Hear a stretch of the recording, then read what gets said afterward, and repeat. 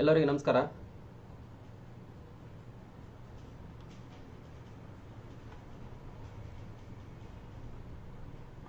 ನೋಡ್ರಿ, ಇವತ್ತಿಂದ ಎಲ್ಲ ಸಬ್ಜೆಕ್ಟ್ ಅಂದರೆ ಭಾರತದ ಸಂವಿಧಾನ, ಭಾರತದ ಇತಿಹಾಸ, ಭಾರತದ ಅರ್ಥಶಾಸ್ತ್ರ, ಸಾಮಾನ್ಯ ವಿಜ್ಞಾನ, ಭಾರತದ ಭೂಗೋಳಶಾಸ್ತ್ರ, ಪ್ರಚಲಿತ ಘಟನೆಗಳು, ಮುಖ್ಯವಾಗಿ ನೀತಿ ಶಿಕ್ಷಣ, ಪೊಲೀಸ್ ಇಲಾಖೆ ಬಗ್ಗೆ, ಕಂಪ್ಯೂಟರ್ ಬಗ್ಗೆ ಡೈಲಿ ಒಂದೊಂದು ಚಾಪ್ಟರ್ ಇಂಪಾರ್ಟೆಂಟ್.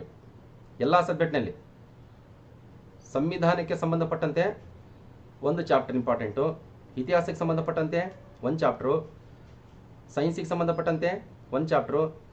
ಪ್ರತಿಯೊಂದು ದಿನ ಡಿಸ್ಕಸ್ ಮಾಡೋಣ, ಮತ್ತು ಪ್ರಶ್ನೆ ಪತ್ರಿಕೆಗೂ ಬಿಡಿಸೋಣ. ಇನ್ನೊಂದು ಮುಖ್ಯವಾಗಿ ನಿಮಗೇನು ಹೇಳ್ಬೇಕಪ್ಪ ಅಂದ್ರೆ, ಈಗ ನನ್ನ ಜೊತೆಗೆ ಇನ್ನೂ ಬೇರೆ ಬೇರೆ ಸಬ್ ಇನ್ಸ್ಪೆಕ್ಟರ್ಗೂ ಪಾಠ ಮಾಡೋಕ್ಕೆ ಬರ್ತಾರೆ. ಅದರಲ್ಲಿ ಮುಖ್ಯವಾಗಿ ಸೈನ್ಸಿಗೆ ಸಂಬಂಧಪಟ್ಟಂತೆ ನನ್ನ ಆತ್ಮೀಯ ಗೆಳೆಯನಾದಂಥ ಲಾಲ್ ಸಾಬ್ ಅಂತಿದ್ದಾನೆ. ಲಾಲ್ ಸಾಬ್ ಅವರು ನಮ್ಮ ಬ್ಯಾಚ್ ಸಬ್ ಇನ್ಸ್ಪೆಕ್ಟ್ರು, 2016 ಬ್ಯಾಚು. ಅವರು ಇವತ್ತು ಫೋನ್ ಮಾಡಿದ್ರು, ನಾನು ಹೇಳ್ಕೊಡ್ತೀನಂತ. ಅವ್ರಿಗೂ ನಿಮ್ಗೆ ಸೈನ್ಸ್ ಹೇಳಕ್ಕೆ ಬರ್ತಾರೆ. ಮತ್ತು ಇನ್ನೊಬ್ಬ ಗೆಳೆಯನಾದಂಥ ರಾಮನಗೌಡ ಆಗಿರ್ಬೋದು, ಅವರು ಸಬ್ ಇನ್ಸ್ಪೆಕ್ಟ್ರು, ಅವರು ನಿಮ್ಗೆ ಮೆಂಟಲ್ ಎಬಿಲಿಟಿ ಹೇಳಿಕೊಡ್ತಾರೆ. ಹಾಗೂ ಇನ್ನು ಬೇರೆ ಬೇರೆಯವರು ಇದ್ದಾರೆ, ಸುದರ್ಶನ್ ಸರ್ ಅಂತಿದ್ದಾರೆ, ಮತ್ತು ಈರಣ್ಣ ಪಟ್ಟಣ ಶೆಟ್ಟಿ ಆಗಿರ್ಬೋದು, ಹಾಗೂ ನಮ್ಮ ಅಕ್ಷರ ಅಕಾಡೆಮಿ ನಿರ್ದೇಶಕರಾಗಿಂತ ರಾಜೇಶ್ ಗೌಡ್ರಿಗೂ ಬರ್ತಾರೆ. ನೀವು ಪರ್ಫೆಕ್ಟ್ ಅದನ್ನು ಏನು ಮಾಡ್ಕೋಬೇಕಂದ್ರೆಗಿನ ಸದುಪಯೋಗ ಮಾಡ್ಕೋಬೇಕು. ಅತ್ಯಂತ ಇಂಪಾರ್ಟೆಂಟು. ಕ್ಲಾಸಸ್ಗಳು ತುಂಬ ಕ್ವಾಲಿಟಿ ಇರ್ತಾವೆ. ಯಾವುದೇ ಕಾರಣಕ್ಕೂ ನಾವು ಏನು ಮಾಡ್ಕೋಬಾರ್ದು, ಮಿಸ್ಯೂಸ್ ಮಾಡ್ಕೋಬಾರ್ದು, ಮತ್ತು ಏನಾದ್ರು ನೆಗ್ಲೆಕ್ಟ್ ಮಾಡ್ಕೋಬಾರ್ದು. ತುಂಬ ಅತ್ಯಂತ ಕ್ವಾಲಿಟಿ ಟೀಚರ್ಸ್ನ ಕರೆಸಿ ಪಾಠ ಮಾಡಿಸ್ತೀನಿ. ನೀವು ಒಟ್ಟ ಏನಾಗಬೇಕಂದ್ರೆಗಿನ ಸೆಲೆಕ್ಷನ್ ಆಗ್ಬೇಕು. ನೀವು ಸೆಲೆಕ್ಷನ್ ಆದ್ರೆಗಿನ ಅದೇ ನಮಗೆ ಇಂಪಾರ್ಟೆಂಟು. ನಮ್ಗೆ ಇಂಪಾರ್ಟೆಂಟ್ ಏನಪ್ಪ ಅಂದ್ರೆಗಿನ ನೀವು ನಾಲೆಜ್ ಇಂಪ್ರೂವ್ಮೆಂಟ್ ಮಾಡ್ಕೊಂಡು ಇಂಪಾರ್ಟೆಂಟ್ ಅಲ್ಲ, ಸೆಲೆಕ್ಷನ್ ಲಿಸ್ಟ್ನಾಗ ಹೆಸರು ಬರೋ ಕೊಟ್ಟ. ನಾವು ಏನಂದರೆ ಪ್ರತಿಯೊಂದು ದಿನ ಒಂದೊಂದು ಪಾಠಗಳು ಡಿಸ್ಕಸ್ ಮಾಡೋಣ ಅಂತ. ಮತ್ತು ಇವತ್ತು ರಾತ್ರಿ 11 ಗಂಟೆಗೆ ಕ್ಲಾಸಸ್ ಇರ್ತದೆ, ಮತ್ತು 11 ರಿಂದ 12 ಗಂಟೆ ತನಕ ಇವತ್ತು ಮುಂದುವರೆದ ಭಾಗ ಅಂದರೆ ರಾಷ್ಟ್ರಪತಿಗೆ ಸಂಬಂಧಪಟ್ಟಂತೆ ಇವತ್ತು ಪಾಠ ಇದೆ. ರಾಷ್ಟ್ರಪತಿ ಅವ್ರದ್ದು ಕಂಪ್ಲೀಟ್ ಅಂದರೆ ಇನ್ಕಂಪ್ಲೀಟ್ ಆದ್ರೆಗಿನ ಇನ್ನೂ ಅರ್ಧ 11 ಗಂಟೆಗೆ ಇರ್ತದೆ, ಅದು ನೋಡೋಣ ಅಂತ ಜಾಯ್ನ್ ಆಗ್ರಿ. ಮತ್ತು ಮುಖ್ಯವಾಗಿ ಏನು ಹೇಳ್ಬೇಕಂದ್ರೆ ಈಗಿನ ಇಲ್ಲಿ ನಾನು ಏನು ಹೇಳ್ತೀನಲ್ಲ ಅದು ಮೋಸ್ಟ್ ಇಂಪಾರ್ಟೆಂಟ್ ಆಗಿರ್ತದೆ. ನೀವು ಅದರ ಬಿಟ್ಟು ಕೇಸೆ ಮತ್ತು ಪುಸ್ತಕ ತೆಗೆಯೋದು ಇಲ್ಲಾಂದ್ರೆ ಯಾವುದು ಇದು ಮಾಡಿದ್ರಿಗಿನ ಭಾಳ ವೇಸ್ಟ್ ಆಗಿಬಿಡ್ತದೆ. ಅದ್ರ ಸಂಬಂಧ ಏನು ಮಾಡ್ಬೇಕು ಹೇಳ್ರಿ, ಎಕ್ಸಾಮ್ನಾಗ ಏನು ಕೇಳ್ತಾನೆ ಅಷ್ಟು ಮಾತ್ರ ಸ್ಟಡಿ ಮಾಡೋಣ. ಈಗ ನಮಗೆ ಇಲ್ಲಿ ಸಂವಿಧಾನದಲ್ಲಿ ಟೋಟಲ್ಲು 25 ಭಾಗಗಳಿದಾವೆ. 25 ಭಾಗಗಳ ಬಗ್ಗೆ ನಾವು ಸ್ಟಡಿ ಮಾಡಕ್ಕೆ ಹೋದರೆ ಮಿನಿಮಮ್ 3 ತಿಂಗಳ 4 ತಿಂಗಳ ಸಂವಿಧಾನನೇ ಆಗ್ತದೆ. ಅದ್ರ ಸಂಬಂಧ ಮುಖ್ಯವಾಗಿ ಯಾವ್ಯಾವ ಚಾಪ್ಟರ್ ಬರ್ತಾವೆ ಈಗ ನೋಡಿ. ಸಂವಿಧಾನದ 5ನೇ ಭಾಗ, ಸಂವಿಧಾನದ 5ನೇ ಭಾಗದಲ್ಲಿ ಫಸ್ಟ್ ಬರೋದೇ ರಾಷ್ಟ್ರಪತಿಗಳು. ರಾಷ್ಟ್ರಪತಿಗಳಾದಮೇಲೆ ಉಪರಾಷ್ಟ್ರಪತಿ, ಅದಾದಮೇಲೆ ಪ್ರಧಾನಮಂತ್ರಿ, ಅದಾದಮೇಲೆ ಲೋಕಸಭೆ, ರಾಜ್ಯಸಭೆ, ಈ ರೀತಿ. ಆಮೇಲೆ ಅಟಾರ್ನಿ ಜನರಲ್ ಭಾಳ ಇಂಪಾರ್ಟೆಂಟು, ಸುಪ್ರೀಂ ಕೋರ್ಟ್ ಬಗ್ಗೆ, CAG ಬಗ್ಗೆ, ಸಂಸತ್ತಿನ ಸಮಿತಿಗಳ ಬಗ್ಗೆ, ಈ ರೀತಿ ಮುಖ್ಯವಾಗಿ ಇಂಪಾರ್ಟೆಂಟ್ ಪ್ರಮುಖ ಚಾಪ್ಟರ್ಗಳು ಬರ್ತಾವೆ. ಆ ಅಧ್ಯಯನ ಬಗ್ಗೆ ನಾವೇನು ಮಾಡ್ಬೇಕ್ರಿ, ಕೂಲಂಕುಷವಾಗಿ ಸಬ್ ಇನ್ಸ್ಪೆಕ್ಟರ್ ಎಕ್ಸಾಮಿಗೆ, ಸಬ್ ಇನ್ಸ್ಪೆಕ್ಟರ್ ಮತ್ತು ಪೊಲೀಸ್ ಕಾನ್ಸ್ಟೇಬಲ್ ಎಕ್ಸಾಮಿಗೆ ಏನು ಕೇಳ್ತಾನೆ ಅಷ್ಟು ಮಾತ್ರ ನಾವು ಸ್ಟಡಿ ಮಾಡ್ಬೇಕು. ನೀವೇನು ಮಾಡ್ಬೇಕಪ್ಪ ಅಂದ್ರೆಗಿನ ಒಂದು ನೋಟ್ ಬುಕ್ ಹಿಡ್ಕೊಂಡು ಕುಂತಿರ್ಬೇಕು. ನಾನು ಏನು ಸ್ಲೈಡ್ ಹಾಕ್ತೀನಿ ಅದನ್ನು ಟಕ್ ಟಕ್ ಟಕ್ ಟಕ್ ಬರ್ಕೋಬೇಕು, ಮತ್ತು ಕಿವಿಯಾರ ಕರೆಕ್ಟಾಗಿ ಪರ್ಫೆಕ್ಟಾಗಿ ಕೇಳ್ತಾನೆ ಇರಬೇಕು. ಬಹಳ ಇಂಪಾರ್ಟೆಂಟ್. ಪ್ರಶ್ನೆ ಮಾತ್ರ ಕಂಪಲ್ಸರಿಗೆ ಬಂದೇ ಬರುತ್ತವೆ. ಈಗ ನಾವೇನು ಪಾಠ ಮಾಡ್ತೀವಲ್ಲ ರಾಷ್ಟ್ರಪತಿಗಳ ಬಗ್ಗೆ ಬಂದರೆ ಇಷ್ಟರಾಗೆ ಬರ್ತದೆ. ಸಬ್ ಇನ್ಸ್ಪೆಕ್ಟರ್ ಎಕ್ಸಾಮ್ನಾಗ ಭಾಳ ಸಿಂಪಲ್ ಪ್ರಶ್ನೆಗಳಿರ್ತಾವೆ. ಕರೆಕ್ಟಾಗಿ ಏನು ಮಾಡ್ಕೇರಿ ತಿಳ್ಕೊಬೇಕು. ಮುಖ್ಯವಾಗಿ ನೋಡ್ರಿ, ರಾಷ್ಟ್ರಪತಿಯವರ ಮೇಲೆ 1 ಪ್ರಶ್ನೆ 2 ಪ್ರಶ್ನೆ ಕಾಮನ್ ಆಗಿ ಬರ್ತಾವೆ ಅಂದರೆ ಎಲ್ಲ ಎಕ್ಸಾಮಿಗೆ. ಬಟ್ ಸಬ್ ಇನ್ಸ್ಪೆಕ್ಟರ್ ಎಕ್ಸಾಮಿಗೆ ಒಂದ್ಸಲ 2 ಬಂದಿದೆ, ಒಂದ್ಸಲ 3 ಬಂದಿದೆ. ಬಟ್ ನಾನು ಏನು ಸ್ಲೈಡ್ ಹಾಕಿ ಓದ್ತೀನಲ್ಲ ಅದನ್ನು ಕರೆಕ್ಟಾಗಿ ಗಮನ ಕೊಟ್ಟು ಕೇಳಬೇಕು. ಮತ್ತು ಅದ್ರ ಬಗ್ಗೆ ನಾನು ಏನು ಮಾಡ್ತೀನಿ ನಿಮಗೆ ವಿವರಿಸ್ತೇನೆ ಹಿಂಗೈತೆ ಹಂಗೈತೆ ಅಂತ ಕೇಸಿ. ಅವಾಗ ನೀವೇನು ಮಾಡ್ಕೋಬೇಕು ಹೇಳ್ರಿ, ಅಪ್ಡೇಟ್ ಮಾಡ್ಕೊಂಡ್ರೆ ಮಾತ್ರ ಪರ್ಫೆಕ್ಟ್ನೆಸ್ ಬರ್ತದ. ಮೋಸ್ಟ್ ಇಂಪಾರ್ಟೆಂಟು ಸ್ಲೈಡ್ ನೋಡ್ರಿ. ಮೊದಲ ಸ್ಲೈಡು ಅಂದರೆ ಇವತ್ತಿನ ಚಾಪ್ಟರ್ ಅಂದರೆ ಕ್ವಶನ್ ಅಲ್ಲ ಇವು. ಏನಂದ್ರೆಗಿನ ಸಂವಿಧಾನ, ಭಾರತದ ಸಂವಿಧಾನ ಪಾಠ ಸ್ಟಾರ್ಟ್ ಆಗಿದೆ. ಫಸ್ಟ್ ಪಾಠನೇ ರಾಷ್ಟ್ರಪತಿಗಳ ಬಗ್ಗೆ ನೋಡ್ರಿ. ಒಂದೊಂದು ಸಿಂಗಲ್ ಲೈನ್ ಓದ್ತೀನಿ. ನೀವು ಕರೆಕ್ಟಾಗಿ ನಾನು ಓದೋ ಟೈಮಿಗೆ ನೀವುಗನ ಅದನ್ನು ಏನು ಓದ್ತೀನಿ ನಂಬದು ನೋಡ್ತಾನೆ ಇರಬೇಕು. ಅವಾಗ ನಿಮಗೆ ಪರ್ಫೆಕ್ಟ್ನೆಸ್ ಬರ್ತದ. ನೋಡ್ರಿ, ಮೊದಲ ಲೈನ್ ನೋಡ್ರಿ, ಭಾರತದ ಪ್ರಥಮ ಪ್ರಜೆ. ನಮ್ಮ ಸಬ್ ಇನ್ಸ್ಪೆಕ್ಟರ್ ಎಕ್ಸಾಮ್ನಲ್ಲಿ ಭಾರತದ ಪ್ರಥಮ ಪ್ರಜೆ ಯಾರಪ್ಪ ಅಂತಂದ್ರೆಗಿನ ನಮ್ಮ ಸಬ್ ಇನ್ಸ್ಪೆಕ್ಟರ್ ಎಕ್ಸಾಮ್ ಅಷ್ಟೇ ಅಲ್ಲ, ಟೋಟಲ್ ನಮ್ಮ ಭಾರತದ ಸಂವಿಧಾನದ ಪ್ರಕಾರ ರಾಷ್ಟ್ರಪತಿನೇ ಭಾರತದ ಪ್ರಥಮ ಪ್ರಜೆ, ಇಲ್ಲಾಂದ್ರೆ ಭಾರತದ ಪ್ರಥಮ ನಾಗರಿಕ ಅಂತ ಕೊಡ್ತಾನೆ. ನಾವು ರಾಷ್ಟ್ರಪತಿ ಅಂತ ಹಾಕ್ಬೇಕು. ಅದೇ ರಾಜ್ಯದಲ್ಲಿ ಬಂದ್ರೆಗಿನ ರಾಜ್ಯಪಾಲರು ರಾಜ್ಯದ ಪ್ರಥಮ ಪ್ರಜೆ. Most important. ಒಂದು ಪೊಲೀಸ್ ಕಾನ್ಸ್ಟೇಬಲ್ ಎಕ್ಸಾಮ್ನಾಗ ರೀಸೆಂಟ್ ಆಗಿ ಕೊಟ್ಟಿದ್ದ ಬೆಂಗಳೂರಿನ ಪ್ರಥಮ ಪ್ರಜೆ ಯಾರಂತ ಕೊಟ್ಟಿದ್ದ. ಅಲ್ಲಿ ಬೆಂಗಳೂರಿನ BBMP ಮಹಾಪೌರರೇ ಬೆಂಗಳೂರಿನ ಪ್ರಥಮ ಪ್ರಜೆ. ಇಷ್ಟು ಗೊತ್ತಿರ್ಬೇಕು ಸಿಂಪಲ್ ಆಗಿ. 2ನೇ ಲೈನ್ ನೋಡ್ರಿ, ನೆನ್ಪಿಟ್ಕೋಬೇಕು. ಪ್ರತಿಯೊಂದು ಲೈನ್ಗೂ ಇಂಪಾರ್ಟೆಂಟು. ನೀವು ಪುಸ್ತಕ ಓದೋದೇ ಬೇಕಾಗಿಲ್ಲ. ಸಬ್ ಇನ್ಸ್ಪೆಕ್ಟರ್ ಎಕ್ಸಾಮ್ ಮತ್ತೆ ಪೊಲೀಸ್ ಕಾನ್ಸ್ಟೇಬಲ್ ಎಕ್ಸಾಮಿಗೆ. ಎರಡನೇ ಲೈನ್ ಓದ್ತಿ ನೋಡ್ರಿ. ಭಾರತದ ರಾಷ್ಟ್ರಪತಿಯು ನಾಮಮಾತ್ರದ ಮುಖ್ಯಸ್ಥರು. ನಾಮಮಾತ್ರದ ಮುಖ್ಯಸ್ಥರು ಅಂತಂದ್ರೆಗಿನ ನೈಜ ಮುಖ್ಯಸ್ಥರು ಕೊಟ್ರಿಗಿನ ಪ್ರಧಾನಮಂತ್ರಿಗಳು. ನಮ್ದಲ್ಲಿ ಏನಂದ್ರೆಗಿನ ಸಂಸದೀಯ ಪದ್ಧತಿಯ ಸರ್ಕಾರ ಐತೆ. ಸಂಸದೀಯ ಪದ್ಧತಿಯ ಸರ್ಕಾರದಲ್ಲಿ ರಾಷ್ಟ್ರಪತಿಗಳು ನಾಮಮಾತ್ರದ ಮುಖ್ಯಸ್ಥರಾಗಿರುತ್ತಾರೆ, ಪ್ರಧಾನಮಂತ್ರಿಗಳು ನೈಜ ಮುಖ್ಯಸ್ಥರಾಗಿರುತ್ತಾರೆ. ನಿಮ್ಗೆ ಏನ್ ಕೇಳಂಗಿಲ್ಲ ಪ್ರಶ್ನೆ, ಭಾರತದ ರಾಷ್ಟ್ರಪತಿಗಳು ಅಂತ ಕೊಟ್ಟಿಗೆಸೆ ನಾಮಮಾತ್ರದ ಮುಖ್ಯಸ್ಥರು, ನೈಜ ಮುಖ್ಯಸ್ಥರು ಈ ರೀತಿ ಕೊಟ್ರಿಗಿನ ನಾಮಮಾತ್ರದ ಮುಖ್ಯಸ್ಥರು ಅಂತಕೆಸೆ ಈ ಲೈನ್ ಯೂಸ್ ಆಗುತ್ತಾ. ಬಹಳ ಇಂಪಾರ್ಟೆಂಟ್ ಎರಡನೇ ಲೈನು. ಮೂರನೇ ಲೈನ್ ನೋಡ್ರಿ, ಇದು KPSC ಎಕ್ಸಾಮ್ನಾಗ ಬಂದಿದ್ದು ಪ್ರಶ್ನೆ. KPSC ಎಕ್ಸಾಮ್ನಲ್ಲಿ KPSC ಗ್ರೂಪ್ ಸಿ ಆಗಿರ್ಬೋದು, KS ಎಕ್ಸಾಮ್ನಲ್ಲಿ ಬಹಳ ಸಲ ಪ್ರಶ್ನೆ ಕೇಳಿದ್ದಾನೆ. ಭಾರತದ ಒಕ್ಕೂಟದ ಅಂದ್ರೆ ಭಾರತ ಒಕ್ಕೂಟದ ಕಾರ್ಯಾಂಗವು ನೋಡ್ರಿ. ಒಕ್ಕೂಟದ ಕಾರ್ಯಾಂಗವು ಅಂದ್ರೆ ಒಂದೇ, ಕೇಂದ್ರ ಕಾರ್ಯಾಂಗ ಅಂದ್ರೆ ಒಂದೇ, ಒಕ್ಕೂಟದ ಕಾರ್ಯಾಂಗ ಅಂದ್ರೆ ಒಂದೇ, ಕೇಂದ್ರ ಕಾರ್ಯಾಂಗ ಅಂದ್ರೆ ಒಂದೇ, ರಾಜ್ಯ ಕಾರ್ಯಾಂಗ ಬೇರೆ, ರಾಜ್ಯ ಕಾರ್ಯಾಂಗ ಬೇರೆ. ಒಕ್ಕೂಟದ ಕಾರ್ಯಾಂಗ ಅಂದ್ರೆ ಒಕ್ಕೂಟದ ಕಾರ್ಯಾಂಗ ಅಂತಂದ್ರೆಗಿನ ಅಲ್ಲಿ ಮುಖ್ಯವಾಗಿ ರಾಷ್ಟ್ರಪತಿ, ಉಪರಾಷ್ಟ್ರಪತಿ, ಪ್ರಧಾನಮಂತ್ರಿ ಮತ್ತು ಮಂತ್ರಿಮಂಡಲ ಇವುಗಳನ್ನು ಒಳಗೊಂಡಿರ್ತದ. ನಮಗೆ ಪ್ರಶ್ನೆ ಬಹಳಷ್ಟು ಸಲ ಪ್ರಶ್ನೆ ರೀಸೆಂಟ್ ಆಗಿ ಸಬ್ ಇನ್ಸ್ಪೆಕ್ಟರ್ ಕೇಳಿದ್ದಾನೆ. ಏನಂತ ಕೊಡ್ತಾನೆ ಪ್ರಶ್ನೆ ಅಂದ್ರೆಗಿನ ಒಕ್ಕೂಟದ ಕಾರ್ಯಾಂಗವು ಈ ಕೆಳಕಂಡ ಯಾವುದನ್ನು ಒಳಗೊಂಡಿರುವುದಿಲ್ಲ ಅಂತ ಕೊಡ್ತಾನೆ. ಒಕ್ಕೂಟದ ಕಾರ್ಯಾಂಗವು ಈ ಕೆಳಕಂಡ ಯಾವುದನ್ನು ಒಳಗೊಂಡಿರುವುದಿಲ್ಲ ಅಂತ ಕೊಟ್ರಿಗಿನ ಒಂದನೇ ಆಪ್ಷನ್ಸ್ ರಾಷ್ಟ್ರಪತಿ, ಎರಡನೇ ಆಪ್ಷನ್ಸ್ ಉಪರಾಷ್ಟ್ರಪತಿ, ಮೂರನೇ ಆಪ್ಷನ್ಸ್ ಪ್ರಧಾನಮಂತ್ರಿ, ನಾಲ್ಕನೇ ಆಪ್ಷನ್ಸ್ ರಾಜ್ಯಪಾಲರು ಅಂತ ಕೊಡ್ತಾನೆ. ಅವಾಗ ನಾವು ರಾಜ್ಯಪಾಲರು ಏನ್ ಮಾಡ್ಬೇಕು ಹೇಳ್ರಿ, ಅಲ್ಲಿ ಕ್ಯಾನ್ಸಲೇಷನ್ ಮಾಡ್ಬೇಕಾಗ್ತದ. ಮುಖ್ಯವಾಗಿ ನಮಗ ಒಕ್ಕೂಟದ ಕಾರ್ಯಾಂಗ ಅಂತ ಬಂದ್ರಿಗಿನ ರಾಷ್ಟ್ರಪತಿ, ಉಪರಾಷ್ಟ್ರಪತಿ, ಪ್ರಧಾನಮಂತ್ರಿ ಮತ್ತು ಕೇಂದ್ರದ ಮಂತ್ರಿಮಂಡಲ ಅಥವಾ ಕೇಂದ್ರದ ಸಚಿವ ಸಂಪುಟ ಇಷ್ಟು ಇಂಪಾರ್ಟೆಂಟ್.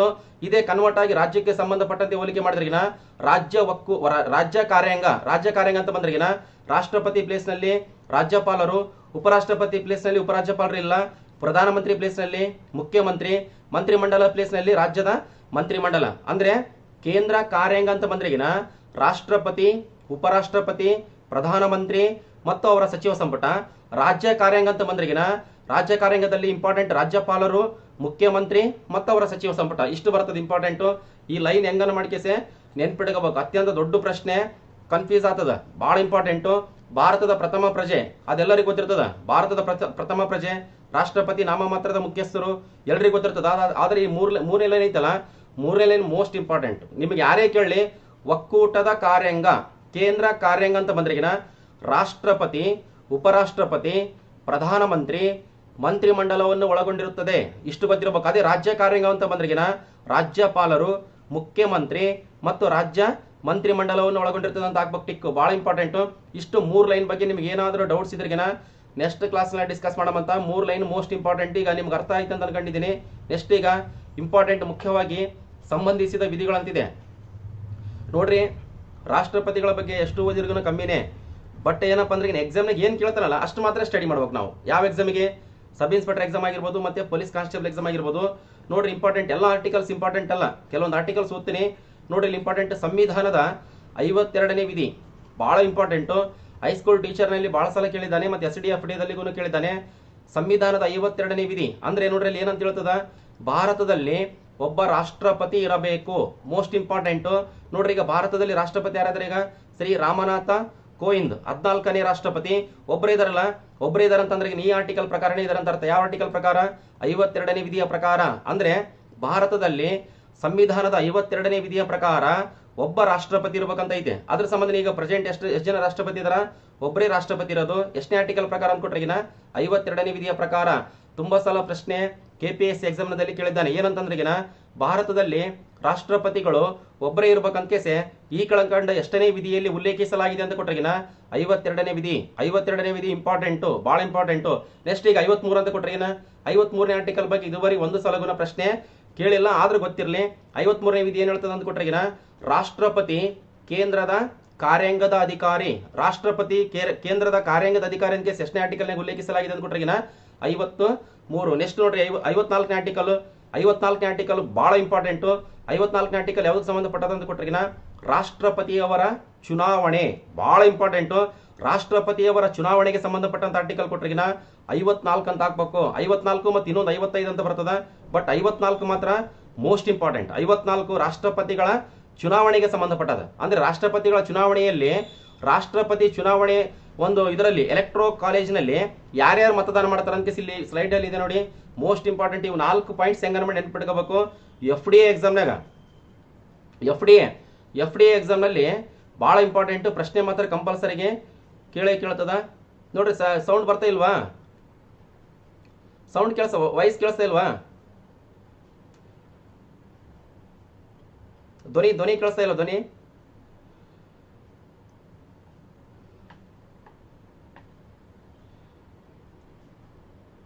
ನೋಡ್ರಿ. ಇಲ್ಲಿಗ ಇಂಪಾರ್ಟೆಂಟ್, ಈಗ ಹೇಳ್ತೇನೆ ಕೇಳ್ರಿ. ರಾಷ್ಟ್ರಪತಿಯವರನ್ನು ಚುನಾಯಿಸುವ ಸದಸ್ಯರಂತಿದೆ. ರಾಷ್ಟ್ರಪತಿಯವರನ್ನು ಚುನಾಯಿಸುವ ಸದಸ್ಯರು ಮೋಸ್ಟ್ ಇಂಪಾರ್ಟೆಂಟು. ನೋಡ್ರಿ ಇಲ್ಲಿ ಇಂಪಾರ್ಟೆಂಟ್ ಏನಪ್ಪ ಅಂತಂದ್ರೆಗಿನ ಇಲ್ಲಿ ಇಂಪಾರ್ಟೆಂಟ್ 4 ಪಾಯಿಂಟ್ಸ್ ಇದಾವೆ. 4 ಪಾಯಿಂಟ್ಸ್ ಇದಾವೆ ಇಂಪಾರ್ಟೆಂಟು. ಕೇಳಿಸ್ತಾ ಇದೆನಾ? ನೋಡ್ರಿ ಇಲ್ಲಿ ರಾಷ್ಟ್ರಪತಿಯವರನ್ನು ಚುನಾಯಿಸುವ ಸದಸ್ಯರು ಅಂದ್ರೆ ರಾಷ್ಟ್ರಪತಿ ಎಲೆಕ್ಷನ್ ಅಲ್ಲಿ, ಅಂದ್ರೆ ರಾಷ್ಟ್ರಪತಿ ಚುನಾವಣೆಯಲ್ಲಿ ಯಾರ್ಯಾರು ಮತದಾನ ಮಾಡ್ತಾರಂತ. ರಾಷ್ಟ್ರಪತಿ ಚುನಾವಣೆಯಲ್ಲಿ ಯಾರ್ಯಾರು ಮತದಾನ ಮಾಡ್ತಾರಪ್ಪ ಅಂದ್ರೆಗಿನ ನೋಡ್ರಿ ಒಂದೊಂದು ಪಾಯಿಂಟ್ಸ್ ಇಂಪಾರ್ಟೆಂಟು. ಇದನ್ನ FDA ದಲ್ಲಿ ಮತ್ತೆ ಪೊಲೀಸ್ ಸಬ್ ಇನ್ಸ್ಪೆಕ್ಟರ್ ಎಕ್ಸಾಮ್ ಅಲ್ಲಿ ಬಹಳ ಸಲ ಪ್ರಶ್ನೆ ಕೇಳಿದ್ದಾನೆ. ಕನ್ಫ್ಯೂಸ್ ಮಾಡ್ಕೋಬಾರ್ದು ಅಂದ್ರೆಗಿನ. ಈಗ ಇದ್ರ ಬಗ್ಗೆ 5 ನಿಮಿಷ ಡಿಸ್ಕಸ್ ಆಗಲಿ, ಬಟ್ ಪರ್ಫೆಕ್ಟ್ ಆಗ್ಬೇಕು, ಪ್ರತಿಯೊಬ್ಬನಿಗೂ ಪರ್ಫೆಕ್ಟ್ ಆಗ್ಬೇಕು. ನೋಡ್ರಿ 1ನೇ ಪಾಯಿಂಟ್ಸ್ ನೋಡ್ರಿ, ಲೋಕಸಭೆಯ ಚುನಾಯಿತ ಸದಸ್ಯರು. ಲೋಕಸಭೆಯ ಚುನಾಯಿತ ಸದಸ್ಯರು ಅತ್ಯಂತ ಇಂಪಾರ್ಟೆಂಟು. 2ನೇದ್ದು ರಾಜ್ಯಸಭೆಯ ಚುನಾಯಿತ ಸದಸ್ಯರು. 3ನೇದ್ದು ಎಲ್ಲಾ ರಾಜ್ಯಗಳ ವಿಧಾನಸಭೆಗಳ ಚುನಾಯಿತ ಸದಸ್ಯರು. 4ನೇದು ದೆಹಲಿ ಮತ್ತು ಪಾಂಡಿಚೇರಿ, ಜಮ್ಮು ಮತ್ತು ಕಾಶ್ಮೀರ ವಿಧಾನಸಭೆಗಳ ಚುನಾಯಿತ ಸದಸ್ಯರು. ಅತ್ಯಂತ ಇಂಪಾರ್ಟೆಂಟು, ಮೋಸ್ಟ್ ಇಂಪಾರ್ಟೆಂಟ್. ನೋಡ್ರಿ ಇಲ್ಲಿ ನಮಗೇನು ಇಂಪಾರ್ಟೆಂಟ್ ಅಪ್ಪ ಅಂತಂದ್ರೆಗಿನ ಲೋಕಸಭೆಯ ಚುನಾಯಿತ ಸದಸ್ಯರು. ಕನ್ಫ್ಯೂಸ್ ಮಾಡ್ಕೋಬಾರ್ದು. ಪ್ರಶ್ನೆ ಮಾತ್ರ ಪಕ್ಕಾ ಕೇಳ್ತಾನ. ಪ್ರಶ್ನೆ ಪಕ್ಕ ಕೇಳ್ತಾನ. ನೋಡ್ರಿ ಇಲ್ಲಿ ಲೋಕಸಭೆಯಲ್ಲಿ ಲೋಕಸಭಾ ಚುನಾಯಿತ ಸದಸ್ಯರು ಅಂದ್ರೆಗಿನ 543 ಲೋಕಸಭೆಯ ಚುನಾಯಿತ ಸದಸ್ಯರು. ಅದು ರಾಜ್ಯಸಭೆಯ ಚುನಾಯಿತ ಸದಸ್ಯರು ಅಂತ ಕೊಟ್ಟರೆ 238. ಇದು ಅಂದ್ರೆ ಲೋಕಸಭೆ ರಾಜ್ಯಸಭೆ ಲೋಕಸಭೆಯ ಚುನಾಯಿತ ಸದಸ್ಯರು ಅಂತ ಕೊಟ್ಟರೆಗಿನ 543, ರಾಜ್ಯಸಭೆಯ ಚುನಾಯಿತ ಸದಸ್ಯರು ಕೊಟ್ಟರೆಗಿನ 238. ಹಾಗೂ 3ನೇ ಆಪ್ಷನ್ಸ್ ನೋಡ್ರಿ, ಎಲ್ಲಾ ರಾಜ್ಯ ವಿಧಾನಸಭೆಗಳ ಚುನಾಯಿತ ಸದಸ್ಯರು. ಎಲ್ಲ ರಾಜ್ಯ ಅಂತಂದ್ರೆಗಿನ ಟೋಟಲ್ ನಮ್ಮ ಭಾರತದಲ್ಲಿ ಎಷ್ಟು ರಾಜ್ಯಗಳಿದಾವ? 28 ರಾಜ್ಯಗಳಿದಾವ. 28 ರಾಜ್ಯಗಳಿದಾವ. 28 ರಾಜ್ಯದ ವಿಧಾನಸಭೆಗಳ ಚುನಾಯಿತ ಸದಸ್ಯರು ಅಂದ್ರೆ ನಮ್ಮ ಕರ್ನಾಟಕ ವಿಧಾನಸಭೆಯಲ್ಲಿ ಟೋಟಲ್ 224 ಜನ ಸದಸ್ಯರಿದ್ದಾರೆ, ಎಲೆಕ್ಟೆಡ್ ಮೆಂಬರ್ಸ್. ಅವ್ರಿಗೂ ಏನ್ ಮಾಡ್ತಾರೆ ಹೇಳ್ರಿ? ಮತದಾನ ಮಾಡ್ತಾರ. ಈ 28 ರಾಜ್ಯಗಳನ್ನು ಹೊರತುಪಡಿಸಿ ಕೇಂದ್ರಾಡಳಿತ ಪ್ರದೇಶಗಳಿದಾವಲ್ಲ, ದೆಹಲಿ, ಪಾಂಡಿಚೇರಿ, ಜಮ್ಮು ಮತ್ತು ಕಾಶ್ಮೀರ ವಿಧಾನಸಭಾ ಸದಸ್ಯರು ಸೇರಿಕೆಸೆ ರಾಷ್ಟ್ರಪತಿ ಚುನಾವಣೆಯಲ್ಲಿ ಮತದಾನ ಮಾಡುತ್ತಾರೆ. ಮೋಸ್ಟ್ ಇಂಪಾರ್ಟೆಂಟು, ಕರೆಕ್ಟ್ ಆಗಿ ಕೇಳ್ಕರಿ. ನೋಡ್ರಿ ಇದು ಪ್ರಶ್ನೆ ಮಾತ್ರ ಪಕ್ಕಾ ಕೇಳ್ತಾನ. ರಾಷ್ಟ್ರಪತಿಗಳ ಬಗ್ಗೆ ಈ ಪ್ರಶ್ನೆ ಮೋಸ್ಟ್ ಇಂಪಾರ್ಟೆಂಟು. ಲೋಕಸಭೆಯ ಚುನಾಯಿತ ಸದಸ್ಯರು ಅಂದ್ರೆ 543 ಜನ ಸದಸ್ಯರು. ರಾಜ್ಯಸಭೆಯ ಚುನಾಯಿತ ಸದಸ್ಯರು ಅಂತ ಕೊಟ್ಟರೆಗಿನ 238 ಜನ ಸದಸ್ಯರು. ಹಾಗೂ ಎಲ್ಲಾ ರಾಜ್ಯ ವಿಧಾನಸಭೆಗಳ ಅಂತಂದ್ರೆ ಟೋಟಲ್ 28 ರಾಜ್ಯಗಳಿದಾವ. 28 ರಾಜ್ಯಗಳ ವಿಧಾನಸಭೆಗಳ ಚುನಾಯಿತ ಸದಸ್ಯರು. ನಮ್ಮ ಕರ್ನಾಟಕ ವಿಧಾನಸಭೆಯ ಚುನಾಯಿತ ಸದಸ್ಯರ ಸಂಖ್ಯೆ 224. ಅದರಂಗ ಟೋಟಲ್ ಉತ್ತರ ಪ್ರದೇಶದಲ್ಲಿ 403 ಜನ ಇದಾರ, ಅಲ್ಲಿ ಗೋವಾದಾಗ 40 ಜನ ಇದಾರ, ಸಿಕ್ಕಿಂನಲ್ಲಿ 32 ಜನ ಇದಾರೆ. ಇದರಂಗ ಟೋಟಲ್ ಎಲ್ಲಾ ರಾಜ್ಯ ವಿಧಾನಸಭೆಗಳ ಚುನಾಯಿತ ಸದಸ್ಯರು ಹಾಗೂ ಕೇಂದ್ರಾಡಳಿತ ಪ್ರದೇಶಗಳಾದ ಟೋಟಲ್ ಕೇಂದ್ರಾಡಳಿತ ಪ್ರದೇಶಗಳ ಸಂಖ್ಯೆ 8 ಇದಾವ. ಅದ್ರಾಗ 3 ಮಾತ್ರ ವಿಧಾನಸಭೆಗಳಿದಾವ. ಯಾವ್ಯಾವಪ್ಪ ಅಂತ ಕೊಟ್ಟರೆಗಿನ ದೆಹಲಿ, ಪಾಂಡಿಚೇರಿ, ಜಮ್ಮು ಮತ್ತು ಕಾಶ್ಮೀರ ವಿಧಾನಸಭೆಗಳ ಚುನಾಯಿತ ಸದಸ್ಯರು. ಮೋಸ್ಟ್ ಇಂಪಾರ್ಟೆಂಟ್, ಅತ್ಯಂತ ಇಂಪಾರ್ಟೆಂಟ್. ಒಂದು ಗೊತ್ತಿರಲಿ ಇಂಪಾರ್ಟೆಂಟು. ಈಗ ನೋಡ್ರಿ, ಈಗ ರಾಷ್ಟ್ರಪತಿಯವರನ್ನು ಚುನಾಯಿಸುವ ಸದಸ್ಯರಂತ ಇದೆಯಲ್ಲ, ಇದರಲ್ಲಿ ಇಂಪಾರ್ಟೆಂಟ್ ಲೋಕಸಭೆ, ರಾಜ್ಯಸಭೆ, ವಿಧಾನಸಭೆ ಹಾಗೂ ಕೇಂದ್ರಾಡಳಿತ ಪ್ರದೇಶಗಳಿದೆ ನೋಡ್ರಿ. ಯಾವ ಹೇಳ್ರಿ? ದೆಹಲಿ, ಪಾಂಡಿಚೇರಿ, ಜಮ್ಮು ಮತ್ತು ಕಾಶ್ಮೀರ. ಅವ್ರೇನ್ ಪ್ರಶ್ನೆ ಕೇಟಾನಂತಪ್ಪ ಅಂದ್ರೆಗಿನ ಈ ಕೆಳಕಂಡ ಯಾವ ಕೇಂದ್ರಾಡಳಿತ ಪ್ರದೇಶಗಳು ಬಹಳ ಇಂಪಾರ್ಟೆಂಟ್ ರಾಷ್ಟ್ರಪತಿಯವರ ಚುನಾವಣೆಯಲ್ಲಿ ಮತದಾನದಲ್ಲಿ ಭಾಗವಹಿಸಿತು ಅಂತ ಕೊಟ್ಟಾನ. ಅಂದ್ರೆ ರಾಷ್ಟ್ರಪತಿಯವರ ಚುನಾವಣೆಯಲ್ಲಿ ಭಾಗವಹಿಸುವ ಕೇಂದ್ರಾಡಳಿತ ಪ್ರದೇಶಗಳು ಯಾವ್ಯಾವ ಅಂತ ಕೊಟ್ರೆಗಿನ ದೆಹಲಿ, ಪಾಂಡಿಚೇರಿ, ಜಮ್ಮು ಮತ್ತು ಕಾಶ್ಮೀರ. ಅತ್ಯಂತ ಇಂಪಾರ್ಟೆಂಟು. ಇದ್ರಾಗ ಏನಾದರೂ ಡೌಟ್ ಇದ್ರೆ ಕೇಳ್ರಿ, ಯಾಕಂದ್ರೆ ಪ್ರಶ್ನೆ ಮಾತ್ರ ಪಕ್ಕಾ ಕೇಳ್ತಾನ. ಹೆಂಗನ್ ಮಾಡಿ ನೆನ್ಪಿಟ್ಕೋಬೇಕು. ನೀವೇನ್ ಮಾಡ್ತೀರಿ ಗೊತ್ತಿಲ್ಲ. ನಮಗೇನು ಇಂಪಾರ್ಟೆಂಟ್, ನಿಮ್ಗೆ ಯಾರನ್ನ ಬಂದು ಪ್ರಶ್ನೆ ಕೇಳಿದ್ರಂತ ಕರೆ ಏನಂತ, ರಾಷ್ಟ್ರಪತಿ ಚುನಾವಣೆಯಲ್ಲಿ ಯಾರು ಮತದಾನ ಮಾಡುತ್ತಾರೆ? ನೀವೇನ್ ಅನ್ಬೇಕು? ಲೋಕಸಭೆಯ ಚುನಾಯಿತ ಸದಸ್ಯರು, ರಾಜ್ಯಸಭೆಯ ಚುನಾಯಿತ ಸದಸ್ಯರು ಹಾಗೂ ಎಲ್ಲ ರಾಜ್ಯ ವಿಧಾನಸಭೆಗಳ ಚುನಾಯಿತ ಸದಸ್ಯರು ಹಾಗೂ ಕೇಂದ್ರಾಡಳಿತ ಪ್ರದೇಶಗಳಾದ ದೆಹಲಿ, ಪಾಂಡಿಚೇರಿ, ಜಮ್ಮು ಮತ್ತು ಕಾಶ್ಮೀರ ವಿಧಾನಸಭೆಗಳ ಚುನಾಯಿತ ಸದಸ್ಯರಂತ ಹಾಕ್ಬೇಕು. ಇಷ್ಟ ಹಾಕಿದ್ರೆ ಇಂಪಾರ್ಟೆಂಟ್, ಬಹಳ ಇಂಪಾರ್ಟೆಂಟು. ಇದು ಸಂವಿಧಾನದ ಎಷ್ಟನೇ ಆರ್ಟಿಕಲ್ನಾಗ ಐತೆ ಅಂತ ಕೊಟ್ರಿಗಿನ 54ನೇ ಆರ್ಟಿಕಲ್ನಾಗ ಐತೆ. ಇಲ್ಲಿ ನೋಡ್ರಿ ಇಂಪಾರ್ಟೆಂಟ್, ಯಾರ್ಯಾರಿಗೆ ಮತದಾನದ ಪವರ್ಸ್ ಇಲ್ಲ ಅಂತ ಕೊಟ್ರಿಗಿನ ಲೋಕಸಭೆದಾಗ 2 ಆಂಗ್ಲೋ ಇಂಡಿಯನ್ಸ್ ಇದ್ರಲ್ಲ, ಈಗ ಪ್ರೆಸೆಂಟ್ ಕ್ಯಾನ್ಸಲೇಷನ್ ಆಗಿದೆ, ಅವ್ರಿಗೆ ಮತದಾನದ ಅಧಿಕಾರ ಇದ್ದಿಲ್ಲ. ಮತ್ತೆ ರಾಜ್ಯಸಭೆಯಲ್ಲಿ 12 ಜನ ಇರ್ತಾರ, ಕಲೆ, ಸಾಹಿತ್ಯ, ವಿಜ್ಞಾನ, ಸಮಾಜ ಸೇವೆ, ಕ್ರೀಡಾ ಕ್ಷೇತ್ರದಲ್ಲಿ ಸಾಧನೆ ಮಾಡಿದವ್ರನ್ನ ರಾಷ್ಟ್ರಪತಿಗಳು ನಾಮಕರಣ ಮಾಡಿರ್ತಾರಲ್ಲ ಅಂಥವರಿಗೆ ಇಲ್ಲಿ ಮತದಾನದ ಅಧಿಕಾರ ಇಲ್ಲ. ಹಾಗೂ ವಿಧಾನ ಪರಿಷತ್ತಿನ ಸದಸ್ಯರಿಗೂ ಮತದಾನದ ಅಧಿಕಾರ ಇಲ್ಲ. ಭಾಳ ಇಂಪಾರ್ಟೆಂಟ್, ಇಷ್ಟು ನಿಮ್ಗೆ ಗೊತ್ತಿರಬೇಕು. ನಾನೇನೀಗ ಸ್ಲೈಡ್ ಹಾಕಿದ್ದೀನಲ್ಲ ಅದು ಮೋಸ್ಟ್ ಇಂಪಾರ್ಟೆಂಟ್. ಇನ್ನೊಂದ್ಸಲ ಓದ್ತೀನಿ ನೋಡ್ರಿ. ಪ್ರಶ್ನೆ ಹೆಂಗೆ ಕೇಳಿದೆ ನೋಡ್ರಿ, ಪ್ರಶ್ನೆ ನೋಡ್ರಿ ಇಂಪಾರ್ಟೆಂಟು. ರಾಷ್ಟ್ರಪತಿಯವರ ಚುನಾವಣೆಯಲ್ಲಿ ಈ ಕೆಳಕಂಡ ಯಾರು ಭಾಗವಹಿಸುವುದಿಲ್ಲ ಅಂತ ಕೊಡ್ತಾನೆ. ರಾಷ್ಟ್ರಪತಿಯವರ ಚುನಾವಣೆಯಲ್ಲಿ ಈ ಕೆಳಕಂಡ ಯಾರು ಭಾಗವಹಿಸುವುದಿಲ್ಲ ಅಂತ ಕೊಡ್ತಾನೆ. Most important. ಒಂದು ನೋಡ್ರಿ, ಲೋಕಸಭೆಯ ಚುನಾಯಿತ ಸದಸ್ಯರು 1ನೇ ಆಪ್ಷನ್ಸು. 2ನೇ ಆಪ್ಷನ್ಸು ರಾಜ್ಯಸಭೆಯ ಚುನಾಯಿತ ಸದಸ್ಯರು. 3ನೇ ಆಪ್ಷನ್ಸು ವಿಧಾನಸಭೆಗಳ ಚುನಾಯಿತ ಸದಸ್ಯರು. 4ನೇ ಆಪ್ಷನ್ಸು ವಿಧಾನ ಪರಿಷತ್ತಿನ ಸದಸ್ಯರು ಅಂತ ಕೊಡ್ತಾನೆ. ಅವಾಗ ನಾವೇನು ಮಾಡ್ಬೇಕಲ್ರಿ, ವಿಧಾನ ಪರಿಷತ್ತಿನ ಸದಸ್ಯರನ್ನ ಕ್ಯಾನ್ಸಲೇಷನ್ ಮಾಡಬೇಕು. ಕ್ಯಾನ್ಸಲೇಷನ್ ಮಾಡೋದು ಕೊಡ್ತಾನ. ಈ ಕೆಳಕಂಡ ಯಾರು ಭಾಗವಹಿಸುವುದಿಲ್ಲ, ಈ ಕೆಳಕಂಡ ಯಾರು ಭಾಗವಹಿಸುವುದಿಲ್ಲ ಅಂದ್ರೆ ನಮ್ಗೆ ಯಾರ್ಯಾರು ಭಾಗವಹಿಸ್ತಾರೆ ಅಂತ ಗೊತ್ತಿರ್ಬೇಕು. ಇಂಪಾರ್ಟೆಂಟ್. ಭಾಗವಹಿಸುವವರು ಯಾರಪ್ಪ ಅಂದ್ರೆ ಲೋಕಸಭೆಯ ಚುನಾಯಿತ ಸದಸ್ಯರು, ರಾಜ್ಯಸಭೆಯ ಚುನಾಯಿತ ಸದಸ್ಯರು, ಎಲ್ಲ ರಾಜ್ಯ ವಿಧಾನಸಭೆಗಳ ಚುನಾಯಿತ ಸದಸ್ಯರು ಹಾಗೂ ಕೇಂದ್ರಾಡಳಿತ ಪ್ರದೇಶಗಳಾದ ದೆಹಲಿ, ಪಾಂಡಿಚೇರಿ, ಜಮ್ಮು ಮತ್ತು ಕಾಶ್ಮೀರ ವಿಧಾನಸಭೆಗಳ ಚುನಾಯಿತ ಸದಸ್ಯರು ಸೇರಿ ರಾಷ್ಟ್ರಪತಿಯನ್ನು ಆಯ್ಕೆ ಮಾಡ್ತಾರೆ. Most important. ಇಲ್ಲಿ ರಾಷ್ಟ್ರಪತಿ ಚುನಾವಣೆಯಲ್ಲಿ ವಿಧಾನ ಪರಿಷತ್ತಿನ ಸದಸ್ಯರಿಗೆ ಮತದಾನದ ಅಧಿಕಾರ ಇಲ್ಲ. ವಿಧಾನ ಪರಿಷತ್ ಅಂದ್ರೆ ಕರ್ನಾಟಕ ರಾಜ್ಯದಲ್ಲಿ ವಿಧಾನ ಪರಿಷತ್ತಿನ ಸದಸ್ಯರ ಸಂಖ್ಯೆ 75. ಇವರು ಏನ್ ಮಾಡ್ತಾರೆ ಅಂದ್ರೆ ರಾಷ್ಟ್ರಪತಿ ಚುನಾವಣೆಯಲ್ಲಿ ಭಾಗವಹಿಸುವುದಿಲ್ಲ. Most important. ಕರೆಕ್ಟಾಗಿ ಏನ್ ಮಾಡ್ಕೋಬೇಕಲ್ರಿ, ತಿಳ್ಕೊಬೇಕ. ಭಾಳ ಇಂಪಾರ್ಟೆಂಟ್. ಇಷ್ಟು ಇಂಪಾರ್ಟೆಂಟ್. ಇದ್ರ ಬಗ್ಗೆ ಏನಾದರೂ ಡೌಟ್ಸ್ ಇದ್ರೆ ಕೇಳ್ರಿ. ಯಾಕಂದ್ರೆ 2 ನಿಮಿಷ 3 ನಿಮಿಷ ಆಯ್ತು, 4 ಸಲ 5 ಸಲ ಹೇಳಕತ್ತೀನಿ. ಕರೆಕ್ಟಾಗಿ ನೀವು ಕಿವಿಯಾರ ಕರೆಕ್ಟಾಗಿ ಕೇಳಿಕೆ ನೋಟ್ ಮಾಡ್ಕೊಂಡ್ರಿಗಿನ ಪರ್ಫೆಕ್ಟ್ನೆಸ್ ಅನ್ಸೋದು. Most important. ಅದ್ರ ಸಂಬಂಧನೇ ರಾಷ್ಟ್ರಪತಿಯವರ ಚುನಾವಣೆಯಲ್ಲಿ ನೋಡ್ರಿ, ರಾಷ್ಟ್ರಪತಿಯವರ ಚುನಾವಣೆಯಲ್ಲಿ ಲೋಕಸಭೆಯ ಚುನಾಯಿತ ಸದಸ್ಯರು, ರಾಜ್ಯಸಭೆಯ ಚುನಾಯಿತ ಸದಸ್ಯರು ಹಾಗೂ ಎಲ್ಲ ರಾಜ್ಯ ವಿಧಾನಸಭೆಗಳ ಚುನಾಯಿತ ಸದಸ್ಯರು ಹಾಗೂ ಕೇಂದ್ರಾಡಳಿತ ಪ್ರದೇಶಗಳಾದ ದೆಹಲಿ, ಪಾಂಡಿಚೇರಿ, ಜಮ್ಮು ಮತ್ತು ಕಾಶ್ಮೀರ ವಿಧಾನಸಭೆಗಳ ಚುನಾಯಿತ ಸದಸ್ಯರು ಸೇರಿಕೆ ಏನ್ ಮಾಡ್ತಾರಲ್ರಿ, ರಾಷ್ಟ್ರಪತಿ ಎಲೆಕ್ಷನ್ಗ ವೋಟ್ ಹಾಕ್ತಾರೆ. ಇಂಪಾರ್ಟೆಂಟ್. ಇಷ್ಟು ನಿಮಗೆ ಗೊತ್ತಿದ್ರೆ ಸಾಕು, ಸಿಂಪಲ್ ಆಗಿ. ನಿಮಗೆ ಏನಾದರೂ ಡೌಟ್ಸ್ ಇದ್ರಿಗಿನ ಕೇಳ್ರಿ. Most important. ಸಬ್ ಇನ್ಸ್ಪೆಕ್ಟರ್ ಎಕ್ಸಾಮ್ನಾಗ ಪಕ್ಕಾ ಪ್ರಶ್ನೆ ಕೇಳ್ತಾನೆ. ಸಬ್ ಇನ್ಸ್ಪೆಕ್ಟರ್ ಎಕ್ಸಾಮ್ನಾಗ ಪಕ್ಕಾ ಪ್ರಶ್ನೆ ಕೇಳ್ತಾನೆ. ಕರೆಕ್ಟಾಗಿ ಏನು ಮಾಡ್ತೀರಿ ಹೇಳ್ರಿ, ತಿಳ್ಕೊಬೇಕು. ಅತ್ಯಂತ ಇಂಪಾರ್ಟೆಂಟು. ನೋಡ್ರಿ, ಮತ್ತಿನ್ನೊಂದು ಏನಂತಂದ್ರೆಗಿನ ನಾನು ಏನು ಹೇಳಕತ್ತೀನಲ್ಲ ಅಷ್ಟೇ ಸಾಕು. ಮತ್ತೆ ಇನ್ನು ಹೈ ಲೆವೆಲ್ ನೀವು ನಾಲೆಜ್ ಓಡ್ಸಕ್ ಹೋಗ್ಬೇಡ್ರಿ. ನೀವು ಮತ್ತೆ ಸಂವಿಧಾನ ಬುಕ್ ಬರೆಯಕ ರೆಡಿ ಆಗಿರಿ ಅಂತ ನಾನು. ಸಂವಿಧಾನ ಬುಕ್ ಬರೆಯೋದು ಇಂಪಾರ್ಟೆಂಟ್ ಅಲ್ಲ, ನೀವೇನು ಮಾಡ್ಬೇಕಲ್ರಿ, ಸೆಲೆಕ್ಷನ್ ಆಗೋದು ಇಂಪಾರ್ಟೆಂಟ್ ಐತಿ. ಇಷ್ಟೇ ನಾನು ಹೇಳಿದ್ ನಿಮಗೆ. ಏನಂತ ಹೇಳಕತ್ತೀನಿ, ಕೇಂದ್ರಾಡಳಿತ ಪ್ರದೇಶಗಳಾದ ದೆಹಲಿ, ಪಾಂಡಿಚೇರಿ, ಜಮ್ಮು ಕಾಶ್ಮೀರದಾಗ ಮಾತ್ರ ವಿಧಾನಸಭೆಗಳಿದಾವ, ಅವ್ರು ಮಾತ್ರ ಓಟ್ ಹಾಕ್ತಾರಂತ. ಇವ್ರು ಯಾರೋ ದೀವ್ ಮತ್ತು ದಮನ್ ಅವ್ರು ಯಾಕೆ ಹಾಕ್ತಾರಲ್ರಿ ಅಂತ ಕೇಸ್ ಒಬ್ಬನ ಯಾರು ಚಾಟ್ ಮಾಡಕತ್ತಾನ. ಏನು ಮಾಡಕತ್ತದ ಈ ಭಾಳ ಇಂಪಾರ್ಟೆಂಟ್. ನಮ್ಗೆ ಏನು ಇಂಪಾರ್ಟೆಂಟ್ ಅಂತ ಕೊಟ್ರಿಗಿನ ನೋಡ್ರಿ, ಅನುಸೂಚಿಗೆ ಮತ್ತು ಭಾಗಗಳಿಗೆ ವ್ಯತ್ಯಾಸವೇನಂತ ಕೂಡ ಕೇಳಕತ್ತಾರ ಯಾರು. ಅನುಸೂಚಿ ಮತ್ತು ಭಾಗಗಳ ಬಗ್ಗೆ ಪಾಠ ಐತಿ. ಈಗ ಪಾಠ ಇರೋದು ಯಾವ್ದು ಹೇಳ್ರಿ ಬಗ್ಗೆ ಹೇಳ್ರಿ, ರಾಷ್ಟ್ರಪತಿಗಳ ಬಗ್ಗೆ. ಎಕ್ಸಾಮ್ನಾಗ ಏನು ಕೇಳ್ತಾನೆ ಅಷ್ಟು ಮಾತ್ರ ಓದ್ಬೇಕು. ಕೆಲವೊಬ್ರು 4 ವರ್ಷ ಆಯ್ತು ಪೊಲೀಸ್ ಕಾನ್ಸ್ಟೇಬಲ್ ಆಗಿಲ್ಲ, 4 ವರ್ಷ ಆಯ್ತು ಓದಕತ್ತವ ತಲೆ ಕೂದಲ ಬೇರೆ ಹುಚ್ಚವರು. ಕೆಲವೊಬ್ರು ಕಿವಿನೇ ಕೇಳಿಸವಲ್ಲು. ಕೆಲವು ಸಬ್ ಇನ್ಸ್ಪೆಕ್ಟರ್ ಆಗ್ಬೇಕಂತ 8 ವರ್ಷದಿಂದ ಓದಕತ್ತವ. ಲೈಬ್ರರಿ ಕುಂದ್ಕೇಸೆ 8 ವರ್ಷ ಆಯ್ತು. ಅಲ್ಲಿ ಬೆಂಗಳೂರಾಗಿಲ್ಲ ಕೆಲವೊಂದು ಲೈಬ್ರರಿಗಳಿದಾವ, ಅವ್ರು 8 ವರ್ಷ ಆಯ್ತು 6 ವರ್ಷ ಆಯ್ತು ಓದ್ತಾನೆ ಇದಾವೆ. ಏನು ಓದ್ತವೆ ಗೊತ್ತಿಲ್ಲ. ಬಟ್ ಸಬ್ ಇನ್ಸ್ಪೆಕ್ಟರ್ ಆಗ್ಬೇಕಂತವ 60, 65, 50, 58 ಮಾರ್ಕ್ಸ್ ತೆಗಂತ ಹೊರತು ಜಾಸ್ತಿ ತಗೊಳ್ಳು. ಯಾಕಂದ್ರೆ ಈಗಿನ ಎಕ್ಸಾಮ್ನಾಗ ಏನು ಕೇಳ್ತಾನಲ್ಲ ಅಷ್ಟು ಮಾತ್ರ ಓದ್ಬೇಕ. ಭಾಳ ಇಂಪಾರ್ಟೆಂಟ್, ಅತ್ಯಂತ ಇಂಪಾರ್ಟೆಂಟ್. ಎಕ್ಸಾಮಿಗೆ ಸಿಂಪಲ್ ಆಗಿ ಕೇಳ್ತಾರೆ, ನಾವು ಸಿಂಪಲ್ ಆಗಿ ಓದ್ಬೇಕು. ಸಬ್ ಇನ್ಸ್ಪೆಕ್ಟರ್ ಎಕ್ಸಾಮಿಗೆ ಅವು UPSC ಎಕ್ಸಾಮ್ ಲೆವೆಲ್ನಾಗ ಓದಕ್ಕೆ ಹೋದ್ರಿಗಿನ ಪೊಲೀಸ್ ಕಾನ್ಸ್ಟೇಬಲ್ಗೂ ಆಗೋದಲ್ಲ. ಅರ್ಥ ಇದ್ದಿಲ್ಲ, ಕರೆಕ್ಟಾಗಿ ತಿಳ್ಕರಿ. ಮೋಸ್ಟ್ ಇಂಪಾರ್ಟೆಂಟ್ ಇದೆ. ರಾಷ್ಟ್ರಪತಿ ಆಗಲು ಇರಬೇಕಾದ ಅರ್ಹತೆಗಳಂತಿದೆ ನೋಡ್ರಿ. ಇಲ್ಲಿ ನಾನು ಏನು ಸ್ಲೈಡ್ ಹಾಕಿದ್ದೆ ನೋಡ್ರಿ. ನಾನು ಸ್ಲೈಡ್ ಹಾಕೋದು ಇಂಪಾರ್ಟೆಂಟ್ ಅಲ್ಲ, ನಾನು ಹೇಳಕತ್ತೀನಿ, ಓದಕತ್ತೀನಿ. ಕರೆಕ್ಟಾಗಿ ಏನು ಮಾಡ್ಬೇಕಲ್ರಿ, ಕೇಳಿಸ್ಕೋಬೇಕು. ಸುಮ್ಗೆ ಏನಾದ್ರೆ ಟೈಮ್ ಪಾಸ್ ಮಾಡಕ್ ಹೋಗ್ಬಾರ್ದು. ಕಮೆಂಟ್ ಮಾಡೋದು, ಟೈಮ್ ಪಾಸ್ ಮಾಡೋದು, ಇಲ್ಲಪ್ಪ ಅಂತಂದ್ರೆಗಿನ ಅದು ಇದು ನೋಡೋದು ಬೇಡ. ನಮಗೇನು ಇಂಪಾರ್ಟೆಂಟು, ಪವರ್ಫುಲ್ ನಮ್ಗೆ ಇವು ಬೇಕು. ನಮಗೆ ಏನು ಅಂದ್ರೆಗಿನ ಇದು ಆನ್ಸರ್ಸ್ ಬೇಕು, ಕ್ವಶನ್ಸ್ ಬೇಕು. ಎಕ್ಸಾಮಿಗೆ ಕೇಳ್ತಿರ್ಬೇಕು. ಅಂದ್ರೆಗಿನ ಎಕ್ಸಾಮಿಗೆ ಕೇಳಂತ ಅವ್ರನ್ನ ಮಾತ್ರ ನಾವೇನು ನೋಡ್ಕೊಳ್ರಿ ಓದ್ಬೇಕು. ಬೆಳಕರಿ ತನ ಓದೋದು ಇಂಪಾರ್ಟೆಂಟ್ ಅಲ್ಲ. 10 ಗಂಟೆಯಿಂದ ಬೆಳಗ್ಗೆ 6 ಗಂಟೆ ತನ ಸ್ಟಡಿ ಮಾಡಿಕೇಸೆ 60 ಮಾರ್ಕ್ಸ್ ತೆಗೆದು ಇಂಪಾರ್ಟೆಂಟ್ ಅಲ್ಲ. ಡೈಲಿ 1 ತಾಸು 2 ತಾಸು ಓದಿಕೇಸೆ 75-80 ಮಾರ್ಕ್ಸ್ ತೆಗೆದು ಇಂಪಾರ್ಟೆಂಟು. 3 ತಿಂಗಳು 4 ತಿಂಗಳು ಓದಿಕೇಸೆ ಸಬ್ ಇನ್ಸ್ಪೆಕ್ಟರ್ ಆಗಿದ್ದು ನೋಡಿದ್ದೀನಿ. ಭಾಳ ಇಂಪಾರ್ಟೆಂಟ್ ಇದೆ. ಕರೆಕ್ಟಾಗಿ ಕೇಳ್ಕರಿ. ರಾಷ್ಟ್ರಪತಿ ಆಗಲು ಇರಬೇಕಾದ ಅರ್ಹತೆಗಳಂತಿದೆ ನೋಡ್ರಿ. ಇಲ್ಲಿ ಏನು ಹಾಕಿದಿರಲ್ಲ ಕ್ವಾಲಿಫಿಕೇಶನ್ಸ್, ಇದು ಆರ್ಟಿಕಲ್ ಎಷ್ಟನೇ ಆರ್ಟಿಕಲ್ ಬರ್ತದಪ್ಪ ಅಂತ ಕೊಟ್ರೆಗಿನ 58ನೇ ಆರ್ಟಿಕಲ್ ಬರ್ತದೆ. 58ನೇ ವಿಧಿ ನೋಡ್ರಿ. 58ನೇ ವಿಧಿ ಅಂದ್ರೆ ಸಂವಿಧಾನದ 58ನೇ ವಿಧಿಯ ಪ್ರಕಾರ, ಸಂವಿಧಾನದ 58ನೇ ವಿಧಿಯ ಪ್ರಕಾರ ರಾಷ್ಟ್ರಪತಿ ಆಗ್ಬೇಕಂತಂದ್ರೆ ಏನೇನು ಕ್ವಾಲಿಫಿಕೇಶನ್ಸ್ ಇರ್ಬೇಕಂತ ಇದೆ ನಿಮಗೆ ಕಾಮನ್ ಆಗಿ ಗೊತ್ತಿದೆ. ಒಂದು ನೋಡ್ರಿ ಇಂಪಾರ್ಟೆಂಟು, ಭಾರತದ ಪ್ರಜೆ ಆಗಿರ್ಬೇಕು. ಭಾರತದ ಪ್ರಜೆ ಮೋಸ್ಟ್ ಇಂಪಾರ್ಟೆಂಟ್. ಭಾರತದ ಪ್ರಜೆ ಆಗಿರಬೇಕು. ಎರಡನೇದು 35 ವರ್ಷ ವಯಸ್ಸಾಗಿರಬೇಕು. ಮೂರನೇ ನೋಡ್ರಿ, ಲೋಕಸಭಾ ಸದಸ್ಯನಾಗಲು ಇರುವ ಅರ್ಹತೆ ಪಡೆದಿರಬೇಕು. Most important.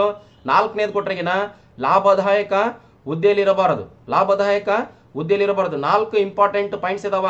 4 ಇಂಪಾರ್ಟೆಂಟ್. ನಿಮಗೆ ಲಾಭದಾಯಕ ಹುದ್ದೆ ಹಂಗಂದ್ರೆ ಅಂತ ಡೆಫಿನೇಷನ್ ಕೊಡ್ತಾನ? ಡೆಫಿನೇಷನ್ ಕೊಡಂಗಿಲ್ಲ. ಸಬ್ ಇನ್ಸ್ಪೆಕ್ಟರ್ ಎಕ್ಸಾಮಿಗೆ ಸಿಂಪಲ್ ಆಗಿ ಕೊಡ್ತಾನೆ ನೋಡ್ರಿ. ಇಂಪಾರ್ಟೆಂಟು. ಇನ್ನು ಇದಕ್ಕೂ ಟಫ್ ಆಯ್ತಿದ.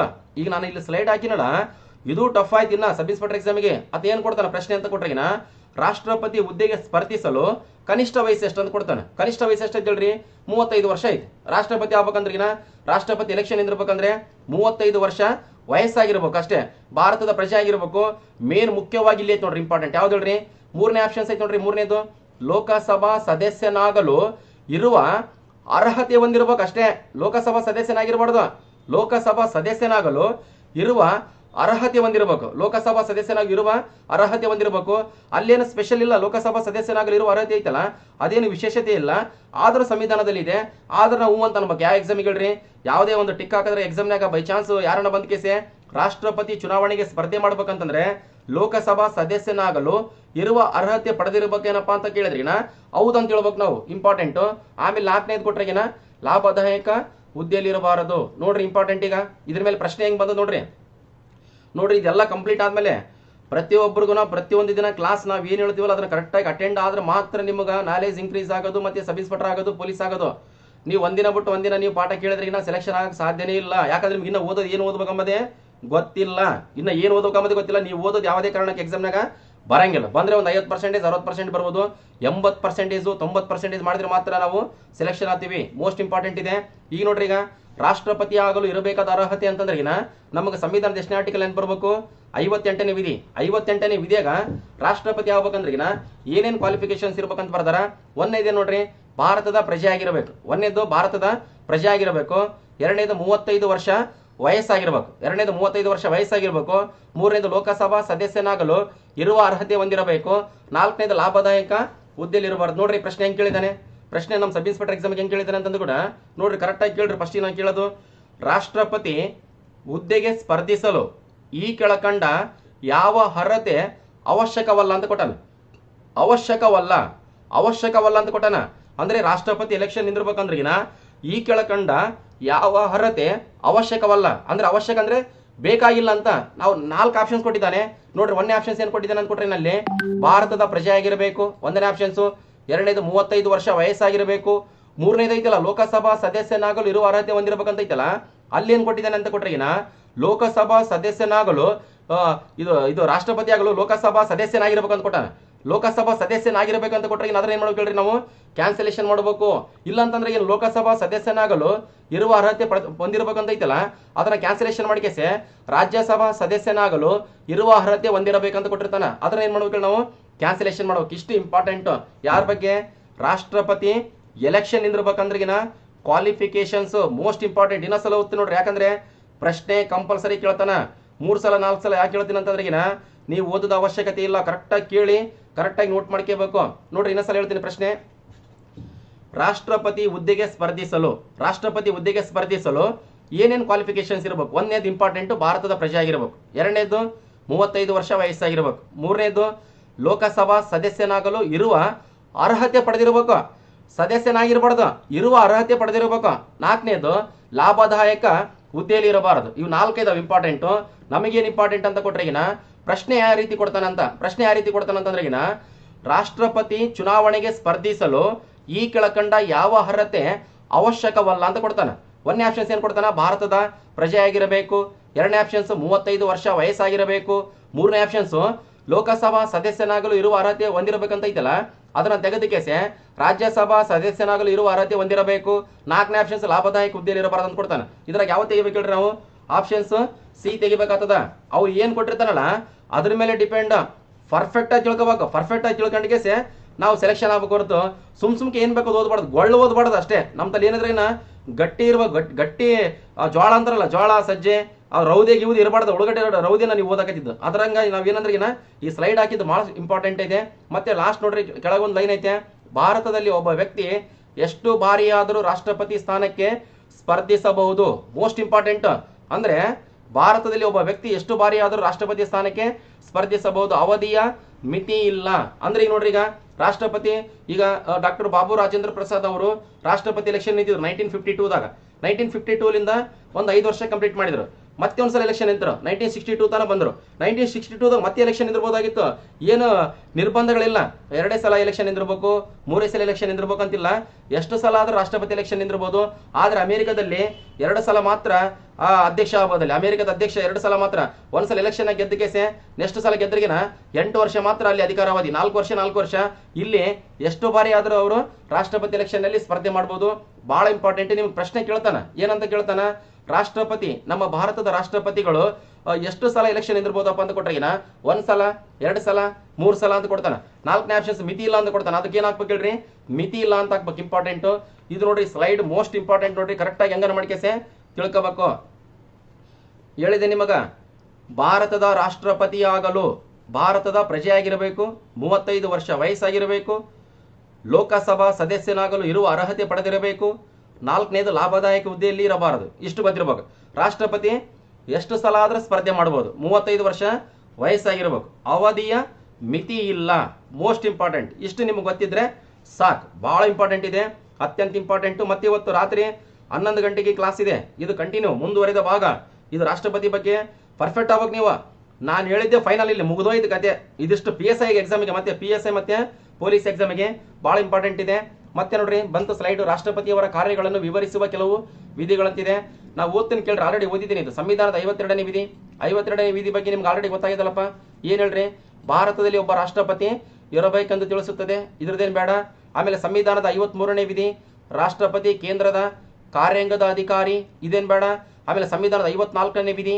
54ನೇ ವಿಧಿ ಅಂದ್ರೆ ರಾಷ್ಟ್ರಪತಿಗಳ ಚುನಾವಣೆ, ಲೋಕಸಭಾ, ರಾಜ್ಯಸಭಾ, ವಿಧಾನಸಭಾ, ಕೇಂದ್ರಾಡಳಿತ ಪ್ರದೇಶಗಳಾದ ದೆಹಲಿ, ಪಾಂಡಿಚೇರಿ, ಜಮ್ಮು ಕಾಶ್ಮೀರ ವಿಧಾನಸಭೆಗಳ ಸದಸ್ಯರು. Most important.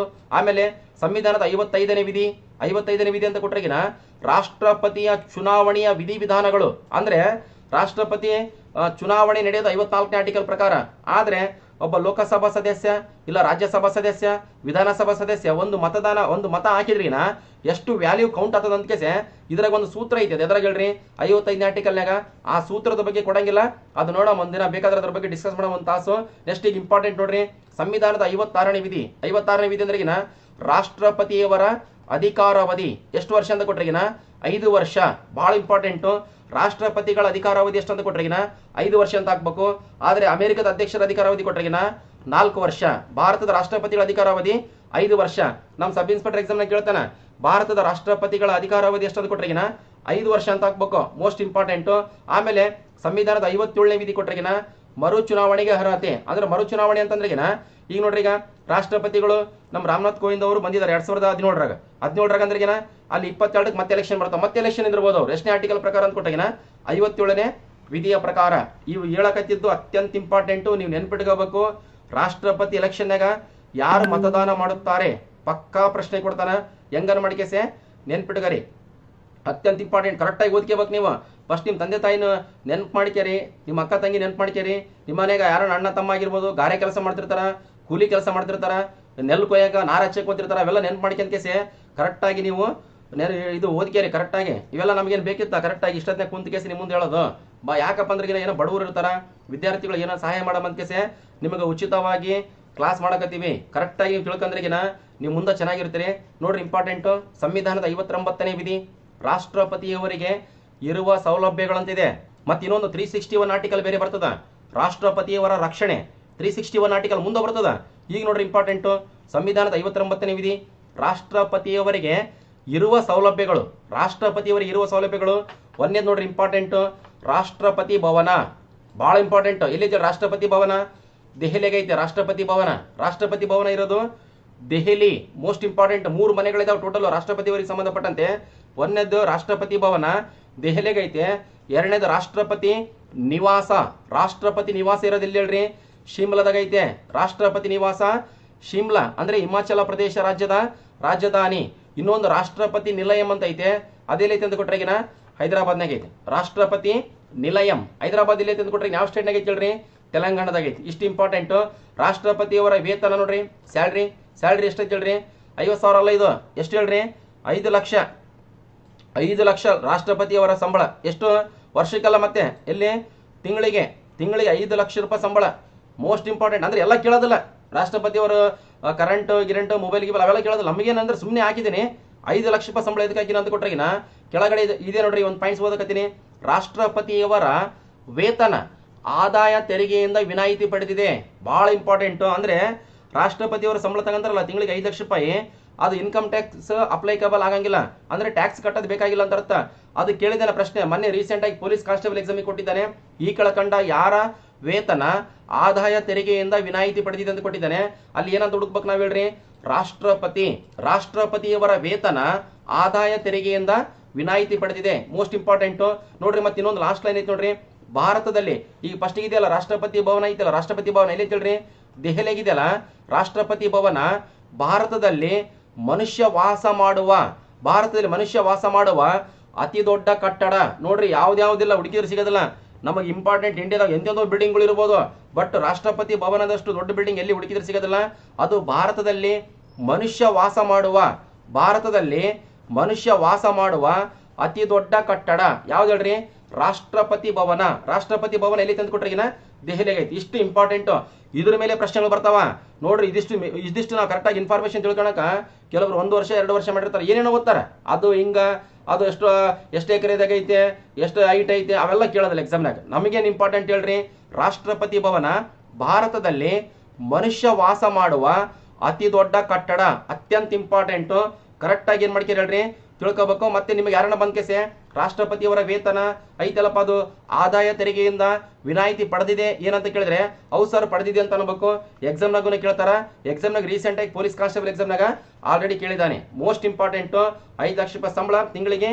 ಮತ್ತೇನಂದ್ರಗಿನ income tax applicable ಆಗಂಗಿಲ್ಲ. ಯಾರ ಸ್ಯಾಲ್ರಿಗೆ ಹೇಳ್ರಿ, ರಾಷ್ಟ್ರಪತಿಯವರ ಸ್ಯಾಲ್ರಿಗೆ ಅಂದ್ರೆ ಸಂಬಳಕ್ಕೆ ಅಂತ ಅರ್ಥ. ಇಂಪಾರ್ಟೆಂಟ್. ಇಷ್ಟು ನಿಮಗ ಗೊತ್ತಿರಬೇಕು. ಮೋಸ್ಟ್ ಇಂಪಾರ್ಟೆಂಟ್ ಇದೆ. ಕರೆಕ್ಟಾಗಿ ತಿಳ್ಕೋಬೇಕು.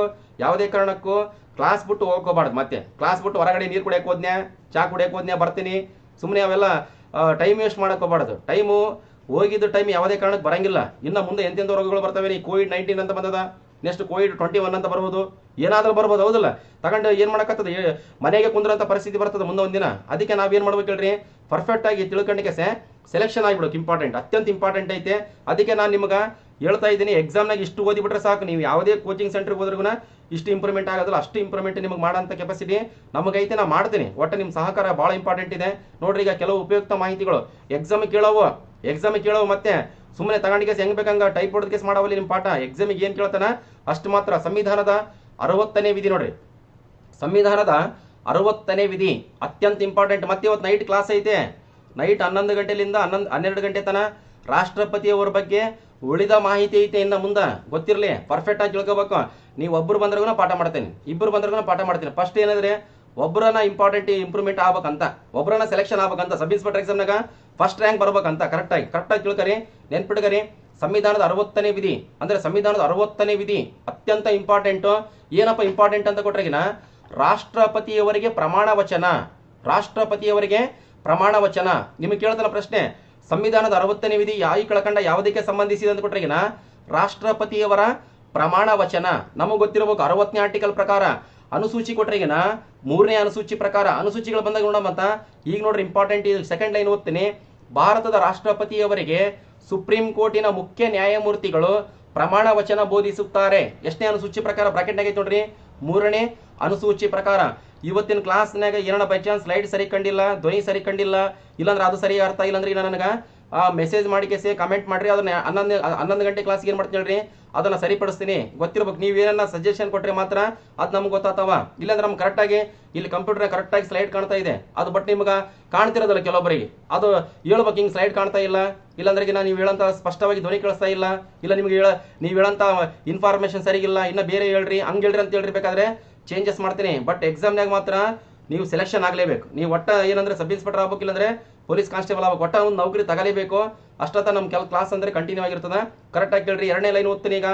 ಭಾರತದ ರಾಷ್ಟ್ರಪತಿಯವರಿಗೆ ಸುಪ್ರೀಂ ಕೋರ್ಟಿನ ಮುಖ್ಯ ನ್ಯಾಯಮೂರ್ತಿಗಳು ಪ್ರಮಾಣ ವಚನ ಬೋಧಿಸುತ್ತಾರೆ. ಅಂದ್ರೆ ಈಗ ರಾಷ್ಟ್ರಪತಿಯವರು ಎಲೆಕ್ಷನ್ ಎಲೆಕ್ಟ್ ಆದ್ಮೇಲೆ ಅವರಿಗೆ ಪ್ರಮಾಣ ವಚನ ಕಾರ್ಯಕ್ರಮ ಇರ್ತದ. ಪ್ರಮಾಣ ವಚನ ಕಾರ್ಯಕ್ರಮ ಅಂತಂದ್ರೆಗಿನ ರಾಷ್ಟ್ರಪತಿಯವರಿಗೆ ಪ್ರಮಾಣ ವಚನವನ್ನು ಯಾರು ಬೋಧಿಸುತ್ತಾರೆ ಅಂತ ಕೊಟ್ರೆಗಿನ ಸುಪ್ರೀಂ ಕೋರ್ಟಿನ ಮುಖ್ಯ ನ್ಯಾಯಾಧೀಶರು ಮೋಸ್ಟ್ ಇಂಪಾರ್ಟೆಂಟ್. ಎಷ್ಟನೇ ಅನುಸೂಚಿ, ಎಷ್ಟನೇ ಆರ್ಟಿಕಲ್ ಪ್ರಕಾರ, ವಿಧಿಯ ಪ್ರಕಾರ ಅಂತ ಕೊಟ್ರಿಗಿನ 60ನೇ ವಿಧಿಯ ಪ್ರಕಾರ ಅನುಸೂಚಿ ಕೊಟ್ರಿಗಿನ ಎಷ್ಟನೇ ಅನುಸೂಚಿ ಅಂತ ಹಾಕ್ಬೇಕಲ್ರಿ?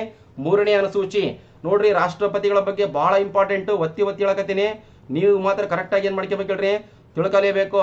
ನೀವು ಯಾವುದೇ ಕಾರಣಕ್ಕೂ ಆ ಕಡೆ ಹೋಗಕ್ಕೆ ಹೋಗ್ಬೇಡ್ರಿ. ಯಾಕಂದ್ರೆ ಎಕ್ಸಾಮ್ನ ಕೇಳಿದ್ದು ಹೇಳಕತ್ತೀನಿ. ಈ ಸಬ್ ಇನ್ಸ್ಪೆಕ್ಟರ್ ಎಕ್ಸಾಮಿಗೆ ಅಂದ್ರೆ ಜಾಸ್ತಿ ಆಯ್ತು. ಸಬ್ ಇನ್ಸ್ಪೆಕ್ಟರ್ ಎಕ್ಸಾಮಿಗೆ ಓವರ್ ಆಯ್ತು ಅಂತ ಇದಕ್ಕೆ. ಸಬ್ ಇನ್ಸ್ಪೆಕ್ಟರ್ ಎಕ್ಸಾಮ್ ಅತ್ಯಂತ ಇಂಪಾರ್ಟೆಂಟ್. ನೆಕ್ಸ್ಟ್ ಈಗ ಪ್ರಮಾಣ ವಚನ ಕಾರ್ಯಕ್ರಮ ಗೊತ್ತಾಯ್ತಿಲ್ಲ ಎಲ್ಲರಿಗೆ? ಪ್ರಮಾಣ ವಚನ ಕಾರ್ಯಕ್ರಮ ಯಾರ್ದು ಹೇಳ್ರಿ? ಪ್ರಮಾಣ ವಚನ ರಾಷ್ಟ್ರಪತಿಯವರದು. ರಾಷ್ಟ್ರಪತಿಗಳಿಗೆ ಪ್ರಮಾಣ ವಚನ ಯಾರು ಬೋಧಿಸ್ತಾರ? ಸುಪ್ರೀಂ ಕೋರ್ಟಿನ ಮುಖ್ಯ ನ್ಯಾಯಾಧೀಶರು. ಎಷ್ಟನೇ ವಿಧಿಯ ಪ್ರಕಾರ? 60ನೇ ವಿಧಿಯ ಪ್ರಕಾರ. ಎಷ್ಟನೇ ಅನುಸೂಚಿ ಪ್ರಕಾರ? 3ನೇ ಅನುಸೂಚಿ ಪ್ರಕಾರ. ಇಷ್ಟು ತಿಳ್ಕೊಂಡ್ಬಿಟ್ರೆ ಸಾಕು, ಸಿಂಪಲ್ ಆಗಿ ಎಲ್ಲ ಎಕ್ಸಾಮ್ಗೆ ಯೂಸ್ ಆಗುತ್ತೆ. SDA, FDA, KS, PC, PSI. ಆದ್ರೆ ನಮ್ದೇನಪ್ಪ ಈಗ ಟಾರ್ಗೆಟ್ ಏನು ಹೇಳ್ರಿ? ಸಬ್ ಇನ್ಸ್ಪೆಕ್ಟರ್ ಆಗ್ಬೇಕು. ಈಗ 545 ಪೋಸ್ಟ್ನಾಗ ನಮ್ಮ ಹುಡುಗರೆಲ್ಲ ಸೆಲೆಕ್ಷನ್ ಆಗ್ಬೇಕು, ಹಳ್ಳಿ ಹುಡುಗರೆಲ್ಲ ಸೆಲೆಕ್ಷನ್ ಆಗ್ಬೇಕು. 402 ಪೋಸ್ಟ್ನಾಗ ಸೆಲೆಕ್ಷನ್ ಆಗ್ಬೇಕು. ಒಟ್ಟ 900 ಪೋಸ್ಟ್ನಾಗ ಒಟ್ಟ ಹಳ್ಳಿ ಹುಡುಗರೆಲ್ಲ ಬಡತನದಲ್ಲಿರುವಂತ ಎಲ್ಲ ಹುಡುಗರು ಏನಾಗಬೇಕು ಹೇಳ್ರಿ? ಸೆಲೆಕ್ಷನ್ ಆಗ್ಬೇಕಂತ ಪಾಠ ಮಾಡ್ತಾ ಇದ್ದೀನಿ. ಈಗ ನೆಕ್ಸ್ಟ್ ನೋಡಿ, ಸಂವಿಧಾನದ 61ನೇ ವಿಧಿ ಬಹಳ ಇಂಪಾರ್ಟೆಂಟ್. ಸಂವಿಧಾನದ 61ನೇ ವಿಧಿ ಅಂತ ಕೊಟ್ರಿಗಿನ ರಾಷ್ಟ್ರಪತಿಯನ್ನು ಮಹಾಭಿಯೋಗ, ಬಹಳ ಇಂಪಾರ್ಟೆಂಟ್. ಇಂಗ್ಲಿಷ್ನಾಗ ಇಂಪೀಚ್ಮೆಂಟ್ ಅಂತ ಕರಿತಾರೆ, ಇದ್ರನ್ನ ಇಂಪೀಚ್ಮೆಂಟ್ ಅಂತ ಕರಿತಾರ. ಇನ್ನೊಂದು ಪದ ನೋಡ್ರಿ, ಮಹಾಭಿಯೋಗ ಬಿಟ್ರಿಗಿನ ದೋಷಾರೋಪಣೆ, ಅತ್ಯಂತ ಇಂಪಾರ್ಟೆಂಟ್. ಇನ್ನೊಂದು ಪದ ವಾಗ್ದಂಡನೆ ಮಾಡುವ ಬಗ್ಗೆ ತಿಳಿಸುತ್ತದೆ, ಅತ್ಯಂತ ಇಂಪಾರ್ಟೆಂಟ್. ನೋಡ್ರಿ, ಈ ಪ್ರಕ್ರಿಯೆ, ಈ ಪ್ರೊಸೆಸ್ ಐತಲ್ಲ ಬಹಳ ದೊಡ್ಡದೈತೆ. ಬಟ್ ನಮ್ಮ ಸಬ್ ಇನ್ಸ್ಪೆಕ್ಟರ್ ಎಕ್ಸಾಮಿಗೆ ಏನ್ ಕೇಳ್ತಾನಂತೆ ಅಷ್ಟು ಹಾಕಿದ್ದೀನಿ ನೋಡ್ರಿ. ಇಂಪಾರ್ಟೆಂಟ್. ಈಗ ರಾಷ್ಟ್ರಪತಿಯವರು ಸಂವಿಧಾನದ ಪ್ರಕಾರನೇ ಕೆಲಸ ಮಾಡಬೇಕು. ಬೈ ಚಾನ್ಸ್ ಸಂವಿಧಾನ ಉಲ್ಲಂಘನೆ ಮಾಡಿದ್ರಿಗಿನ ರಾಷ್ಟ್ರಪತಿಯವರನ್ನು 5 ವರ್ಷಗಳ ಒಳಗೆ, ಅಂದ್ರೆ 5 ವರ್ಷಕ್ಕಿಂತ ಮುಂಚೆನೆ ಅವ್ರನ್ನ ಅಧಿಕಾರದಿಂದ ತೆಗೆದುಹಾಕುವಂತ ಅಧಿಕಾರ ಪಾರ್ಲಿಮೆಂಟ್ಗೆ ಐತೆ. ಎಷ್ಟನೇ ಆರ್ಟಿಕಲ್ ಪ್ರಕಾರ ಐತೆ ಅಂತ ಕೊಟ್ರಿಗಿನ 61ನೇ ವಿಧಿಯ ಪ್ರಕಾರ. ಆ ಪ್ರೊಸೆಸ್ ಯಾರು ಮಾಡ್ಬೇಕಂತ ಕೊಟ್ರಿಗಿನ ಪಾರ್ಲಿಮೆಂಟ್ನವ್ರು ಮಾಡ್ಬೇಕು. ಪಾರ್ಲಿಮೆಂಟ್ನಾಗ ಅಂತಂದ್ರೆಗಿನ ನೋಡ್ರಿ, ಈಗ ರಾಷ್ಟ್ರಪತಿಯವರನ್ನು ತೆಗೆದುಹಾಕ್ಬೇಕಪ್ಪ 5 ವರ್ಷಕ್ಕಿಂತ ಮುಂಚೆ. ಆ ಪ್ರೊಸೆಸ್ ಫಸ್ಟ್ ಲೋಕಸಭೆಯಲ್ಲಾದ್ರೆ ಸ್ಟಾರ್ಟ್ ಆಗ್ಬೋದು, ರಾಜ್ಯಸಭೆಯಲ್ಲಾದ್ರೆ ಸ್ಟಾರ್ಟ್ ಆಗ್ಬೋದು. ಆದ್ರೆ ಸ್ಟಾರ್ಟ್ ಆಗೋದು ಮಾತ್ರ ಎಲ್ಲಿ ಸ್ಟಾರ್ಟ್ ಆಗ್ಬೇಕಲ್ರಿ? ಪಾರ್ಲಿಮೆಂಟ್ನಾಗೆ ಸ್ಟಾರ್ಟ್ ಆಗ್ಬೇಕು. ರಾಜ್ಯದ ವಿಧಾನಸಭೆ, ವಿಧಾನ ಪರಿಷತ್ನಾಗ ಸ್ಟಾರ್ಟ್ ಆಗಕ್ಕಾಗಂಗಿಲ್ಲ. ಆ ಪ್ರೊಸೆಸ್ ಬಹಳ ಕಠಿಣ ಐತೆ. 2/3 ಮೆಜಾರಿಟಿ ಬರಬೇಕು, ಅದು ಇದು ಅಂತ ಕೇಸ್ ಐತೆ. ಬಟ್ ಏನಂದ್ರೆ ಸಬ್ ಇನ್ಸ್ಪೆಕ್ಟರ್ ಎಕ್ಸಾಮಿಗೆ ನಮಗ ಅವಶ್ಯಕತೆ ಇಲ್ಲ. ನಿಮಗೆ ಏನಾರ ಬೈ ಚಾನ್ಸ್ ಕೇಳಿದ್ರಿಗಿನ ಸಂವಿಧಾನದ 61ನೇ ವಿಧಿ ಈ ಕೆಳಕಂಡ ಯಾವುದಕ್ಕೆ ಸಂಬಂಧಿಸಿದೆ ಅಂತ ಕೊಟ್ರಿಗಿನ ಇಂಪೀಚ್ಮೆಂಟ್ ಅಂತ ಹಾಕ್ಬೇಕು ನಾವು. ಇಂಗ್ಲಿಷ್ ಪದ ಇಂಪೀಚ್ಮೆಂಟ್, ಕನ್ನಡದಾಗ ಮಹಾಭಿಯೋಗ ಅಥವಾ ದೋಷಾರೋಪಣೆ ಅಥವಾ ವಾಗ್ದಂಡನೆ. ಅಂದ್ರೆ ರಾಷ್ಟ್ರಪತಿಯವರನ್ನು 5 ವರ್ಷಕ್ಕಿಂತ ಮುಂಚೆ ತೆಗೆದಾಕದಂತ ಅವ್ರು ಏನ್ ಮಾಡಿರ್ಬೇಕು ಹೇಳ್ರಿ? ಸಂವಿಧಾನ ಉಲ್ಲಂಘನೆ ಮಾಡಿರ್ಬೇಕು. ಸಂವಿಧಾನ ಉಲ್ಲಂಘನೆ ಮಾಡಿದ್ರಿಗಿನ ಪಾರ್ಲಿಮೆಂಟ್ನವರು, ಲೋಕಸಭಾ ಅಥವಾ ರಾಜ್ಯಸಭಾ ಸದಸ್ಯರು ಅಂದ್ರೆ ಎರಡು ಸದನದಲ್ಲಿ ಒಪ್ಪಿಗೆ ಆಗ್ಬೇಕು. ಅದು 2/3 ಮೆಜಾರಿಟಿ. ಅದು ಎಷ್ಟನೇ ಆರ್ಟಿಕಲ್ ಪ್ರಕಾರ? 61 ಆರ್ಟಿಕಲ್ ಪ್ರಕಾರ. ಅವಾಗ ಅವ್ರನ್ನ ಏನ್ ಮಾಡ್ಬೋದು ಹೇಳ್ರಿ? ಅಧಿಕಾರದಿಂದ ತೆಗೆದಾಕ್ಬಹುದು. ಬಹಳ ಇಂಪಾರ್ಟೆಂಟ್ ಇದೆ. ನಿಮಗೆ ಕೇಳ್ತಾನೆ ಪ್ರಶ್ನೆ, ರಾಷ್ಟ್ರಪತಿಯವರನ್ನು ಪದಚ್ಯುತಿಗೊಳಿಸುವಂತ ಆ ಶಬ್ದ ಐತಲ್ಲ, ವರ್ಡ್ ಏನಂತ ಕರೀತಾರೆ ಅಂತ ಕೊಟ್ಟನ? ದೋಷಾರೋಪಣೆ ಅಥವಾ ಮಹಾಭಿಯೋಗ ಅಥವಾ ಇನ್ನೊಂದು ಇಂಗ್ಲಿಷ್ ಪದ ಯಾವ್ದಲ್ರಿ? ಇಂಪೀಚ್ಮೆಂಟ್ ಅಂತ ಅರ್ಥ. ಇಂಪಾರ್ಟೆಂಟ್. ಇಷ್ಟು ನಿಮಗೆ ಗೊತ್ತಿದ್ರೆ ಸಾಕು, ಸಿಂಪಲ್ ಆಗಿ. 61ನೇ ಆರ್ಟಿಕಲ್ ನೋಡ್ರಿ. ಇಂಪಾರ್ಟೆಂಟ್ ಇನ್ನೊಂದು ಇಂಪಾರ್ಟೆಂಟ್ ಇನ್ಫಾರ್ಮೇಶನ್ ಇದೆ, ಅತ್ಯಂತ ಇಂಪಾರ್ಟೆಂಟ್. ಈಗ ರಾಷ್ಟ್ರಪತಿಯವರನ್ನು ತೆಗೆದುಹಾಕುವಂತ ಪ್ರಕ್ರಿಯೆ, ಆ ತೆಗೆದುಹಾಕುವಂತ ಪ್ರಕ್ರಿಯೆಯಲ್ಲಿ ಲೋಕಸಭಾ ಎಲ್ಲಾ ಸದಸ್ಯರು, ರಾಜ್ಯಸಭಾ ಎಲ್ಲಾ ಸದಸ್ಯರು ಭಾಗವಹಿಸ್ತಾರ. ಆದರೆ ರಾಷ್ಟ್ರಪತಿ ಚುನಾವಣೆಯಲ್ಲಿ ಲೋಕಸಭೆಯ ಚುನಾಯಿತ ಸದಸ್ಯರು, ರಾಜ್ಯಸಭೆಯ ಚುನಾಯಿತ ಸದಸ್ಯರು, ವಿಧಾನಸಭೆಗಳ ಚುನಾಯಿತ ಸದಸ್ಯರು ಬಂದಿದ್ರು. ಎಲೆಕ್ಷನ್ನಾಗ ವಿಧಾನಸಭಾ ಸದಸ್ಯರು ಬರ್ತಾರ. ಆದ್ರೆ ತೆಗೆದುಹಾಕುವಂತ ಸಂದರ್ಭದಲ್ಲಿ ವಿಧಾನಸಭಾ ಸದಸ್ಯರು ಬರಂಗಿಲ್ಲ. ಓನ್ಲಿ ಲೋಕಸಭಾ, ರಾಜ್ಯಸಭಾ ಸದಸ್ಯರು, ರಾಜ್ಯಸಭಾ ನಾಮಕರಣ ಸದಸ್ಯರಿಗುನ ಅಲ್ಲಿ ಇದರ ಇಂಪೀಚ್ಮೆಂಟ್ ಅಲ್ಲಿ ಏನ್ ಮಾಡ್ತಾರೆ ಹೇಳ್ರಿ? ಭಾಗವಹಿಸ್ತಾರ. ಅತ್ಯಂತ ಇಂಪಾರ್ಟೆಂಟ್, ಕನ್ಫ್ಯೂಸ್ ಮಾಡ್ಕೋಬಾರ್ದು. ಸಬ್ ಇನ್ಸ್ಪೆಕ್ಟರ್ ಎಕ್ಸಾಮ್ ನಾಗ ಕೊಡ್ತಾನ. Most important. ರಾಷ್ಟ್ರಪತಿ ಚುನಾವಣೆಯಲ್ಲಿ ಭಾಗವಹಿಸಿದ್ರು ಕೂಡ ರಾಷ್ಟ್ರಪತಿಯವರ ಮಹಾಭಿಯೋಗ ಪ್ರಕ್ರಿಯೆಯಲ್ಲಿ ಈ ಕೆಳಕಂಡ ಯಾರು ಬರಂಗಿಲ್ಲ ಅಂತ ಕೊಟ್ರಿಗಿನ ವಿಧಾನಸಭಾ ಸದಸ್ಯರು ಅಂತ ಹಾಕ್ಬೇಕು. ಯಾಕಂದ್ರೆ ರಾಷ್ಟ್ರಪತಿ ಎಲೆಕ್ಷನ್ನಾಗ ಲೋಕಸಭಾ ಸದಸ್ಯರು, ವಿಧಾನಸಭಾ ಸದಸ್ಯರು ಹಾಗೂ ರಾಜ್ಯಸಭಾ ಸದಸ್ಯರು. ಆದರೆ ರಾಷ್ಟ್ರಪತಿಯನ್ನು ತೆಗೆದುಹಾಕುವಂತ ಪ್ರಕ್ರಿಯೆಯಲ್ಲಿ ಲೋಕಸಭಾ ಮತ್ತು ರಾಜ್ಯಸಭಾ ಸದಸ್ಯರು ಮಾತ್ರ, ವಿಧಾನಸಭಾ ಸದಸ್ಯರು ಬರಂಗಿಲ್ಲ ಅಂತ ಅರ್ಥ. ಇಂಪಾರ್ಟೆಂಟ್. ಅದೇ ಲೈನ್ ಐತಿ ನೋಡ್ರಿ, ಇಂಪಾರ್ಟೆಂಟ್. ಮೇಲೆ ಐತಿ ನೋಡ್ರಿ, ಒತ್ತಿ ನೋಡ್ರಿ. ವಿಧಾನಸಭೆಯ ಸದಸ್ಯರು ರಾಷ್ಟ್ರಪತಿಯವರ ಚುನಾವಣೆಯಲ್ಲಿ ಭಾಗವಹಿಸಿದರೂ ಕೂಡ ರಾಷ್ಟ್ರಪತಿಯವರ ಮಹಾಭಿಯೋಗ ಪ್ರಕ್ರಿಯೆಯಲ್ಲಿ ವಿಧಾನಸಭಾ ಸದಸ್ಯರು ಭಾಗವಹಿಸುವುದಿಲ್ಲ. ಅಂದ್ರೆ ಎಲೆಕ್ಷನ್ನಾಗ ವೋಟ್ ಹಾಕಕ ವಿಧಾನಸಭಾ ಸದಸ್ಯರು ಬರ್ತಾರ ರಾಷ್ಟ್ರಪತಿ ಎಲೆಕ್ಷನ್ನಾಗ. ಆದ್ರೆ ರಾಷ್ಟ್ರಪತಿಯವರನ್ನು ತೆಗೆದುಹಾಕುವ ಸಂದರ್ಭದಲ್ಲಿ ವಿಧಾನಸಭಾ ಸದಸ್ಯರು ಭಾಗವಹಿಸುವುದಿಲ್ಲ. ರಾಷ್ಟ್ರಪತಿಯವರನ್ನು ತೆಗೆದುಹಾಕುವಂತ ಪ್ರಕ್ರಿಯೆ ಇರೋದು ಯಾರಿಗೆ ಹೇಳ್ರಿ? ಲೋಕಸಭಾ ಅಥವಾ ರಾಜ್ಯಸಭಾ ಸದಸ್ಯರಿಗೆ. ಅರ್ಥ ಆಯ್ತಿಲ್ಲಪ್ಪ, ಇಷ್ಟು ಇಂಪಾರ್ಟೆಂಟ್. ಇನ್ನು ನಿಮಗೆ ತುಂಬ ಶಾರ್ಟ್ಕಟ್ ಆಗಿ ಹೇಳಿದ್ದೀನಿ, ಯಾಕಂದ್ರೆ ಆನ್ಲೈನ್ ಕ್ಲಾಸ್ ಇದು, ಇಲ್ಲಾಂದ್ರೆ ಬೋರ್ಡ್ ಹಿಡಿದ್ರಿಗೆ ಅದನ್ನ ಬೇರೆನೇ ಇತ್ತು. ಈಗ ನಿಮಗೆ ಇಂಪಾರ್ಟೆಂಟ್ ಇಷ್ಟು ಗೊತ್ತಿದ್ರೆ ಸಾಕು. ಇಷ್ಟು ಇನ್ನೂ ಅರ್ಥ ಆಗಿಲ್ಲಪ್ಪ ಅಂದ್ರೆ ಏನು ಮಾಡಕ್ಕೆ ಬರೋದು, ಅರ್ಥ ಆಯ್ತಿಲ್ಲ. ಇದು ಸಬ್ ಇನ್ಸ್ಪೆಕ್ಟರ್ಗಿಂತ ಜಾಸ್ತಿ ಆಯ್ತು, ಭಾಳ ಇಂಪಾರ್ಟೆಂಟು, ಭಾಳ ಅಂದ್ರೆ ಭಾಳ ಇಂಪಾರ್ಟೆಂಟು. ಕರೆಕ್ಟಾಗಿ ಏನು ಮಾಡ್ಕೋಬೇಕಲ್ರಿ, ತಿಳ್ಕೊಬೇಕು ನೋಡಿ. ಎರಡನೇದು, ರಾಷ್ಟ್ರಪತಿಯವರನ್ನು ಸೇವೆಯಿಂದ ತೆಗೆದುಹಾಕಲು ಭಾರತ ಸಂವಿಧಾನದಲ್ಲಿ ಸೂಚಿಸಿರುವ ವಿಧಾನ. ನೋಡ್ರಿ ಹಿಂಗ್ ಕೊಟ್ಟಾನ, ಅಂದ್ರೆ ರಾಷ್ಟ್ರಪತಿಯವರನ್ನು ತೆಗೆದುಹಾಕ್ತಾರಲ್ಲ ಆ ಪ್ರಕ್ರಿಯೆಗೆ ಏನಂತ ಕರೀತಾರಪ್ಪ ಅಂತ ಕೊಟ್ಟಾನ. ಆ ಪ್ರಕ್ರಿಯೆಗೆ ಏನಂತ ಕರೀತಾರ?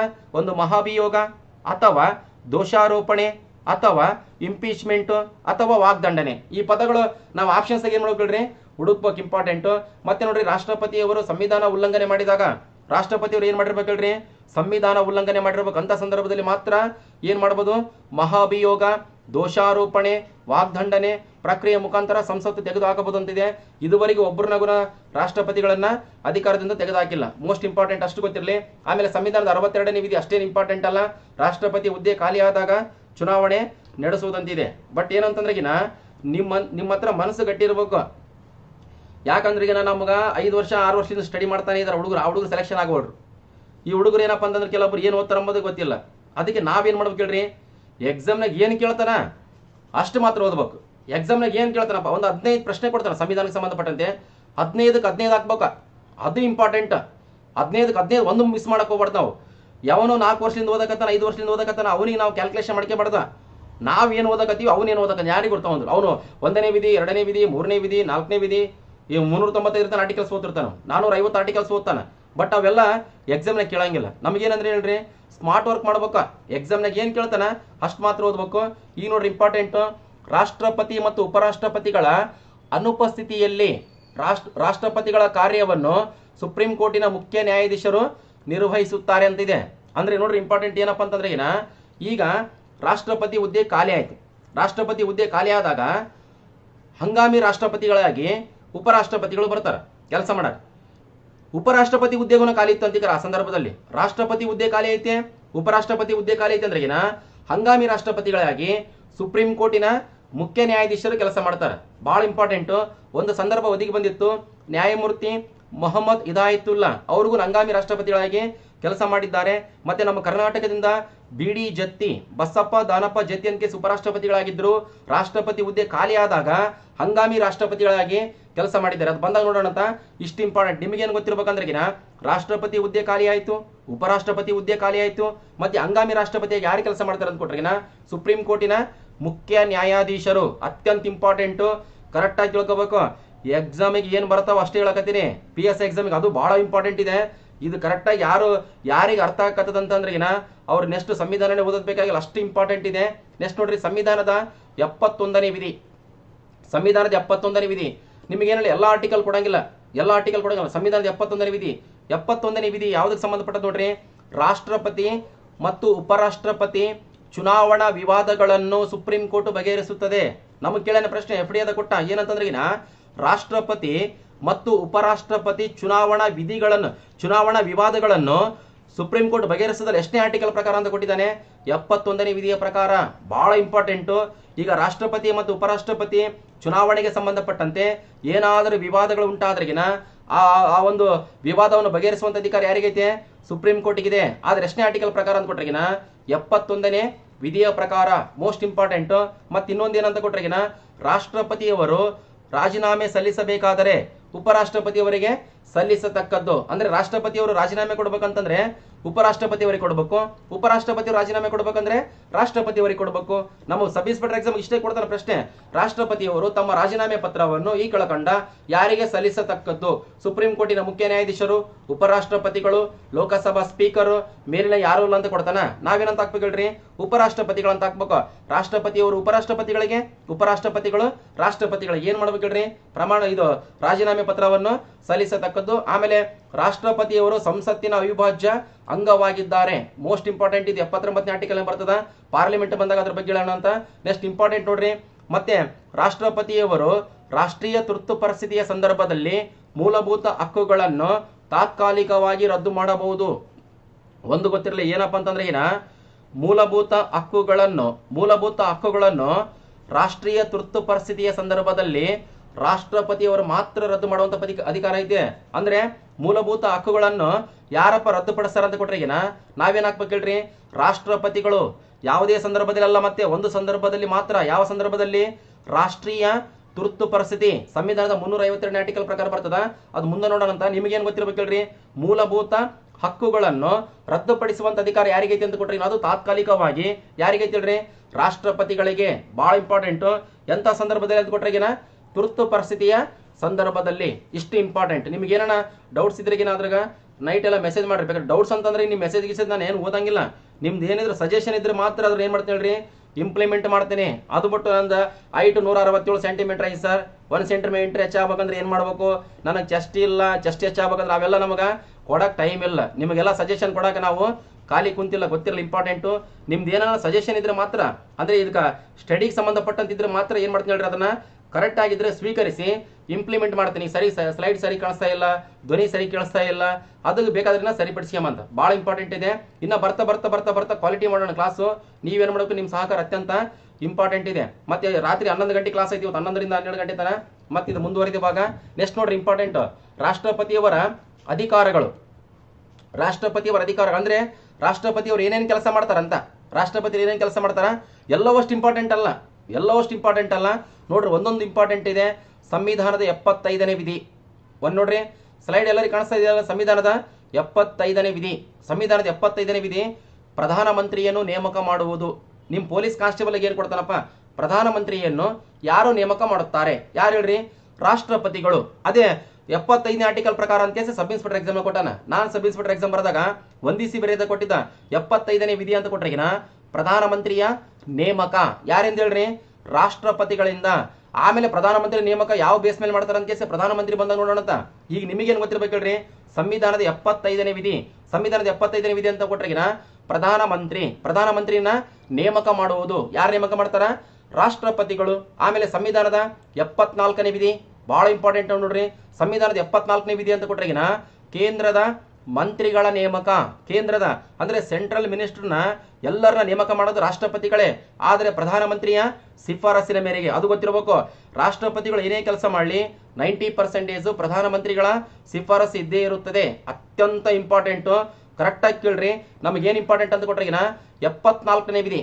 74ನೇ ವಿಧಿಯ ಪ್ರಕಾರ ಕೇಂದ್ರದ ಮಂತ್ರಿಗಳ ನೇಮಕ ಅಂದ್ರೆ ಸೆಂಟ್ರಲ್ನಾಗ ಮಿನಿಸ್ಟರ್ಗಳು ಅಂದ್ರೆ ಕೇಂದ್ರದಲ್ಲಿ ಮಂತ್ರಿಗಳಿದಾರಲ್ಲ ಅವ್ರನ್ನೆಲ್ಲರನ್ನ ನೇಮಕ ಮಾಡೋದು ಯಾರು ಹೇಳ್ರಿ, ರಾಷ್ಟ್ರಪತಿಗಳೇ. ಎಷ್ಟನೇ ಆರ್ಟಿಕಲ್ ಪ್ರಕಾರ ಅಂತ ಕೊಟ್ರೆಗಿನ 74ನೇ ವಿಧಿ. ಅತ್ಯಂತ ಇಂಪಾರ್ಟೆಂಟ್. ಇನ್ನೊಂದು ಗೊತ್ತಿರಲಿ, ಮೊನ್ನೆ ಒಂದು ಹೊಸ ಪ್ರಶ್ನೆ ಬಂದಿದೆ. ಕ್ಯಾಬಿನೆಟ್ ಎಂಬ ಪದ, ಕ್ಯಾಬಿನೆಟ್ ಎಂಬ ಪದ ಈ ಕೆಳಕಂಡ ಯಾವ ವಿಧಿಯಲ್ಲಿ ಉಲ್ಲೇಖಿಸಲಾಗಿದೆ ಅಂತ ಕೊಟ್ಟಿದ್ದಾನೆ. ಅದು ಎಲ್ಲರೂ 74 ಅಂತ ಆಗಿದ್ರೆ 74 ಅಲ್ಲ, ಅದು 352ನೇ ವಿಧಿ. 352 ಕ್ಲಾಸ್ 3ದಾಗ ಬರ್ತದ. ಅದ್ರ ಬಗ್ಗೆ ಡಿಸ್ಕಸ್ ಮಾಡೋಣ ಅಂತ. ಕ್ಯಾಬಿನೆಟ್ ಎಂಬ ಪದ, ಕ್ಯಾಬಿನೆಟ್ ಎಂಬ ಪದ ಯಾವ ಆರ್ಟಿಕಲ್ ಅಲ್ಲಿ ಮೆನ್ಷನ್ ಮಾಡಲಾಗಿದೆ ಅಂತ ಮೊನ್ನೆ ಸಬ್ ಇನ್ಸ್ಪೆಕ್ಟರ್ ಕೊಟ್ಟಿದ್ದ ಹೊಸ ಪ್ರಶ್ನೆ. ಅದು ನನಗೆ ಮೊನ್ನೆ ರೀಸೆಂಟ್ ಆಗಿ ಗೊತ್ತಾಗಿದೆ. ಅದ್ರ ಬಗ್ಗೆ ಡಿಸ್ಕಸ್ ಮಾಡೋಣ ಅಂತ ಯಾವತ್ತಿನ ಒಂದಿನ.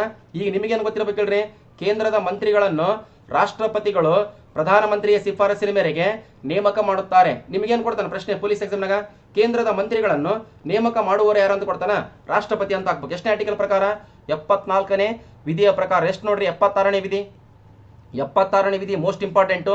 76ನೇ ವಿಧಿಯ ಪ್ರಕಾರ ಅಟಾರ್ನಿ ಜನರಲ್ ರವರ ನೇಮಕ. ಅಟಾರ್ನಿ ಜನರಲ್ ಅತ್ಯಂತ ಇಂಪಾರ್ಟೆಂಟ್. ಎಟ್ ಪ್ರೆಸೆಂಟ್ ಯಾರಿದಾರ ಅಂದ್ಕೊಟ್ರೆ ಕೆ ವೇಣುಗೋಪಾಲ್. Most important. ಪಕ್ಕಾ ಕೊಡ್ತಾನೆ ಸಬ್ ಇನ್ಸ್ಪೆಕ್ಟರ್ ಎಕ್ಸಾಮ್ನಾಗ.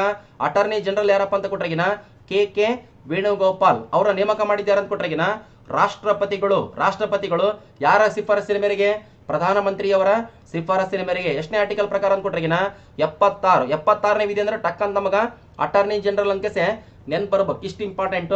ಅಟಾರ್ನಿ ಜನರಲ್ ಪೋಸ್ಟ್ಗೆ ಸರಿ ಸಮಾನವಾದ ಪೋಸ್ಟ್ ರಾಜ್ಯದಲ್ಲಿ ಯಾವ್ದು ಅಂದ್ಕೊಟ್ರೆಗಿನ ಅಡ್ವೊಕೇಟ್ ಜನರಲ್ ಅಂತ ನಿಮಗೆ ಆಲ್ರೆಡಿ ಹೇಳಿದ್ದೀನಿ. ನೆಕ್ಸ್ಟ್ ಅದು ಬಂದಾಗ ನೋಡೋಣ ಅಂತ. ಇಷ್ಟು ಇಂಪಾರ್ಟೆಂಟ್. ನೆಕ್ಸ್ಟ್ ನೋಡ್ರಿ ಇಂಪಾರ್ಟೆಂಟ್. ಈಗ 80ನೇ ವಿಧಿ. 80ನೇ ವಿಧಿ ಬಹಳ ಇಂಪಾರ್ಟೆಂಟ್ ಇದೆ. 80ನೇ ವಿಧಿ ಏನಪ್ಪಾ ಅಂತಂದ್ರೆ ರಾಜ್ಯಸಭೆಗೆ 12 ಜನ ಸದಸ್ಯರನ್ನು ನಾಮಕರಣ ಮಾಡುವುದು. ಬಹಳ ಇಂಪಾರ್ಟೆಂಟ್. ಯಾರ ಕೆಲಸ ಇದು, ರಾಷ್ಟ್ರಪತಿಗಳವ್ರದ್ದು ಕೆಲಸ. Most important. ಅಂದ್ರೆ ರಾಜ್ಯಸಭೆಗೆ ರಾಷ್ಟ್ರಪತಿಗಳು ಸಂವಿಧಾನದ 80ನೇ ವಿಧಿಯ ಪ್ರಕಾರ 12 ಜನ ಸದಸ್ಯರನ್ನ ನಾಮಕರಣ ಮಾಡ್ತಾರ. ಅವರು ಕಲೆ, ಸಾಹಿತ್ಯ, ವಿಜ್ಞಾನ, ಸಮಾಜ ಸೇವೆ ಇಂಥದ್ರ ಫೇಮಸ್ ಆಗಿರ್ಬೇಕು. ಈಗ ಸಚಿನ್ ತೆಂಡೂಲ್ಕರ್ ಅಂತಿದ್ದಾರೆ. ಸಚಿನ್ ತೆಂಡೂಲ್ಕರ್ಗುನ ಈ 12 ಜನ ಸದಸ್ಯರಿದಾಗ 80ನೇ ಆರ್ಟಿಕಲ್ ಪ್ರಕಾರ ರಾಷ್ಟ್ರಪತಿಗಳು ಸಮಾಜ ಸೇವೆ ಅಂತ ಯಾವುದೋ ಒಂದು ಕ್ಷೇತ್ರದಲ್ಲಿ ರಾಜ್ಯಸಭೆಗೆ ಏನ್ ಮಾಡಿದ್ರೆ ಹೇಳ್ರಿ, ನಾಮಕರಣ ಮಾಡಿದ್ದಾರೆ. ಬಹಳ ಇಂಪಾರ್ಟೆಂಟ್. ಈಗ ಬಿ ಜಯಶ್ರೀ ಆಗಿರ್ಬೋದು, ಇಲ್ಲ ಇಂಪಾರ್ಟೆಂಟ್ MS ಸ್ವಾಮಿನಾಥನ್ ಆಗಿರ್ಬೋದು. ಇಷ್ಟು ಇಂಪಾರ್ಟೆಂಟ್. ನಮಗೇನ ಇವ್ರ ಹೆಸರು ಇಂಪಾರ್ಟೆಂಟ್ ಅಲ್ಲ, ನಮಗೇನು ಇಂಪಾರ್ಟೆಂಟ್ ಹೇಳ್ರಿ, ರಾಜ್ಯಸಭೆಗೆ 12 ಜನ ಸದಸ್ಯರನ್ನು ರಾಷ್ಟ್ರಪತಿಗಳು ಸಂವಿಧಾನದ 80ನೇ ವಿಧಿಯ ಪ್ರಕಾರ ಕಲೆ, ಸಾಹಿತ್ಯ, ವಿಜ್ಞಾನ, ಸಮಾಜ ಸೇವೆ ಈ ಕ್ಷೇತ್ರದಲ್ಲಿ ಯಾರು ಫೇಮಸ್ ಆಗಿರ್ತಾರಲ್ಲ ಅಂತವ್ರನ್ನ ಏನ್ ಮಾಡ್ತಾರೆ ಹೇಳ್ರಿ, ನಾಮಕರಣ ಮಾಡ್ತಾರೆ. ಇಂಪಾರ್ಟೆಂಟ್. ಇಷ್ಟು ಗೊತ್ತಿರಬೇಕು. ನೆಕ್ಸ್ಟ್ ಆಮೇಲೆ ಸಂವಿಧಾನದ 93ನೇ ವಿಧಿ. ಸಂವಿಧಾನದ 93ನೇ ವಿಧಿ ಲಾಸ್ಟ್ ಇದೆ ನೋಡಿ. ಸಂವಿಧಾನದ 93ನೇ ವಿಧಿ. ಸಂವಿಧಾನದ 93ನೇ ವಿಧಿ ಏನಂತ ಕೊಟ್ರಿಗಿನ, ಲೋಕಸಭೆಗೆ ಹಂಗಾಮಿ ಸ್ಪೀಕರ್ ಅವರ ನೇಮಕ. ಅಂದ್ರೆ ಲೋಕಸಭಾ ಸ್ಪೀಕರ್ಗೆ ಸಂಬಂಧಪಟ್ಟಿದ್ದು 93ನೇ. ಬಟ್ ಏನಂತಂದ್ರೆಗಿನ ಪ್ರೊಟೆಮ್ ಸ್ಪೀಕರ್ ಅಂತ ಕರಿತೀವಿ. ಹಂಗಾಮಿ ಅಂತ ಅನ್ಬಾರ್ದು ನಾವು, ಪ್ರೋಟೇಮ್ ಅನ್ಬೇಕು. ಪ್ರೋಟೇಮ್ ಸ್ಪೀಕರ್. ಪ್ರೋಟೇಮ್ ಸ್ಪೀಕರ್ ಅಂತಂದ್ರೆ ಈಗ ಎಲೆಕ್ಷನ್ ಆಗ್ತದೆ. ಲೋಕಸಭಾ ಎಲೆಕ್ಷನ್ ಆದ್ಮೇಲೆ ಮೊದಲ ದಿನ ಲೋಕಸಭಾ ಸದಸ್ಯರು ಎಲ್ಲರೂ ಬಂದಿರ್ತಾರ. ಅವಾಗ ಲೋಕಸಭಾ ಸ್ಪೀಕರ್ ಯಾರಾಗಬೇಕಂತ ಕೇಸೆ ಇನ್ನ ಡಿಸೈಡ್ ಆಗಿರೋದಲ್ಲ. ಅಂತ ಸಂದರ್ಭದಲ್ಲಿ ರಾಷ್ಟ್ರಪತಿಗಳು ಎಂಟ್ರಿ ಆಗಿ ಅಲ್ಲಿದ್ದಂತ ಲೋಕಸಭಾ ಸದಸ್ಯರಲ್ಲಿ ಒಬ್ಬರನ್ನ ಏನ್ ಮಾಡ್ತಾರೆ ಹೇಳ್ರಿ, ಪ್ರೊಟೆಮ್ ಸ್ಪೀಕರ್ ಆಗಿ ನೇಮಕ ಮಾಡ್ತಾರೆ. ಆ ಪವರ್ ಯಾರಿಗೆ ಐತೆ, ರಾಷ್ಟ್ರಪತಿಗಳಿಗೆ ಐತೆ. ಎಷ್ಟನೇ ಆರ್ಟಿಕಲ್ ಪ್ರಕಾರ ಅಂದ್ಕೊಟ್ರಿಗಿನ, 93ನೇ ಆರ್ಟಿಕಲ್ ಪ್ರಕಾರ. ರೀಸೆಂಟ್ ಆಗಿ 2019ರಾಗ ಯಾರನ್ನ ನೇಮಕ ಮಾಡಿದ್ರು ಅಂದ್ಕೊಟ್ರಿಗಿನ, ಶ್ರೀ ವೀರೇಂದ್ರ ಕುಮಾರ್ ಅವ್ರನ್ನ ನೇಮಕ ಮಾಡಿದ್ರು. ಈಗ ಪ್ರೆಸೆಂಟ್ ಸ್ಪೀಕರ್ ಯಾರು ಅನ್ಕೊಟ್ರಿಗಿನ, ಓಂ ಬಿರ್ಲಾ ಇದಾರೆ. ಬಹಳ ಇಂಪಾರ್ಟೆಂಟ್. ಓಂ ಬಿರ್ಲಾ ಅನ್ಕೆಸೆ ಲೋಕಸಭಾ ಪ್ರಸ್ತುತ ಸ್ಪೀಕರ್ ಯಾರು ಅನ್ಕೊಟ್ರಿಗಿನ, ಓಂ ಬಿರ್ಲಾ ಅನ್ಕೆ ಸಾಕ್ಬೇಕು. ಇಷ್ಟು ಇಂಪಾರ್ಟೆಂಟ್. ಇನ್ನ ಬರ್ತಾ ಬರ್ತಾ ಬರ್ತಾ ಗೊತ್ತಾಗ್ತಾವ ನಿಮಗ. ಫುಲ್ ಸ್ಪೀಡ್ ಕಲಿಬೇಕು ನೀವು. ಯಾಕಂದ್ರೆ ಇನ್ನ ಸಿಲೆಬಸ್ ಏನಂತ ಹೇಳ್ರಿ, ಬಹಳಷ್ಟು ಸಿಲೆಬಸ್ ಐತಿ. ತುಂಬಾನೇ ಸಿಲೆಬಸ್ ಐತೆ. ನೀವು ಇನ್ನ ಪರ್ಫೆಕ್ಟ್ ಆಗ್ಬೇಕು. ಇನ್ನ ಭಾಳ ಅಂದ್ರೆ ಭಾಳ ಇಂಪಾರ್ಟೆಂಟ್. ಕರೆಕ್ಟ್ ಆಗಿ ಏನ್ ಮಾಡ್ಬೇಕು ಹೇಳ್ರಿ, ತಿಳ್ಕೊಂತಿರ್ಬೇಕು. ನೀವು ನೋಡ್ರಿ ಇನ್ನೊಂದು ಏನಂತ ಇಂಪಾರ್ಟೆಂಟ್ ಅಂದ್ರೆಗಿನ, ಯಾವುದೇ ಡುಪ್ಲಿಕೇಟ್ ಬಗ್ಗೆ ಮಾತಾಡಕೋಬಾರ್ದು. ಯಾವುದೇ ಡುಪ್ಲಿಕೇಟ್ ಕ್ವಶನ್ಸ್ ಬಗ್ಗೆ ಡಿಸ್ಕಸ್ ಮಾಡಕೋಬಾರ್ದು. ಎಕ್ಸಾಮ್ನಾಗ ಕೇಳ್ತಾರಲ್ಲ ಅಷ್ಟು ಮಾತ್ರ ಏನ್ ಮಾಡ್ಬೇಕು ಹೇಳ್ರಿ, ಸ್ಟಡಿ ಮಾಡ್ಬೇಕು. ಅವಾಗ ನೀವು ಸೆಲೆಕ್ಷನ್ ಆಗೋದಿಲ್ಲ ಅಂತಂದ್ರೆಗಿನ ಓದಿಕೆಂತಾನೆ ಕುಂದಿರ್ಬೇಕಾಗ್ತದ. ನೋಡ್ರಿ, ಈಗ ಸಂವಿಧಾನದ 148ನೇ ವಿಧಿ, ಕಾಂಟ್ರೋಲರ್. ಕಂಟ್ರೋಲರ್ ಅಲ್ಲದು, CAG ಅಂತ ಬರ್ತಾರ. CAG ಕಾಂಟ್ರೋಲರ್. ಅದು ಕಂಟ್ರೋಲರ್ ಅಲ್ಲ. ಕಾಂಟ್ರೋಲರ್ ಅಂಡ್ ಅಡಿಟರ್ ಜನರಲ್ ಇವರ ನೇಮಕ ಬಹಳ ಇಂಪಾರ್ಟೆಂಟ್. ಎಷ್ಟನೇ ಆರ್ಟಿಕಲ್ ಪ್ರಕಾರ, 148. ಯಾರ ಪ್ರೆಸೆಂಟ್ ಗಿರೀಶ್ ಚಂದ್ರ ಮುರ್ಮು ಅಂತ ಏನು ಇರಬೇಕು, ಅದು ಕರೆಂಟ್ ಇವೆಂಟ್ಸ್ ಆಗಿ ಬಂದಾಗ ಬರ್ಸೋಣ ಅಂತ. ಈಗ ನಮ್ಗೆ ಏನು ಇಂಪಾರ್ಟೆಂಟ್ ಅಂತ ಕೊಟ್ರಿಗಿನ, CAG ಯ ನೇಮಕ. CAG ಅಂದ್ರೆಗಿನ ಕಾಂಟ್ರೋಲರ್ ಅಂಡ್ ಅಡಿಟರ್ ಜನರಲ್ ಇವರ ನೇಮಕ ಯಾರಿಂದ ಹೇಳ್ರಿ, ರಾಷ್ಟ್ರಪತಿಗಳಿಂದ. ಎಷ್ಟನೇ ಆರ್ಟಿಕಲ್ ಪ್ರಕಾರ ಅಂತ ಕೊಟ್ರಿಗಿನ, 148ನೇ ವಿಧಿಯ ಪ್ರಕಾರ. ನಿಮಗೇನಲ್ಲ ಸಂವಿಧಾನದ 148ನೇ ವಿಧಿ ಡ್ಯಾಶ್ CAG ಯ ನೇಮಕ ಗಿರೀಶ್ ಚಂದ್ರ ಮುರ್ಮು ಪ್ರೆಸೆಂಟ್. ಹಿಂಗ್ ಬರ್ಕೊಂಡಿರ್ಬೇಕು. ಪಕ್ಕಾ ಪ್ರಶ್ನೆ ಕೊಡ್ತಾನ, ನೆನ್ಪಿಟ್ಕರಿ. ನೆಕ್ಸ್ಟ್ ಸಂವಿಧಾನದ 155ನೇ ವಿಧಿ. ಸಂವಿಧಾನದ 155ನೇ ವಿಧಿ ಅತ್ಯಂತ ಇಂಪಾರ್ಟೆಂಟ್. ಭಾಳ ಅಂದ್ರೆ ಭಾಳ ಇಂಪಾರ್ಟೆಂಟ್. ಸಂವಿಧಾನ 155ನೇ ವಿಧಿ ಏನಪ್ಪಾ ಅಂದ್ರೆಗಿನ, ರಾಜ್ಯಪಾಲರ ನೇಮಕ. ರಾಜ್ಯಪಾಲರ ನೇಮಕ ಅಂದ್ರೆಗಿನ, ರಾಜ್ಯಪಾಲರನ್ನು ಯಾರು ನೇಮಕ ಮಾಡುತ್ತಾರೆ ಅಂತ ಕೊಡ್ತಾನೆ ಪ್ರಶ್ನೆ. ರಾಜ್ಯಪಾಲರನ್ನು ಯಾರು ನೇಮಕ ಮಾಡ್ತಾರ, ರಾಷ್ಟ್ರಪತಿಗಳು. ಎಷ್ಟನೇ ವಿಧಿಯ ಪ್ರಕಾರ, 155ನೇ ವಿಧಿಯ ಪ್ರಕಾರ. ಯಾರ ಶಿಫಾರಸಿನ ಮೇರೆಗೆ, ಪ್ರಧಾನಮಂತ್ರಿಯ ಶಿಫಾರಸಿನ ಮೇರೆಗೆ. ನಮಗೆ ಇಂಪಾರ್ಟೆಂಟ್ ಏನಂತ ಕೊಟ್ರಿಗಿನ, ಸಂವಿಧಾನದ 155ನೇ ವಿಧಿಯ ಪ್ರಕಾರ ರಾಜ್ಯಪಾಲರನ್ನು ರಾಷ್ಟ್ರಪತಿಗಳು ನೇಮಕ ಮಾಡುತ್ತಾರೆ. ಈಗ ನೋಡಿ, ನಮ್ಮ ಕರ್ನಾಟಕ ರಾಜ್ಯದ ರಾಜ್ಯಪಾಲರು ಯಾರು, ಶ್ರೀ ವಾಜುಭಾಯಿ ವಾಲಾ. ಅವ್ರನ್ನ ನೇಮಕ ಮಾಡಿದ್ದು ರಾಷ್ಟ್ರಪತಿಗಳು. ರಾಷ್ಟ್ರಪತಿಗಳು ನೇಮಕ ಮಾಡಿ ಎಷ್ಟನೇ ಆರ್ಟಿಕಲ್ ಪ್ರಕಾರ, 155ನೇ ಆರ್ಟಿಕಲ್ ಪ್ರಕಾರ. Most important. ಯಾರ ಶಿಫಾರಸಿನ ಮೇರೆಗೆ ಅಂತ ಕೊಟ್ರಿಗಿನ, ಪ್ರಧಾನಮಂತ್ರಿಯವರ ಶಿಫಾರಸಿನ ಮೇರೆಗೆ. ಮತ್ತೆ ನೋಡ್ರಿ ಇಂಪಾರ್ಟೆಂಟ್, ಸಂವಿಧಾನದ 124ನೇ ವಿಧಿ. ಸಂವಿಧಾನದ 124ನೇ ವಿಧಿ ಅಂತ ಕೊಟ್ರಿಗಿನ, ಸುಪ್ರೀಂ ಕೋರ್ಟಿನ ಮುಖ್ಯ ನ್ಯಾಯಾಧೀಶರ ಮತ್ತು ಸುಪ್ರೀಂ ಕೋರ್ಟಿನ ಇತರ ನ್ಯಾಯಾಧೀಶರ ನೇಮಕ. ಅತ್ಯಂತ ಇಂಪಾರ್ಟೆಂಟ್. ಸುಪ್ರೀಂ ಕೋರ್ಟಿನ ಮುಖ್ಯ ನ್ಯಾಯಾಧೀಶರ ಅಂತ ಕೊಟ್ರಿಗಿನ, ಟೋಟಲ್ ನ್ಯಾಯಾಧೀಶರು 33. ಮುಖ್ಯ ನ್ಯಾಯಾಧೀಶರು ಅಂದ್ರೆ ಒಬ್ಬರು ಅಂತ ಅರ್ಥ. ಯಾರು ಹೇಳ್ರಿ, ಮೊನ್ನೆ ರೀಸೆಂಟ್ ಆಗಿ ಚೇಂಜ್ ಆಗಿರಲ್ಲ, ನ್ಯಾಯಮೂರ್ತಿ NV ರಮಣ. ನ್ಯಾಯಮೂರ್ತಿ NV ರಮಣ ಅವ್ರನ್ನ ನೇಮಕ ಮಾಡೋದು ರಾಷ್ಟ್ರಪತಿಗಳೇ. ಮತ್ತೆ ಅವ್ರ ಜೊತೆಗೆ ಇದಾರಲ್ಲ 33 ಜನ, ಇವ್ರನ್ನ ನೇಮಕ ಮಾಡೋದಗುನ ರಾಷ್ಟ್ರಪತಿಗಳೇ. ಆದ್ರೆ ಇಲ್ಲಿ ಪ್ರಧಾನಮಂತ್ರಿ ಶಿಫಾರಸು ಬರಂಗಿಲ್ಲ. ಕೋಲಿಜಿಯಂ ಸಮಿತಿ ಅಂತ ಬರ್ತದ. ಆ ಕೋಲಿಜಿಯಂ ಸಮಿತಿಯ ಶಿಫಾರಸಿನ ಮೇರೆಗೆ ಏನ್ ಮಾಡ್ತಾರೆ ಹೇಳ್ರಿ, ರಾಷ್ಟ್ರಪತಿಗಳು ಸುಪ್ರೀಂ ಕೋರ್ಟಿನ ಎಲ್ಲಾ ನ್ಯಾಯಾಧೀಶರನ್ನು, ಅಂದ್ರೆ 33 + 1 34 ಜನ ಸದಸ್ಯರನ್ನು, 34 ಜನ ನ್ಯಾಯಾಧೀಶರನ್ನು ರಾಷ್ಟ್ರಪತಿಗಳು ಏನ್ ಮಾಡ್ತಾರೆ ಹೇಳ್ರಿ, 124ನೇ ಆರ್ಟಿಕಲ್ ಪ್ರಕಾರ ನೇಮಕ ಮಾಡುತ್ತಾರೆ. Most important. ಸುಪ್ರೀಂ ಕೋರ್ಟಿನ ಪ್ರಸ್ತುತ ಮುಖ್ಯ ನ್ಯಾಯಾಧೀಶರು ಕೊಟ್ಟಗಿನ ನ್ಯಾಯಮೂರ್ತಿ NV ರಮಣ. Most important. 48ನೇ ಮುಖ್ಯ ನ್ಯಾಯಾಧೀಶರು. 48ನೇ ಮುಖ್ಯ ನ್ಯಾಯಾಧೀಶರು ಗೊತ್ತಿರ್ಬೇಕು. ನೆಕ್ಸ್ಟ್ ನೋಡ್ರಿ ಕೆಳಗಡೆ, ಸಂವಿಧಾನದ 217ನೇ ವಿಧಿ. ಸಂವಿಧಾನದ 217ನೇ ವಿಧಿ. ಹೈಕೋರ್ಟಿನ ಮುಖ್ಯ ನ್ಯಾಯಾಧೀಶರ ನೇಮಕ ಮತ್ತು ಹೈಕೋರ್ಟಿನ ಇತರ ನ್ಯಾಯಾಧೀಶರ ನೇಮಕ.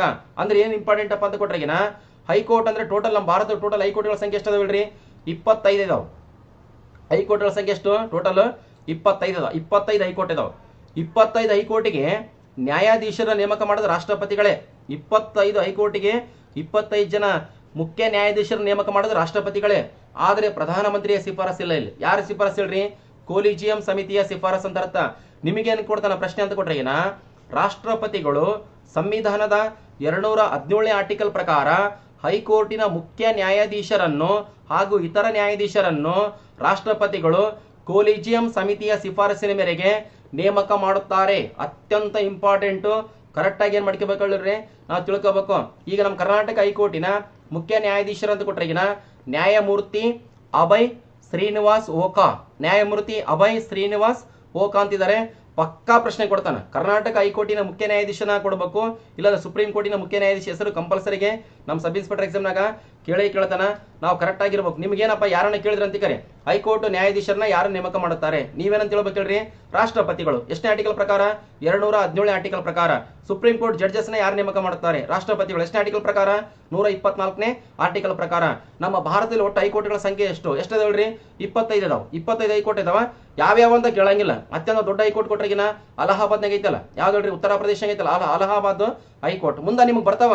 ಬಟ್ ಕ್ಲಾಸ್ ಮಾತ್ರ ಯಾವುದೇ ಕಾರಣಕ್ಕೂ ಮಿಸ್ ಮಾಡಕ್ ಹೋಗ್ಬಾರ್ದು. ಪ್ರತಿ ದಿನಗೂ ಕ್ಲಾಸ್ ಅತ್ಯಂತ ಇಂಪಾರ್ಟೆಂಟು. ನೀವು ಕೇಳಿದ್ರಿಗಿನ ನಿಮ್ಮ ಜೀವನ ಆಟೋಮೆಟಿಕ್ ಏನಂತ ಹೇಳ್ರಿ ಚೇಂಜ್ ಆಗಿಬಿಡ್ತದೆ. ಒಂದು 3-4 ತಿಂಗಳು ಕರೆಕ್ಟಾಗಿ ಕೇಳಿಬಿಟ್ರಿಗಿನ ನಾವು ಸಬ್ ಇನ್ಸ್ಪೆಕ್ಟರ್ ಆಗ್ಬೋದು ಅಂತ ನಿಮಗೊಂದು ಐಡಿಯಾ ಬರ್ತದ. ನೆಕ್ಸ್ಟ್ ನೋಡ್ರಿ ಇಂಪಾರ್ಟೆಂಟ್. ಈಗ ಸಂವಿಧಾನದ 316ನೇ ವಿಧಿ. ಸಂವಿಧಾನದ 316ನೇ ವಿಧಿ ಬಹಳ ಇಂಪಾರ್ಟೆಂಟು. ಸಂವಿಧಾನದ 316ನೇ ವಿಧಿ ಅಂತ ಕೊಟ್ಟರೆ ಓದ್ತಿ ನೋಡ್ರಿ. ಕೇಂದ್ರ ಲೋಕಸೇವಾ ಆಯೋಗದ ಅಧ್ಯಕ್ಷ ಮತ್ತು ಸದಸ್ಯರ ನೇಮಕ. ಕೇಂದ್ರ ಲೋಕಸೇವಾ ಆಯೋಗದ ಅಧ್ಯಕ್ಷ ಮತ್ತು ಸದಸ್ಯರ ನೇಮಕ ಅಂದ್ರೆ UPSC ಅಂತ ಬರ್ತದ. UPSC ಕೇಳ್ರಿ, ಇಂಪಾರ್ಟೆಂಟ್ ಬರೀತಿ ನೋಡ್ರಿ. UPSC ಅಂದ್ರೆ ಯೂನಿಯನ್ ಪಬ್ಲಿಕ್ ಸರ್ವಿಸ್ ಕಮಿಷನ್ ಅಂತ ಬರ್ತದ. ಕೇಂದ್ರ ಲೋಕಸೇವಾ ಆಯೋಗ ಅದರ ಅಧ್ಯಕ್ಷರನ್ನ ಮತ್ತು ಸದಸ್ಯರನ್ನ ರಾಷ್ಟ್ರಪತಿಗಳೇ ನೇಮಕ ಮಾಡೋದು. ಎಷ್ಟನೇ ಆರ್ಟಿಕಲ್ ಪ್ರಕಾರ ಅಂತ ಕೊಟ್ರೆ ಏನ? 316ನೇ ವಿಧಿಯ ಪ್ರಕಾರ. ಈಗ ಕೇಂದ್ರ ಲೋಕಸೇವಾ ಆಯೋಗದ ಪ್ರಸ್ತುತ ಅಧ್ಯಕ್ಷರು ಯಾರಾದ್ರೂ ಕೊಟ್ರೆ ಏನ? ಪ್ರದೀಪ್ ಕುಮಾರ್ ಜೋಶಿ ಅಂತಿದ್ದಾರೆ. ಕೇಂದ್ರ ಲೋಕಸೇವಾ ಆಯೋಗದ ಪ್ರಸ್ತುತ ಅಧ್ಯಕ್ಷರು, ಕೇಂದ್ರ ಲೋಕಸೇವಾ ಆಯೋಗದ ಪ್ರಸ್ತುತ ಅಧ್ಯಕ್ಷರು ಕೊಟ್ರೆ ಏನ?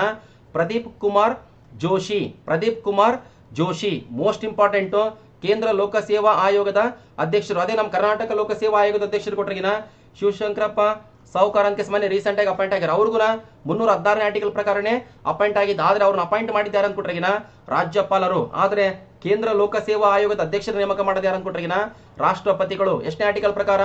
316ನೇ ಆರ್ಟಿಕಲ್ ಪ್ರಕಾರ. ಬಹಳ ಇಂಪಾರ್ಟೆಂಟು.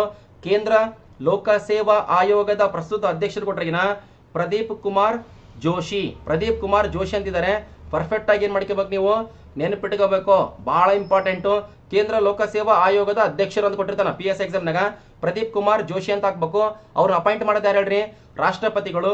ಎಷ್ಟನೇ ಆರ್ಟಿಕಲ್ ಪ್ರಕಾರ? 316ನೇ ವಿಧಿಯ ಪ್ರಕಾರ. ನೆಕ್ಸ್ಟ್ ನೋಡ್ರಿ ಸಂವಿಧಾನದ 280ನೇ ವಿಧಿ. ಸಂವಿಧಾನದ 280ನೇ ವಿಧಿ. ಕೇಂದ್ರ ಹಣಕಾಸು ಆಯೋಗದ ಅಧ್ಯಕ್ಷ ಮತ್ತು ಸದಸ್ಯರ ನೇಮಕ. ಕೇಂದ್ರ ಹಣಕಾಸು ಆಯೋಗದ ಅಧ್ಯಕ್ಷ ಮತ್ತು ಸದಸ್ಯರ ನೇಮಕ ಬಹಳ ಇಂಪಾರ್ಟೆಂಟು. ಕೇಂದ್ರ ಹಣಕಾಸು ಆಯೋಗ ಅಂತ ಕೊಟ್ಟರೆ ನಮಗೆ ಎಷ್ಟನೇ ಆರ್ಟಿಕಲ್ ಏನು ಬರ್ಬೇಕು ಹೇಳ್ರಿ? 280ನೇ ವಿಧಿ. ಬಹಳ ಇಂಪಾರ್ಟೆಂಟ್. ಬಹಳ ಸಲ FDAದಲ್ಲಿ ಪ್ರಶ್ನೆ ಕೇಳಿದಾನೆ. ಈಗ ನಮಗೆ ಎಟ್ ಪ್ರೆಸೆಂಟ್ ಸೆಂಟ್ರಲ್ನಾಗ ಎಷ್ಟನೇ ಹಣಕಾಸು ಆಯೋಗ ಅಂತ ಕೊಟ್ರೆಗಿನ 15ನೇ ಹಣಕಾಸು ಆಯೋಗ. 15ನೇ ಹಣಕಾಸು ಆಯೋಗದ ಅಧ್ಯಕ್ಷರು ಕೊಟ್ರೆಗಿನ NK ಸಿಂಗ್ ಅಂತ ಬರ್ತಾರೆ. NK ಸಿಂಗ್ ಅತ್ಯಂತ ಇಂಪಾರ್ಟೆಂಟ್ ನೋಡ್ರಿ. ಕೇಂದ್ರ ಹಣಕಾಸು ಆಯೋಗ. ಎಷ್ಟು ಹಣಕಾಸು ಆಯೋಗ? 15. ಕೇಂದ್ರ 15ನೇ ಹಣಕಾಸು ಆಯೋಗದ ಅಧ್ಯಕ್ಷರು ಯಾರು ಹೇಳ್ರಿ? NK ಸಿಂಗ್. ಅತ್ಯಂತ ಇಂಪಾರ್ಟೆಂಟ್. ವೈ ವಿ ರೆಡ್ಡಿ ಅಂತಿದ್ರು 14ನೇ ಹಣಕಾಸು ಆಯೋಗದ ಅಧ್ಯಕ್ಷರು. YV ರೆಡ್ಡಿ ಅಂತಿದ್ರು. ಪ್ರೆಸೆಂಟ್ ಈಗ ಯಾರಿದ್ರು ಅಂತ ಕೊಟ್ರೆಗಿನ NK ಸಿಂಗ್. ನಮಗೆ ಪ್ರಶ್ನೆ ಪಕ್ಕಾ ಕೇಳ್ತಾನೆ ಸಬ್ ಇನ್ಸ್ಪೆಕ್ಟರ್ ಎಕ್ಸಾಮ್. ಏನಂತ ಕೊಡ್ತಾನ? ಪ್ರಚಲಿತ ಘಟನೆ ಇವೇ ಕೇಳೋದು. ಕೇಂದ್ರ ಹಣಕಾಸು ಆಯೋಗದ ಅಧ್ಯಕ್ಷರು ಅಂತ ಕೊಡ್ತಾನೆ. ಅಂದ್ರೆ 15ನೇ ಕೇಂದ್ರ ಹಣಕಾಸು ಆಯೋಗದ ಅಧ್ಯಕ್ಷರು ಯಾರು ಅಂತ ಕೊಟ್ರೆಗಿನ ನಾವೇನ್ ಹಾಕ್ಬೇಕು ಹೇಳ್ರಿ? NK ಸಿಂಗ್ ಅಂತ ಹಾಕ್ಬೇಕು. NK ಸಿಂಗ್. NK ಸಿಂಗ್ ನ ಅಪಾಯಿಂಟ್ ಮಾಡಿದ್ದಾರೆ ಹೇಳ್ರಿ ರಾಷ್ಟ್ರಪತಿಗಳೇ. ಎಷ್ಟನೇ ಆರ್ಟಿಕಲ್ ಪ್ರಕಾರ ಅಂತ ಕೊಟ್ರೆಗಿನ 280ನೇ ವಿಧಿ. Most important. ಗೊತ್ತಿರಲಿಲ್ಲ ಅದ್ರ ಬಗ್ಗೆ ಮತ್ತೆ ಸಪ್ರೇಟ್ ಆಗಿ ಅದು ಕೆಲಸ ಬರ್ತಾವೆ. ಏನೇನು ಕೆಲಸ ಮಾಡ್ತಾರೆ ಅಂತ ಬಂದಾಗ ನೋಡೋಣ ಅಂತ. ನೆಕ್ಸ್ಟ್ ನೋಡ್ರಿ ಮತ್ತೆ ಸಂವಿಧಾನದ 324ನೇ ವಿಧಿ. ಒಂದೊಂದು ಬರ್ಕೊಂಡಿರ್ಬೇಕು. ಒಂದು ಏನು ಸಿಂಗಲ್ ಲೈನ್ ಅಷ್ಟೇ. ದೊಡ್ಡ ಮತ್ತೆ PhD ಮಾಡಕ್ ಹೋಗ್ಬೇಡ್ರಿ. ಬಹಳ ಇಂಪಾರ್ಟೆಂಟ್ ಇದೆ. ಸಂವಿಧಾನದ 324ನೇ ವಿಧಿ, ಸಂವಿಧಾನದ 324ನೇ ವಿಧಿ ಕೊಟ್ರಿಗಿನ ಓದ್ ನೋಡ್ರಿ ಕೇಳ್ರಲ್ಲಿ. ಕೇಂದ್ರ ಚುನಾವಣಾ ಆಯೋಗದ ಮುಖ್ಯ ಆಯುಕ್ತರ ನೇಮಕ ಮತ್ತು ಕೇಂದ್ರ ಚುನಾವಣಾ ಆಯೋಗದ ಇತರ ಆಯುಕ್ತರ ನೇಮಕ ಬಹಳ ಇಂಪಾರ್ಟೆಂಟ್ ಇದೆ ನೋಡ್ರಿ. ಈಗ ಕೇಂದ್ರ ಚುನಾವಣಾ ಆಯೋಗ ಅಂತ ಕೊಟ್ರಿಗಿನ ಅದರಲ್ಲಿ 3 ಸದಸ್ಯ ಪೀಠದ 3 ಇರ್ತಾರಲ್ಲಿ, ಒಬ್ಬರು ಮುಖ್ಯ ಆಯುಕ್ತರು ಇರ್ತಾರ, ಇಬ್ಬರು ಇತರ ಆಯುಕ್ತರು ಇರ್ತಾರ. ಅಂದ್ರೆ ಈಗ ಸದ್ಯದಲ್ಲಿ ರೀಸೆಂಟ್ ಆಗಿ ನೋಡ್ರಿ, ರೀಸೆಂಟ್ ಆಗಿ ಮುಖ್ಯ ಆಯುಕ್ತರು ಏನಾಗಿರಲ್ರಿ ಚೇಂಜ್ ಆಗ್ಯಾರ. ಸುಶೀಲ್ ಚಂದ್ರ ಅಂತ ಬಂದಾರ. ಈಗ ಸುಶೀಲ್ ಚಂದ್ರ ಬಹಳ ಇಂಪಾರ್ಟೆಂಟ್. ಸುಶೀಲ್ ಚಂದ್ರ ಅತ್ಯಂತ ಇಂಪಾರ್ಟೆಂಟ್. ಕೇಂದ್ರ ಚುನಾವಣಾ ಆಯೋಗದ ಮುಖ್ಯ ಆಯುಕ್ತರು ಪ್ರೆಸೆಂಟ್ ಯಾರು ಕೊಟ್ರೆ ಸುಶೀಲ್ ಚಂದ್ರ ಅತ್ಯಂತ ಇಂಪಾರ್ಟೆಂಟ್. ಅವ್ರು ಅಪಾಯಿಂಟ್ ಮಾಡಿದ ರಾಷ್ಟ್ರಪತಿಗಳೇ. ಎಷ್ಟನೇ ಆರ್ಟಿಕಲ್ ಪ್ರಕಾರ ಹೇಳ್ರಿ? 324ನೇ ವಿಧಿಯ ಪ್ರಕಾರ. ಮತ್ತೆ ಇನ್ನೊಂದೈತಿ ನೋಡ್ರಿ ಇಲ್ಲಿ ಕೆಳಗಡೆ, ಕೇಂದ್ರ ಚುನಾವಣಾ ಆಯೋಗದ ಇತರ ಆಯುಕ್ತರ ನೇಮಕ ಅಂದ್ರಗಿನ ಇತರ ಅಂತಂದ್ರೆ ಎಷ್ಟು ಇರ್ತಾರೆ ಹೇಳ್ರಿ? ಇಬ್ರು ಇರ್ತಾರ. ಒಂದು ಪೋಸ್ಟ್ ಪ್ರೆಸೆಂಟ್ ಏನಾಯ್ತು ಹೇಳ್ರಿ ಖಾಲಿ ಐತೆ. ಒಂದು ಪೋಸ್ಟ್ನಾಗ ಯಾರಿದಾರ? ರಾಜೀವ್ ಕುಮಾರ್ ಅಂತ ಇದಾರ. ರಾಜೀವ್ ಕುಮಾರ್ ಚುನಾವಣಾ ಆಯುಕ್ತ, ಆದ್ರೆ ಸುಶೀಲ್ ಚಂದ್ರ ಮುಖ್ಯ ಚುನಾವಣಾ ಆಯುಕ್ತರು. ಸುನಿಲ್ ಅರೋರಾ ಹೋದ್ರವರು, ಸುನಿಲ್ ಅರೋರಾ ಹೋದ್ಮೇಲೆ ಸುಶೀಲ್ ಚಂದ್ರ ಅಂತ ಬಂದಾರ. ಪರ್ಫೆಕ್ಟ್ ಆಗಿ ತಿಳ್ಕೋಬೇಕು. ಪ್ರಶ್ನೆ ಮಾತ್ರ ಪಕ್ಕ ಕೇಳ್ತಾನ. ಕೇಂದ್ರ ಚುನಾವಣಾ ಆಯೋಗದ ಮುಖ್ಯ ಆಯುಕ್ತರು ಯಾರಂತ ಕೊಡ್ತಾನ. ನಾವೇನಂತ ಹಾಕ್ಬೇಕು ಹೇಳ್ರಿ? ಸುಶೀಲ್ ಚಂದ್ರ ಅಂತ ಹಾಕ್ಬೇಕು. ರೀಸೆಂಟ್ ಆಗಿ ಚೇಂಜ್ ಆಗ್ಯಾರ. ಅವ್ರು ಅಪಾಯಿಂಟ್ ಮಾಡಿದ್ದಾರೆ ಹೇಳ್ರಿ ರಾಷ್ಟ್ರಪತಿಗಳು. ಎಷ್ಟನೇ ಆರ್ಟಿಕಲ್ ಪ್ರಕಾರ ಅಂತ ಕೊಟ್ರಿಗಿನ 324ನೇ ವಿಧಿ ಅತ್ಯಂತ ಇಂಪಾರ್ಟೆಂಟು. ಅದು ಬಂದಾಗ ನೋಡಮಂತ ಮುಂದ. ನೆಕ್ಸ್ಟ್ ಸಂವಿಧಾನದ 338ನೇ ವಿಧಿ. ಸಂವಿಧಾನದ 338ನೇ ವಿಧಿ ಅಂತ ಕೊಟ್ರಿಗಿನ ರಾಷ್ಟ್ರೀಯ ಪರಿಶಿಷ್ಟ ಜಾತಿ ಆಯೋಗದ ಅಧ್ಯಕ್ಷ ಮತ್ತು ಸದಸ್ಯರ ನೇಮಕ. ಅಂದ್ರೆ ರಾಷ್ಟ್ರೀಯ ಪರಿಶಿಷ್ಟ ಜಾತಿ ಅಂತ ಕೊಟ್ಟಾಗ ಯಾವ ಕ್ಯಾಸ್ಟ್ ಹೇಳ್ರಿ? SC ಅಂತ, SCಗೆ ಸಂಬಂಧಪಟ್ಟಂತ ಆಯೋಗ.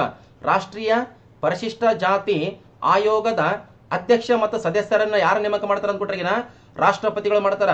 ಆದ್ರೆ ಮೊನ್ನೆ ರೀಸೆಂಟ್ ಆಗಿ ರಾಷ್ಟ್ರೀಯ ಪರಿಶಿಷ್ಟ ಜಾತಿ ಆಯೋಗದ ಅಧ್ಯಕ್ಷ ಚೇಂಜ್ ಆಗಿದ್ದಾರೆ.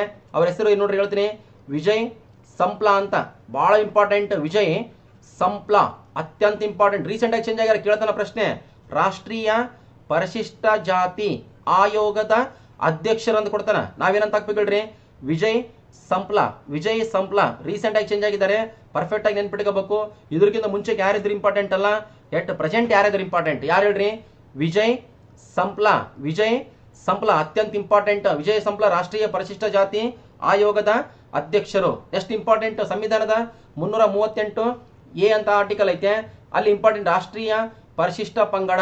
ರಾಷ್ಟ್ರೀಯ ಪರಿಶಿಷ್ಟ ಪಂಗಡ ಅಂತ ಕೊಟ್ರಿಗಿನ ಎಷ್ಟಿ ಅಂತ ಹಾಕ್ಬೇಕ ನೋಡ್ರಿ. ಇನ್ನೊಂದು ಹೇಳ್ತೀನಿ. ಈಗ ನಿಮಗೆ ಸಂವಿಧಾನದ 338 ಅದೇ ನಾನು ಕನ್ಫ್ಯೂಸ್ ಐತಿ ನಿಮಗ? ಕನ್ಫ್ಯೂಸ್ ಏನಿಲ್ಲಲ್ಲಪ್ಪ. ಸಂವಿಧಾನದ 338ನೇ ಆರ್ಟಿಕಲ್ ಐತಲ್ಲ, ರಾಷ್ಟ್ರೀಯ ಪರಿಶಿಷ್ಟ ಜಾತಿ ಆಯೋಗದ ಅಧ್ಯಕ್ಷ ಮತ್ತು ಸದಸ್ಯರನ್ನ ರಾಷ್ಟ್ರಪತಿಗಳು ನೇಮಕ ಮಾಡ್ತಾರ. ಎಟ್ ಪ್ರೆಸೆಂಟ್ ಯಾರಿದಾರಪ್ಪ ರಾಷ್ಟ್ರೀಯ ಪರಿಶಿಷ್ಟ ಜಾತಿ ಆಯೋಗದ ಅಧ್ಯಕ್ಷರ ಅಂತ ಕೊಟ್ರಿಗಿನ ವಿಜಯ್ ಸಂಪ್ಲಾ. ವಿಜಯ್ ಸಂಪ್ಲಾ ಅಂತಿದ್ದಾರೆ. Most important. ಮತ್ತೆ ನೆಕ್ಸ್ಟ್ ಈಗ 338A ಬರ್ತದ. 338A ಆರ್ಟಿಕಲ್ ಬರ್ತದೆ. 338A ಆರ್ಟಿಕಲ್ ಮೋಸ್ಟ್ ಇಂಪಾರ್ಟೆಂಟ್ ಇದೆ. ಅದು ಪರಿಶಿಷ್ಟ ಪಂಗಡಕ್ಕೆ ಸಂಬಂಧಪಟ್ಟಿದ್ದು. ರಾಷ್ಟ್ರೀಯ ಪರಿಶಿಷ್ಟ ಪಂಗಡ ಆಯೋಗದ ಅಧ್ಯಕ್ಷ ಮತ್ತು ಸದಸ್ಯರ ನೇಮಕ ಮಾಡೋದು ರಾಷ್ಟ್ರಪತಿಗಳೇ. ಬಟ್ ಆದ್ರೂ ಅಧ್ಯಕ್ಷ ರೀಸೆಂಟ್ ಆಗಿ ಚೇಂಜ್ ಆಗಿದ್ದಾರೆ. ಅದು ಯಾವ ಇಂಪಾರ್ಟೆಂಟ್ ಕೊಟ್ರಿಗಿನ ಇಲ್ಲಿ ಬರ್ತಿ ನೋಡ್ರಿ, ಹರ್ಷ ಚೌಹಾಣ್ ಅತ್ಯಂತ ಇಂಪಾರ್ಟೆಂಟ್. ಹರ್ಷ ಚೌಹಾಣ್. ಇವೆಲ್ಲ ಕರೆಂಟ್ ಇವೆಂಟ್ಸ್ಗೂ ಏನಾಗಬೇಕು ಹೇಳ್ರಿ? ಅಪ್ಡೇಟ್ ಆಗಬೇಕು. ಕರೆಂಟ್ ಇವೆಂಟ್ಸ್ ಅಪ್ಡೇಟ್ ಆದ್ರೆ ಮಾತ್ರ ಕೆಲಸ ಆಗೋದಿಲ್ಲ, ಅಂದ್ರೆ ಕೆಲಸ ಆಗೋದಿಲ್ಲ. ನಿಮ್ಗ ಸಂವಿಧಾನದ 338A ಆರ್ಟಿಕಲ್ ಬಗ್ಗೆ ಓದೋದಾದ್ರೆ ರಾಷ್ಟ್ರೀಯ ಪರಿಶಿಷ್ಟ ಪಂಗಡ, ರಾಷ್ಟ್ರೀಯ ಪರಿಶಿಷ್ಟ ಪಂಗಡ ಆಯೋಗದ ಅಧ್ಯಕ್ಷ ಮತ್ತು ಸದಸ್ಯರ ನೇಮಕ ಮಾಡೋದು ರಾಷ್ಟ್ರಪತಿಗಳೇ. ಆದ್ರೆ ಪ್ರೆಸೆಂಟ್ ಅಧ್ಯಕ್ಷರು ಯಾರು ಅಂತ ಕೊಟ್ರಿಗಿನ ರಾಷ್ಟ್ರೀಯ ಪರಿಶಿಷ್ಟ ಪಂಗಡ ಕೊಟ್ರಿಗಿನ ಹರ್ಷ ಚೌಹಾಣ್. ರಾಷ್ಟ್ರೀಯ ಪರಿಶಿಷ್ಟ ಜಾತಿ ಕೊಟ್ರಿಗಿನ ವಿಜಯ್ ಸಂಪ್ಲಾ ಅಂತ. ವಿಜಯ್ ಸಂಪ್ಲಾ ಇವ್ರ ಹೆಸರು, ಇಬ್ಬರ ಹೆಸರು ಗೊತ್ತಿರಬೇಕು. ಮೋಸ್ಟ್ ಇಂಪಾರ್ಟೆಂಟ್ ಇದೆ. ಕರೆಕ್ಟ್ ಆಗಿ ತಿಳ್ಕೊಂಡ್ರೆ ಮಾತ್ರ ನಾವು ಸೆಲೆಕ್ಷನ್ ಆಗ್ಬೋದು, ಇಲ್ಲಾಂದ್ರೆ ಸೆಲೆಕ್ಷನ್ ಆಗಕ ಸಾಧ್ಯನೇ ಇಲ್ಲ. ನೋಡಿ ಇನ್ನೊಂದ್ಸಲ ಹೇಳ್ತೀನಿ, ರಾಷ್ಟ್ರೀಯ ಪರಿಶಿಷ್ಟ ಜಾತಿ, ರಾಷ್ಟ್ರೀಯ ಪರಿಶಿಷ್ಟ ಜಾತಿ ಆಯೋಗದ ಅಧ್ಯಕ್ಷ ಮತ್ತು ಸದಸ್ಯರನ್ನ ನೇಮಕ ಮಾಡೋದು ರಾಷ್ಟ್ರಪತಿ. ಸಂವಿಧಾನದ 338ನೇ ವಿಧಿಯ ಪ್ರಕಾರ ಪ್ರೆಸೆಂಟ್ ಯಾರಿದಾರ ರಾಷ್ಟ್ರೀಯ ಪರಿಶಿಷ್ಟ ಜಾತಿಗೆ? ವಿಜಯ್ ಸಂಪ್ಲಾ. ರಾಷ್ಟ್ರೀಯ ಪರಿಶಿಷ್ಟ ಪಂಗಡ ಆಯೋಗದ ಅಧ್ಯಕ್ಷ ಮತ್ತು ಸದಸ್ಯರನ್ನ ಯಾರು ನೇಮಕ ಮಾಡ್ತಾರ? ರಾಷ್ಟ್ರಪತಿಗಳು. ಸಂವಿಧಾನದ 338A ಆರ್ಟಿಕಲ್ ಏನ್ ಬರ್ತದ? ಪ್ರೆಸೆಂಟ್ ಯಾರಾದ್ರೂ ಅಂತ ಕೊಟ್ರಿಗಿನ ಹರ್ಷ ಚೌಹಾಣ್. ಹರ್ಷ ಚೌಹಾಣ್ ಮೋಸ್ಟ್ ಇಂಪಾರ್ಟೆಂಟ್. ಆಮೇಲೆ ನೋಡ್ರಿ ಸಂವಿಧಾನದ 338B ಅಂತ ಬರ್ತದ. 338B ಅಂತ ಕೊಟ್ರಿಗಿನ ರಾಷ್ಟ್ರೀಯ ಹಿಂದುಳಿದ ವರ್ಗಗಳ ಆಯೋಗದ ಅಧ್ಯಕ್ಷ ಮತ್ತು ಸದಸ್ಯರ ನೇಮಕ. ಹಿಂದುಳಿದ ವರ್ಗಗಳಂತ ಕೊಟ್ರಿಗಿನ OBC ಅಂತ ಅರ್ಥ. OBC ಅಂದ್ರೆ ಹಿಂದುಳಿದ ವರ್ಗಗಳ ಆಯೋಗದ ಅಧ್ಯಕ್ಷ ಮತ್ತು ಸದಸ್ಯರ ನೇಮಕ. ಅಲ್ಲಿ ಹಿಂದುಳಿದ ವರ್ಗಗಳ ಆಯೋಗದ ಅಧ್ಯಕ್ಷ ಮತ್ತು ಸದಸ್ಯರ ನೇಮಕ ಯಾರು ಮಾಡ್ತಾರ? ರಾಷ್ಟ್ರಪತಿಗಳು ಮಾಡ್ತಾರ. ಈ ಪ್ರೆಸೆಂಟ್ ಯಾರಾದ್ರೂ ಅಂತ ಕೊಟ್ರಿಗಿನ ಭಗವಾನ್ ಲಾಲ್ ಸಹಾನಿ ಅಂತಿದಾರ. ಭಗವಾನ್ ಲಾಲ್ ಸಹನಿ. ಅದು ನೋಡೋಣ ಅಂತ ಯಾರಿದಾರೆ ಅಂತ ಕೇಸೆ ನಾ ಬರ್ಸ್ತೀನಿ ಅಂತ ಮುಂದೆ ನೆನ್ಪಿಟ್ಕೋಬೇಕು. ಅದು ಆಲ್ರೆಡಿ 340ನೇ ಆರ್ಟಿಕಲ್ನಾಗಿತ್ತು. ಆ 340ನೇ ಆರ್ಟಿಕಲ್ ಆಗಿದ್ದು 338 ಆರ್ಟಿಕಲ್ನಾಗ ಸಂವಿಧಾನಾತ್ಮಕ ಸ್ಥಾನಮಾನ ಕೊಟ್ಟಿದ್ದಾರೆ. ಅದ್ರ ಬಗ್ಗೆ ನಾನು ಡಿಸ್ಕಸ್ ಮುಂದಿನ ಸಲ ಮಾಡ್ತೇನಂತ. ಇನ್ನೊಂದು ನೋಡ್ರಿ, ಸಂವಿಧಾನದ 331ನೇ ಆರ್ಟಿಕಲ್ ಲೋಕಸಭೆಗೆ ಇಬ್ಬರು ಆಂಗ್ಲೋ ಇಂಡಿಯನರನ್ನು ನಾಮಕರಣ ಮಾಡುವಂತ ಅಧಿಕಾರವನ್ನ ರಾಷ್ಟ್ರಪತಿಗಳಿಗಿದೆ. ಆದ್ರೆ ಇತ್ತೀಚೆಗೆ ಸಂವಿಧಾನದ 104ನೇ ತಿದ್ದುಪಡಿ ಮಾಡಿ ಅದನ್ನ ಏನ್ ಮಾಡಿ ಹೇಳ್ರಿ, ರದ್ದುಗೊಳಿಸಲಾಗಿದೆ. ಮೋಸ್ಟ್ ಇಂಪಾರ್ಟೆಂಟ್, ಕರೆಕ್ಟ್ ಆಗಿ ಏನ್ ಮಾಡ್ಕೋಬೇಕು ಹೇಳ್ರಿ, ನಾವು ಅಪ್ಡೇಟ್ ಮಾಡ್ಕೋಬೇಕು. Update most important. ಅಪ್ಡೇಟ್ ಮಾಡ್ಕೊಂಡ್ರೆ ಮಾತ್ರ ತಿಳ್ಕೊತೀವಿ, ಇಲ್ಲಾಂದ್ರೆ ಕೆಲಸ ಆಗೋದಿಲ್ಲ. ಪರ್ಫೆಕ್ಟ್ ಆಗಿ ತಿಳ್ಕೊಬೇಕು ಅಂತ ಅರ್ಥ ಇಂಪಾರ್ಟೆಂಟ್. ನಮ್ಗೆ ಏನ್ ಕೇಳ್ತಾನೆ ಇಂಪಾರ್ಟೆಂಟ್ ಅಂದ್ರೆ ಪ್ರೆಸೆಂಟ್ ಯಾರಿದಾರಪ್ಪ, ರಾಷ್ಟ್ರೀಯ ಪರಿಶಿಷ್ಟ ಜಾತಿ. ರಾಷ್ಟ್ರೀಯ ಪರಿಶಿಷ್ಟ ಜಾತಿ ಯಾರು ಹೇಳ್ರಿ, ವಿಜಯ್ ಸಂಪ್ಲಾ. ರಾಷ್ಟ್ರೀಯ ಪರಿಶಿಷ್ಟ ಪಂಗಡ ಹರ್ಷ ಚವ್ಹಾಣ್. ರಾಷ್ಟ್ರೀಯ ಹಿಂದುಳಿದ ವರ್ಗಗಳ ಆಯೋಗ ಯಾರಾದ್ರೂ ಹೇಳ್ರಿ, ಭಗವಾನ್ ಲಾಲ್ ಸಹನಿ. ಕೇಂದ್ರ ಚುನಾವಣಾ ಆಯೋಗದ ಮುಖ್ಯ ಆಯುಕ್ತರು ಯಾರು ಹೇಳ್ರಿ, ಸುಶೀಲ್ ಚಂದ್ರ. ಸುಪ್ರೀಂ ಕೋರ್ಟಿನ ಮುಖ್ಯ ನ್ಯಾಯಾಧೀಶರು ನ್ಯಾಯಮೂರ್ತಿ NV ರಮಣ. ಹೈಕೋರ್ಟಿನ ಮುಖ್ಯ ನ್ಯಾಯಾಧೀಶರು, ಕರ್ನಾಟಕ ಹೈಕೋರ್ಟಿನ ಮುಖ್ಯ ನ್ಯಾಯಾಧೀಶರು ನ್ಯಾಯಮೂರ್ತಿ ಅಭಯ್ ಶ್ರೀನಿವಾಸ್ ಹೋಕಾ. ಲೋಕಸಭಾ ಸ್ಪೀಕರ್ ಯಾರಾದರ, ಓಂ ಬಿರ್ಲಾ. ಇಂಥ ಪ್ರಶ್ನೆಗಳು ನಮಗೆ PSI ಮತ್ತು ಪೊಲೀಸ್ ಎಕ್ಸಾಮ್ನಾಗ ಬಹಳಷ್ಟು ಇರ್ತಾವ. ಕರೆಕ್ಟ್ ಆಗಿ ತಿಳ್ಕರಿ. ನೋಡ್ರಿ, ಸಂವಿಧಾನದ 85ನೇ ವಿಧಿಯ ಪ್ರಕಾರ ಅತ್ಯಂತ ಇಂಪಾರ್ಟೆಂಟ್ ಇವೆಲ್ಲ KPSC ಎಕ್ಸಾಮ್ಗೆ ಇಂಪಾರ್ಟೆಂಟ್. ಸಂವಿಧಾನದ 85ನೇ ವಿಧಿಯ ಪ್ರಕಾರ ಓದ್ತಿ ನೋಡ್ರಲ್ಲಿ, ಸಂಸತ್ತಿನ ನಾವು ಓದೋ ಟೈಮಿಗೆ ನೋಡ್ಬೇಕು ನೀವು, ಸಂಸತ್ತಿನ ಅಧಿವೇಶನ ಕರೆಯುವ ಮುಂದೂಡುವ ಅಂದ್ರೆ ಸಂಸತ್ತನ್ನು ಅಂದರೆ ಲೋಕಸಭೆಯನ್ನು ಪ್ರಧಾನಮಂತ್ರಿಯ ಶಿಫಾರಸ್ಸಿನ ಮೇರೆಗೆ ವಿಸರ್ಜಿಸುವಂತ ಅಧಿಕಾರ ರಾಷ್ಟ್ರಪತಿಯವರಿಗಿದೆ. ಬಹಳ ಇಂಪಾರ್ಟೆಂಟ್ ನೋಡ್ರಿ. ಈಗ ನಮ್ ಕಾಮನ್ ಆಗಿ ಹೇಳ್ತೀನಿ ಕೇಳ್ರಿ. ಈಗ ಸಂವಿಧಾನದ 85ನೇ ವಿಧಿ ಅಂತ ಕೊಟ್ರಿಗಿನ ಏನಂತ ಇಂಪಾರ್ಟೆಂಟ್, ಸಂಸತ್ತಿನ ಅಧಿವೇಶನ ಕರೆಯುವ ಅಂದ್ರೆ ಅಧಿವೇಶನ ಲೋಕಸಭಾ ಮತ್ತು ರಾಜ್ಯಸಭಾ ಅಧಿವೇಶನ ಕರೆಯುವ ಅಧಿಕಾರ ರಾಷ್ಟ್ರಪತಿಯವರಿಗೆ ಐತೆ. ಸಂಸತ್ತಿನ ಅಧಿವೇಶನವನ್ನು ಮುಂದೂಡುವಂತ ಅಧಿಕಾರ ರಾಷ್ಟ್ರಪತಿಯವರಿಗೆ ಐತೆ. ಸಂಸತ್ತನ್ನು ಅಂದರೆ ಲೋಕಸಭೆಯನ್ನು ಪ್ರಧಾನಮಂತ್ರಿಯ ಶಿಫಾರಸ್ಸಿನ ಮೇರೆಗೆ ವಿಸರ್ಜಿಸುವ ಅಧಿಕಾರ ರಾಷ್ಟ್ರಪತಿಗೆ ಐತೆ. ಅಂದ್ರೆ ಈಗ ಸದ್ಯಕ್ಕೆ ನೋಡ್ರಿ ಇಂಪಾರ್ಟೆಂಟ್, ಈಗ ಎಲೆಕ್ಷನ್ ಆಗಿದ್ದಾವ ಹೇಳ್ರಿ. ಎಲೆಕ್ಷನ್ ಆಗಿದ್ದು ಇಂಪಾರ್ಟೆಂಟ್ ಏನಂತ ಕೊಟ್ಟಾಗಿನ ಲೋಕಸಭಾ ಎಲೆಕ್ಷನ್ 2019 ಎಲೆಕ್ಷನ್ ಆಗ್ಯಾವ. ಈಗ ನಾವು ಯಾವ ಇಯರ್ನಾಗ ಇದೀವಿ, 2021 ಇದೀವಿ.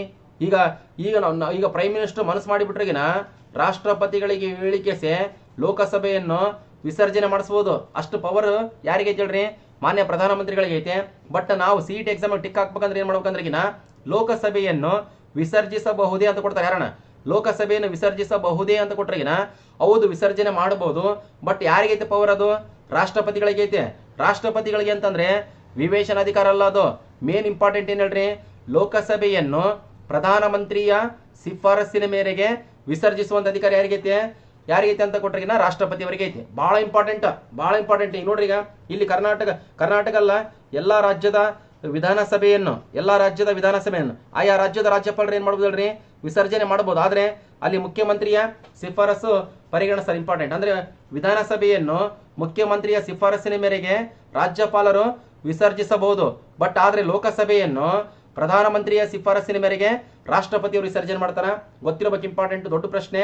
ಮತ್ತೆ ನೋಡ್ರಿ, ಸಂವಿಧಾನದ 86ನೇ ವಿಧಿ ಆಯ್ತು. ಇನ್ನೊಂದು 5-10 ನಿಮಿಷ ನೋಡ್ರಿ, ಕರೆಕ್ಟ್ ಆಗಿ ಕೇಳ್ರಿ, ಪರ್ಫೆಕ್ಟ್ ಆಗಿ ಕೇಳ್ಬೇಕಂದ್ರೆ ಒಂಥರ ಇವ್ರು ಮಾಡಬಾರ್ದು, ಬುಡ್ಬಿಡಿಕೆವ್ರು ಮಾಡ್ತಾರಲ್ಲ, ಆ ಕಡೆಯಿಂದ ಈ ಕಡೆ ಹೋಗೋದು, ಈ ಕಡೆಯಿಂದ ಆ ಕಡೆ ಹೋಗೋದು, ಇಲ್ಲ ಜಾತ್ರೆಗೆ ಇವರು ಪಿಪಿ ಮಾರಕ್ ಬಂದಿರ್ತಾರಲ್ಲ, ಆ ಟೈಪ್ ಮಾಡಕ್ ಕರೆಕ್ಟಾಗಿ ಕ್ಲಾಸ್ ಕರೆಕ್ಟಾಗಿ ಕೇಳಿದ್ರಿನ ನೀವು ಏನಾದ್ರೂ ಹೇಳ್ರಿ ಉದ್ಧಾರ ಆಗ್ತೀರಿ. ನೀವು ಉದ್ಧಾರ ಆದ್ರಿ ನಿಮ್ಮ ಮನೆ ಉದ್ಧಾರ ಆದಂಗ. ಭಾಳ ಇಂಪಾರ್ಟೆಂಟ್. ಈಗ ಸಂವಿಧಾನದ 86ನೇ ವಿಧಿ ನೋಡ್ರಿ, 86ನೇ ವಿಧಿ ಅಂತಂದು ಕೊಟ್ರಿಗಿನ ನೋಡ್ರಿ ಇಲ್ಲಿ ಇಂಪಾರ್ಟೆಂಟ್. ಈ ವಿಧಿಯ ಪ್ರಕಾರ ಸಾಮಾನ್ಯ ಸಂದರ್ಭದಲ್ಲಿ ಸಂಸತ್ತಿನ ಜಂಟಿ ಅಧಿವೇಶನ ಕರೆಯುವ ಅಧಿಕಾರ ರಾಷ್ಟ್ರಪತಿಯವರಿಗಿದೆ. ಅಂದ್ರೆ ಜಂಟಿ ಅಧಿವೇಶನ ನೋಡ್ರಿ 86ನೇ ಆರ್ಟಿಕಲ್ ಪ್ರಕಾರಗೂ ಕರೀತಾರ. ಮತ್ತೆ ಕೆಳಗಡೆ ಐತಿ ನೋಡ್ರಿ ಇನ್ನೊಂದು 108ನೇ ಆರ್ಟಿಕಲ್, ಸಂವಿಧಾನದ 108ನೇ ವಿಧಿ. ಈ ಆರ್ಟಿಕಲ್ ಪ್ರಕಾರಗೂ ಜಂಟಿ ಅಧಿವೇಶನ ಕರೀತಾರ. ಆದ್ರೆ 86ನೇ ವಿಧಿಯ ಪ್ರಕಾರ ಕರೆಯೋದು ಸಾಮಾನ್ಯ ಸಂದರ್ಭದಲ್ಲಿ. ಎಕ್ಸಾಂಪಲ್ ಈಗ ನೋಡ್ರಿ, ಈಗ ಹೊಸ ವರ್ಷ ಬರ್ತದೆ, ಈಗ ಜನವರಿ 1 ಬಂತಪ್ಪ, ಅವಾಗ ರಾಷ್ಟ್ರಪತಿಯವರು ಶುಭಾಶಯ ತಿಳಿಸ್ಬೇಕು. ಲೋಕಸಭಾ ಮತ್ತು ರಾಜ್ಯಸಭಾ ಸದಸ್ಯರನ್ನ ಕರೆದಕ್ಕೆ ಅವಾಗ ಶುಭಾಶಯ ತಿಳಿಸ್ತಾರೆ, ಜಂಟಿ ಅಧಿವೇಶನ ಕರೆದು. ಅದು ಅಲ್ಲಿ ಏನು ವಿವಾದ ಇಲ್ಲ. ಆದ್ರೆ ಏನಲ್ರಿ, ಸಾಮಾನ್ಯ ಸಂದರ್ಭಗಳಲ್ಲಿ ಜಂಟಿ ಅಧಿವೇಶನ ಕರೆಯುವಂತ ಅಧಿಕಾರ ರಾಷ್ಟ್ರಪತಿಗಳಿಗಿದೆ. ಎಷ್ಟನೇ ಆರ್ಟಿಕಲ್ ಪ್ರಕಾರ? 86ನೇ ಆರ್ಟಿಕಲ್ ಪ್ರಕಾರ. ಆದ್ರೆ 108ನೇ ಆರ್ಟಿಕಲ್ ಪ್ರಕಾರ ವಿವಾದ ಉಂಟಾದಾಗ ಅಂತ ಕೊಟ್ರಿಗಿನ ಈಗ ಎಕ್ಸಾಂಪಲ್, ಈಗ ಲೋಕಸಭೆಯಲ್ಲಿ ಯಾವ್ದಾದ್ರು ಒಂದು ಮಸೂದೆ ಮಂಡಿಸಿರ್ತಾರ, ಅದು ರಾಜ್ಯಸಭೆ ಕಳಿಸಿರ್ತಾರ, ಗಲಾಟೆ ಮಾಡ್ತಿರ್ತಾರ. ಅದಕ್ಕೆ ಈ ಒಂದು ಮಸೂದೆ ಬಗ್ಗೆ ಗಲಾಟೆಗಿನ ಉಂಟಾದ್ರಗಿನ ಲೋಕಸಭಾ ಮತ್ತು ರಾಜ್ಯಸಭಾ ಸದಸ್ಯರನ್ನ ಸೇರಿಸಿ ಜಂಟಿ ಅಧಿವೇಶನ ಕರೆಯುವಂತ ಅಧಿಕಾರ ಯಾರಿಗೆ ಹೇಳ್ರಿ? ರಾಷ್ಟ್ರಪತಿಗಳಿಗೆ ಐತೆ. ಸಂವಿಧಾನದ 108ನೇ ವಿಧಿಯ ಪ್ರಕಾರ ಇದುವರೆಗೂ ಜಂಟಿ ಅಧಿವೇಶನ ಟೋಟಲ್ 5 ಬಾರಿ ಮಾತ್ರ ಕರೆದಾರ. ಬಹಳ ಇಂಪಾರ್ಟೆಂಟ್, ಬಹಳ ಅಂದ್ರೆ ಬಹಳ ಇಂಪಾರ್ಟೆಂಟ್. 5 ಬಾರಿ ಮಾತ್ರ ಕರೆದಾರ. ಅದನ್ನ ನಾವು ಯಾವ ಯಾವ ಸಂದರ್ಭದಲ್ಲಿ ಕರೆದಾರ ಅಂತ ಗೊತ್ತಿರಬೇಕು. ನಿಮಗೇನು ಇಂಪಾರ್ಟೆಂಟ್ ಅಪ್ಪ, ಜಂಟಿ ಅಧಿವೇಶನವನ್ನು ಕರೆಯುವಂತ ಅಧಿಕಾರ ರಾಷ್ಟ್ರಪತಿಯವರಿಗೆ ಐತೆ. ಆದರೆ ಜಂಟಿ ಅಧಿವೇಶನದ ಅಧ್ಯಕ್ಷತೆಯನ್ನು ಯಾರು ವಹಿಸ್ತಾರ? ಲೋಕಸಭಾ ಸ್ಪೀಕರ್ ಅವರು ವಹಿಸ್ತಾರೆ. ಇಷ್ಟು ಗೊತ್ತಿರ್ಬೇಕು ಸಿಂಪಲ್ ಆಗಿ. ಜಂಟಿ ಅಧಿವೇಶನ 2 ಆರ್ಟಿಕಲ್ ಇದಾವ. ಜಂಟಿ ಅಧಿವೇಶನ ಅಂತ ಕೊಟ್ರಿಗಿನ 2 ಆರ್ಟಿಕಲ್ ಇದಾವೆ ಇಂಪಾರ್ಟೆಂಟ್. ಒಂದು 86, ಇನ್ನೊಂದು 108. 86ನೇ ಆರ್ಟಿಕಲ್ ಪ್ರಕಾರ ಅಂತ ಕೊಟ್ರಿಗಿನ ಸಾಮಾನ್ಯ ಸಂದರ್ಭಗಳಲ್ಲಿ ಅಂತ ಕೊಟ್ರಿಗಿನ ಹಬ್ಬ ಹರಿದಿನಗಳಾಗಿರ್ಬೋದು, ಇಲ್ಲ ಹೊಸ ವರ್ಷ ಆಗಿರ್ಬೋದು, ಅದ್ರ ಎಲೆಕ್ಷನ್ ಹಾಕಿಸಿ ಫಸ್ಟಿಗೆ ಹೋಗಿರ್ತಾರೆ ಅಂತ ಸಂದರ್ಭದಲ್ಲಿ ಆಗಿರ್ಬೋದು, ಅದು 86ನೇ ಆರ್ಟಿಕಲ್ ಅದು. ಆದ್ರೆ 108ನೇ ಆರ್ಟಿಕಲ್ ಪ್ರಕಾರ ವಿವಾದ ಉಂಟಾದಾಗ ನೋಡ್ರಿ, ಇಂಪಾರ್ಟೆಂಟ್ ಇಲ್ಲಿ ಓದ್ತಿ ನೋಡ್ರಿ, ಮೇಲೆ ಐತಿ ನೋಡ್ರಿ. ಸಂವಿಧಾನದ 108ನೇ ವಿಧಿಯ ಪ್ರಕಾರ ಇದುವರೆಗೆ 5 ಬಾರಿ ಜಂಟಿ ಅಧಿವೇಶನ ಕರೆಯಲಾಗಿದೆ. ಅಂದ್ರೆ ವಿವಾದ ಉಂಟಾದಾಗ ಒಂದೊಂದು ಬುಕ್ದಾಗ 3 ಸಲ ಅಂತ ಕೊಟ್ಟಿದ್ದಾನೆ. ಬಟ್ ಅಪ್ಡೇಟ್ ಮಾಡಿದ್ದೀನಿ. ಮೋಸ್ಟ್ ಇಂಪಾರ್ಟೆಂಟು, ಸಂವಿಧಾನದ 108ನೇ ವಿಧಿಯ ಪ್ರಕಾರ ಒಟ್ಟು 5 ಬಾರಿ ಜಂಟಿ ಅಧಿವೇಶನವನ್ನು ಕರೆಯಲಾಗಿದೆ. ಯಾವಾಗ ನೋಡ್ರಿ ಇಂಪಾರ್ಟೆಂಟ್, ಯಾವಾಗ ಅಂತ ಕೊಟ್ರಿಗಿನ ಫಸ್ಟ್ ಟೈಮ್ ಕೊಟ್ರಿಗಿನ 1961 ವರದಕ್ಷಿಣೆ ನಿಷೇಧ ಕಾಯ್ದೆ ಜಾರಿ ಮಾಡುವ ಸಂದರ್ಭದಲ್ಲಿ ಫಸ್ಟ್ ಟೈಮ್ ಜಂಟಿ ಅಧಿವೇಶನ ಕರೆದದ್ದು. ಸೆಕೆಂಡ್ ಟೈಮ್ ಕೊಟ್ಟಾಗಿನ 1978ರಾಗ ಬ್ಯಾಂಕಿಂಗ್ ಸೇವಾ ಆಯೋಗ ಮಸೂದೆ ಅಂಗೀಕಾರಕ್ಕಾಗಿ. ಆಮೇಲೆ 2002ರಾಗ ಪೋಟಾ ಕಾಯ್ದೆ, ಪೋಟಾ ಅಂದ್ರೆ ಟೆರರಿಸ್ಟಿಗೆ ಸಂಬಂಧಪಟ್ಟಂತೆ, ಇದು ಸದ್ಯದಲ್ಲಿಲ್ಲ, ರದ್ದುಪಡಿಸಲಾಗಿದೆ. ಆಮೇಲೆ ಇಂಪಾರ್ಟೆಂಟ್ 4ನೇ ಸಲ ಕೊಟ್ಟಾಗಿನ ಮಹಿಳಾ ಮೀಸಲಾತಿ ಮಸೂದೆ 2008. ಆಮೇಲೆ ಇಂಪಾರ್ಟೆಂಟ್ ಕೊಟ್ಟಾಗಿನ ಸರಕು ಮತ್ತು ಸೇವಾ ತೆರಿಗೆ 2017 ರಾತ್ರಿ 12 ಗಂಟೆ ಕರೆದಿದ್ರು ಜಂಟಿ ಅಧಿವೇಶನ. ನೀವು ಬೇಕಾದ್ರೆ ಹೋಗಿಸೆ GST ಬಿಲ್ ಅದು ಜಾರಿ ಮಾಡೋ ಟೈಮಿಗೆ ಅಂತ ನೋಡ್ರಿ, ರಾತ್ರಿ 12 ಗಂಟೆ ಕರೆದಾರ ಜಂಟಿ ಅಧಿವೇಶನ. Most important. ಅಂದ್ರೆ ಈಗ ಜಂಟಿ ಅಧಿವೇಶನವನ್ನು ಸಂವಿಧಾನದ 108ನೇ ವಿಧಿಯ ಪ್ರಕಾರ ಎಷ್ಟು ಬಾರಿ ಕರೆದಾರ ಅಂತ ಕೊಟ್ರೆ ಟೋಟಲ್ 5 ಸಲ ಕರೆದಾರ. ಒಂದ್ಸಲ 1961 ವರದಕ್ಷಿಣೆ ನಿಷೇಧ ಕಾಯ್ದೆ, 1978 ಬ್ಯಾಂಕಿಂಗ್ ಸೇವಾ ಕಾಯ್ದೆ, 2002 ಪೋಟಾ ಕಾಯ್ದೆ, 2008 ಮಹಿಳಾ ಮೀಸಲಾತಿ ಮಸೂದೆ, ಆಮೇಲೆ ಸರಕು ಮತ್ತು ಸೇವಾ ತೆರಿಗೆ ಕಾಯ್ದೆ ಕೊಟ್ಟರೆ 2017. ಇಷ್ಟು ಇಂಪಾರ್ಟೆಂಟು. ನಿಮಗೆ ಇಷ್ಟು ತಿಳ್ಕೊಂಬಿಟ್ರಿಗಿನ ಪರ್ಫೆಕ್ಟ್ ಆಗಿ ಗೊತ್ತಾಗ್ಬಿಡ್ತದೆ. ಇಂಪಾರ್ಟೆಂಟ್ ಇಷ್ಟು. ಇದ್ರ ಬಗ್ಗೆ ನಿಮಗೆ ಇನ್ನ ಸ್ವಲ್ಪ ಈಗ 50% ಅಷ್ಟೇ ರಾಷ್ಟ್ರಪತಿಗಳ ಬಗ್ಗೆ ಕಂಪ್ಲೀಟ್ ಆಯ್ತು. ಈಗ ಇನ್ನ ಕಂಪ್ಲೀಟ್ ಹೋಗೋದ್ರಿಂದ ಇನ್ನ ರಾತ್ರಿ 11 ಗಂಟೆಗೆ ಮತ್ತೆ ಮುಂದುವರಿದ ಭಾಗ. ಬಟ್ ಏನಪ್ಪ ಅಂತಂದ್ರೆ ನಾನು ಏನು ಹೇಳ್ತೀನಲ್ಲ ಅದನ್ನ ಕರೆಕ್ಟಾಗಿ ಗಮನ ಕೊಟ್ಟಿಗೆಸೆ ಕೇಳಬೇಕು. ಮತ್ತೆ ಫುಲ್ಲು ಸ್ಪೀಡ್ ಏನು ಮಾಡ್ಕೋಬೇಕಲ್ರಿ, ಅರ್ಥ ಮಾಡ್ಕೋಬೇಕು. ಮೆಲ್ಲ ಕೇಳ್ಕೊಂತ ಕುಂದ್ರೆ ಕೆಲಸ ಆಗೋದಿಲ್ಲ. ಮೆಲ್ಲ ಕೇಳ್ಕೊಂತ ಕುಂದ್ರಿಗಿನ ಸಂವಿಧಾನ ಯಾವಾಗ ಹೇಳ್ಬೇಕು, ಇತಿಹಾಸ ಯಾವಾಗ ಹೇಳ್ಬೇಕು, ಎಕನಾಮಿಕ್ಸ್ ಯಾವಾಗ ಹೇಳ್ಬೇಕು, ಜಿಯೋಗ್ರಫಿ ಯಾವಾಗ ಹೇಳ್ಬೇಕು, ವಿಜ್ಞಾನ ಯಾವಾಗ ಹೇಳ್ಬೇಕು, ಮತ್ತೆ ಪ್ರಚಲಿತ ಘಟನೆಗಳು ಯಾವಾಗ ಹೇಳ್ಬೇಕು, ಮೆಂಟಲ್ ಎಬಿಲಿಟಿ ಯಾವಾಗ ಮಾಡ್ಬೇಕು, ಪ್ರಬಂಧಗಳು, ಟ್ರಾನ್ಸ್ಲೇಷನ್, ಪ್ರಿಸರೇಟಿಂಗ್, ಮತ್ತೆ 5 ವರ್ಷ ಆಗ್ತದೆ. ನಮಗೆ ಇಂಪಾರ್ಟೆಂಟ್ ಫುಲ್ ಸ್ಪೀಡ್ ಇರ್ಬೇಕು. ಹೆಂಗಿರ್ಬೇಕಂದ್ರೆ ಸಂವಿಧಾನದ 108ನೇ ವಿಧಿ ಜಂಟಿ ಅಧಿವೇಶನ ವಿವಾದ ಉಂಟಾದಾಗ 5 ಬಾರಿ ಕರೆಯುವ ಅಧಿಕಾರ ರಾಷ್ಟ್ರಪತಿಗಿದೆ. ಯಾವಾಗ 1961, ಆಮೇಲೆ 1978, 2002, 2008, 2017. ಎಷ್ಟು ಗೊತ್ತಿರ್ಬೇಕು. ಸಿಂಪಲ್ ಆಗಿ ಟಕ್ ಟಕ್ ಟಕ್ ಟಕ್ ಅಂತ ಇರ್ಬೇಕು. ಅವಾಗ ಉತ್ತರಗಳು ಆಟೋಮೆಟಿಕ್ ಆಗಿ ನಿಮಗೆ ಏನಾಗ್ತಾವ ಹೇಳ್ರಿ ಗೊತ್ತಾಗ್ತಾವ. ಮೆಲ್ಲ ಕೇಳ್ಕೊಂಡು ಕುಂದ್ರೋದು, ಸಾಂಗ್ ಆಡ್ಕೊಂಡು ಕುಂದ್ರೋದು, ಟೈಮ್ ಪಾಸ್ ಮಾಡೋದು ಅವೆಲ್ಲ ನಮ್ಮ ಹತ್ರ ಇಲ್ಲ. ಯಾಕಂದ್ರೆ ಟೈಮ್ ಇಲ್ಲ. ಈಗ ಟೈಮ್ ಹೋಗಿದ್ದ ಟೈಮ್ ಏನು ಮಾಡಂಗಿಲ್ರಿ, ಬರಂಗಿಲ್ಲ. ಟೈಮ್ ಹೋಗಿದ್ದ ಟೈಮ್ ಯಾವುದೇ ಕಾರಣಕ್ಕೆ ಬರೋದಿಲ್ಲ. ಅದಕ್ಕೆ ನೀವು ಸಬ್ ಇನ್ಸ್ಪೆಕ್ಟರ್ ಆಗ್ಬೇಕು. ಅದು ಆಗ್ಬೇಕು. ಅದು ಹೆಂಗಾಗೋದಿಲ್ಲ ಅಂತ ನೋಡಿಬಿಡಮಂತ ಇನ್ನೊಂದು 4-5 ಜನ ಸಬ್ ಇನ್ಸ್ಪೆಕ್ಟರ್ ಬಂದು ಪಾಠ ಮಾಡ್ತಾರ. ಪರ್ಫೆಕ್ಟ್ ಆಗಿರ್ಬೇಕು. ಅಂದ್ರೆ ಏನು ನಿಮ್ದು ಹೆಂಗಿರ್ಬೇಕಂತಂದ್ರಿಗಿನ ನಿಮ್ಮ ತಂದೆ ತಾಯಿ ಬಗ್ಗೆ ಆಲೋಚನೆ ಮಾಡ್ತಾ ಬುಕ್ಕ ಕಾಪಿ ಪೆನ್ ಹಿಡಿದ್ರಿಗಿನ ಹಂಗೆ ಟಕ್ ಟಕ್ ಟಕ್ ಟಕ್ ಅಂತ ಸೇವ್ ಆಗ್ತಿರ್ಬೇಕು. ಇಂಪಾರ್ಟೆಂಟ್. ನಮ್ಗೆ ಇಂಗ್ಲೀಷ್ ಬರೋದಿಲ್ಲ ಅಂತಂದ್ರೂ ನಾವು ಸಬ್ ಇನ್ಸ್ಪೆಕ್ಟರ್ ಆಯ್ತೀವಿ ಅಂತ ಕೇಸ್ ಅಷ್ಟು ನಮ್ಮ ಹತ್ರ ಹುಮ್ಮಸ್ಸು ಕ್ರಿಯೇಟ್ ಆಗ್ಬೇಕು. ನಾವು ಅದು ಮಟ್ಟಿಗೆ ಸಳಕಂತ ಕುಂದ್ರೋದು, ಅದು ಮಾಡೋದು, ಅದು ಇದು ಓದೋದು, ಟೈಮ್ ಪಾಸ್ ಮಾಡೋದು ಯಾವುದೇ ಕಾರಣಕ್ಕೂ ವೇಸ್ಟ್ ಮಾಡಕ್ ಹೋಗ್ಬಾರ್ದು. ನಿಮ್ಮ ಜೀವನ ನಿಮ್ಮ ಕೈಯಲ್ಲಿದೆ. ನಿಮ್ಮ ಜೀವನ ಬೇರೆಯವ್ರ ಕೈಗಿಲ್ಲ. ನಿಮ್ಮ ಜೀವನ ನಿಮ್ಮ ಕೈಯಾಗ.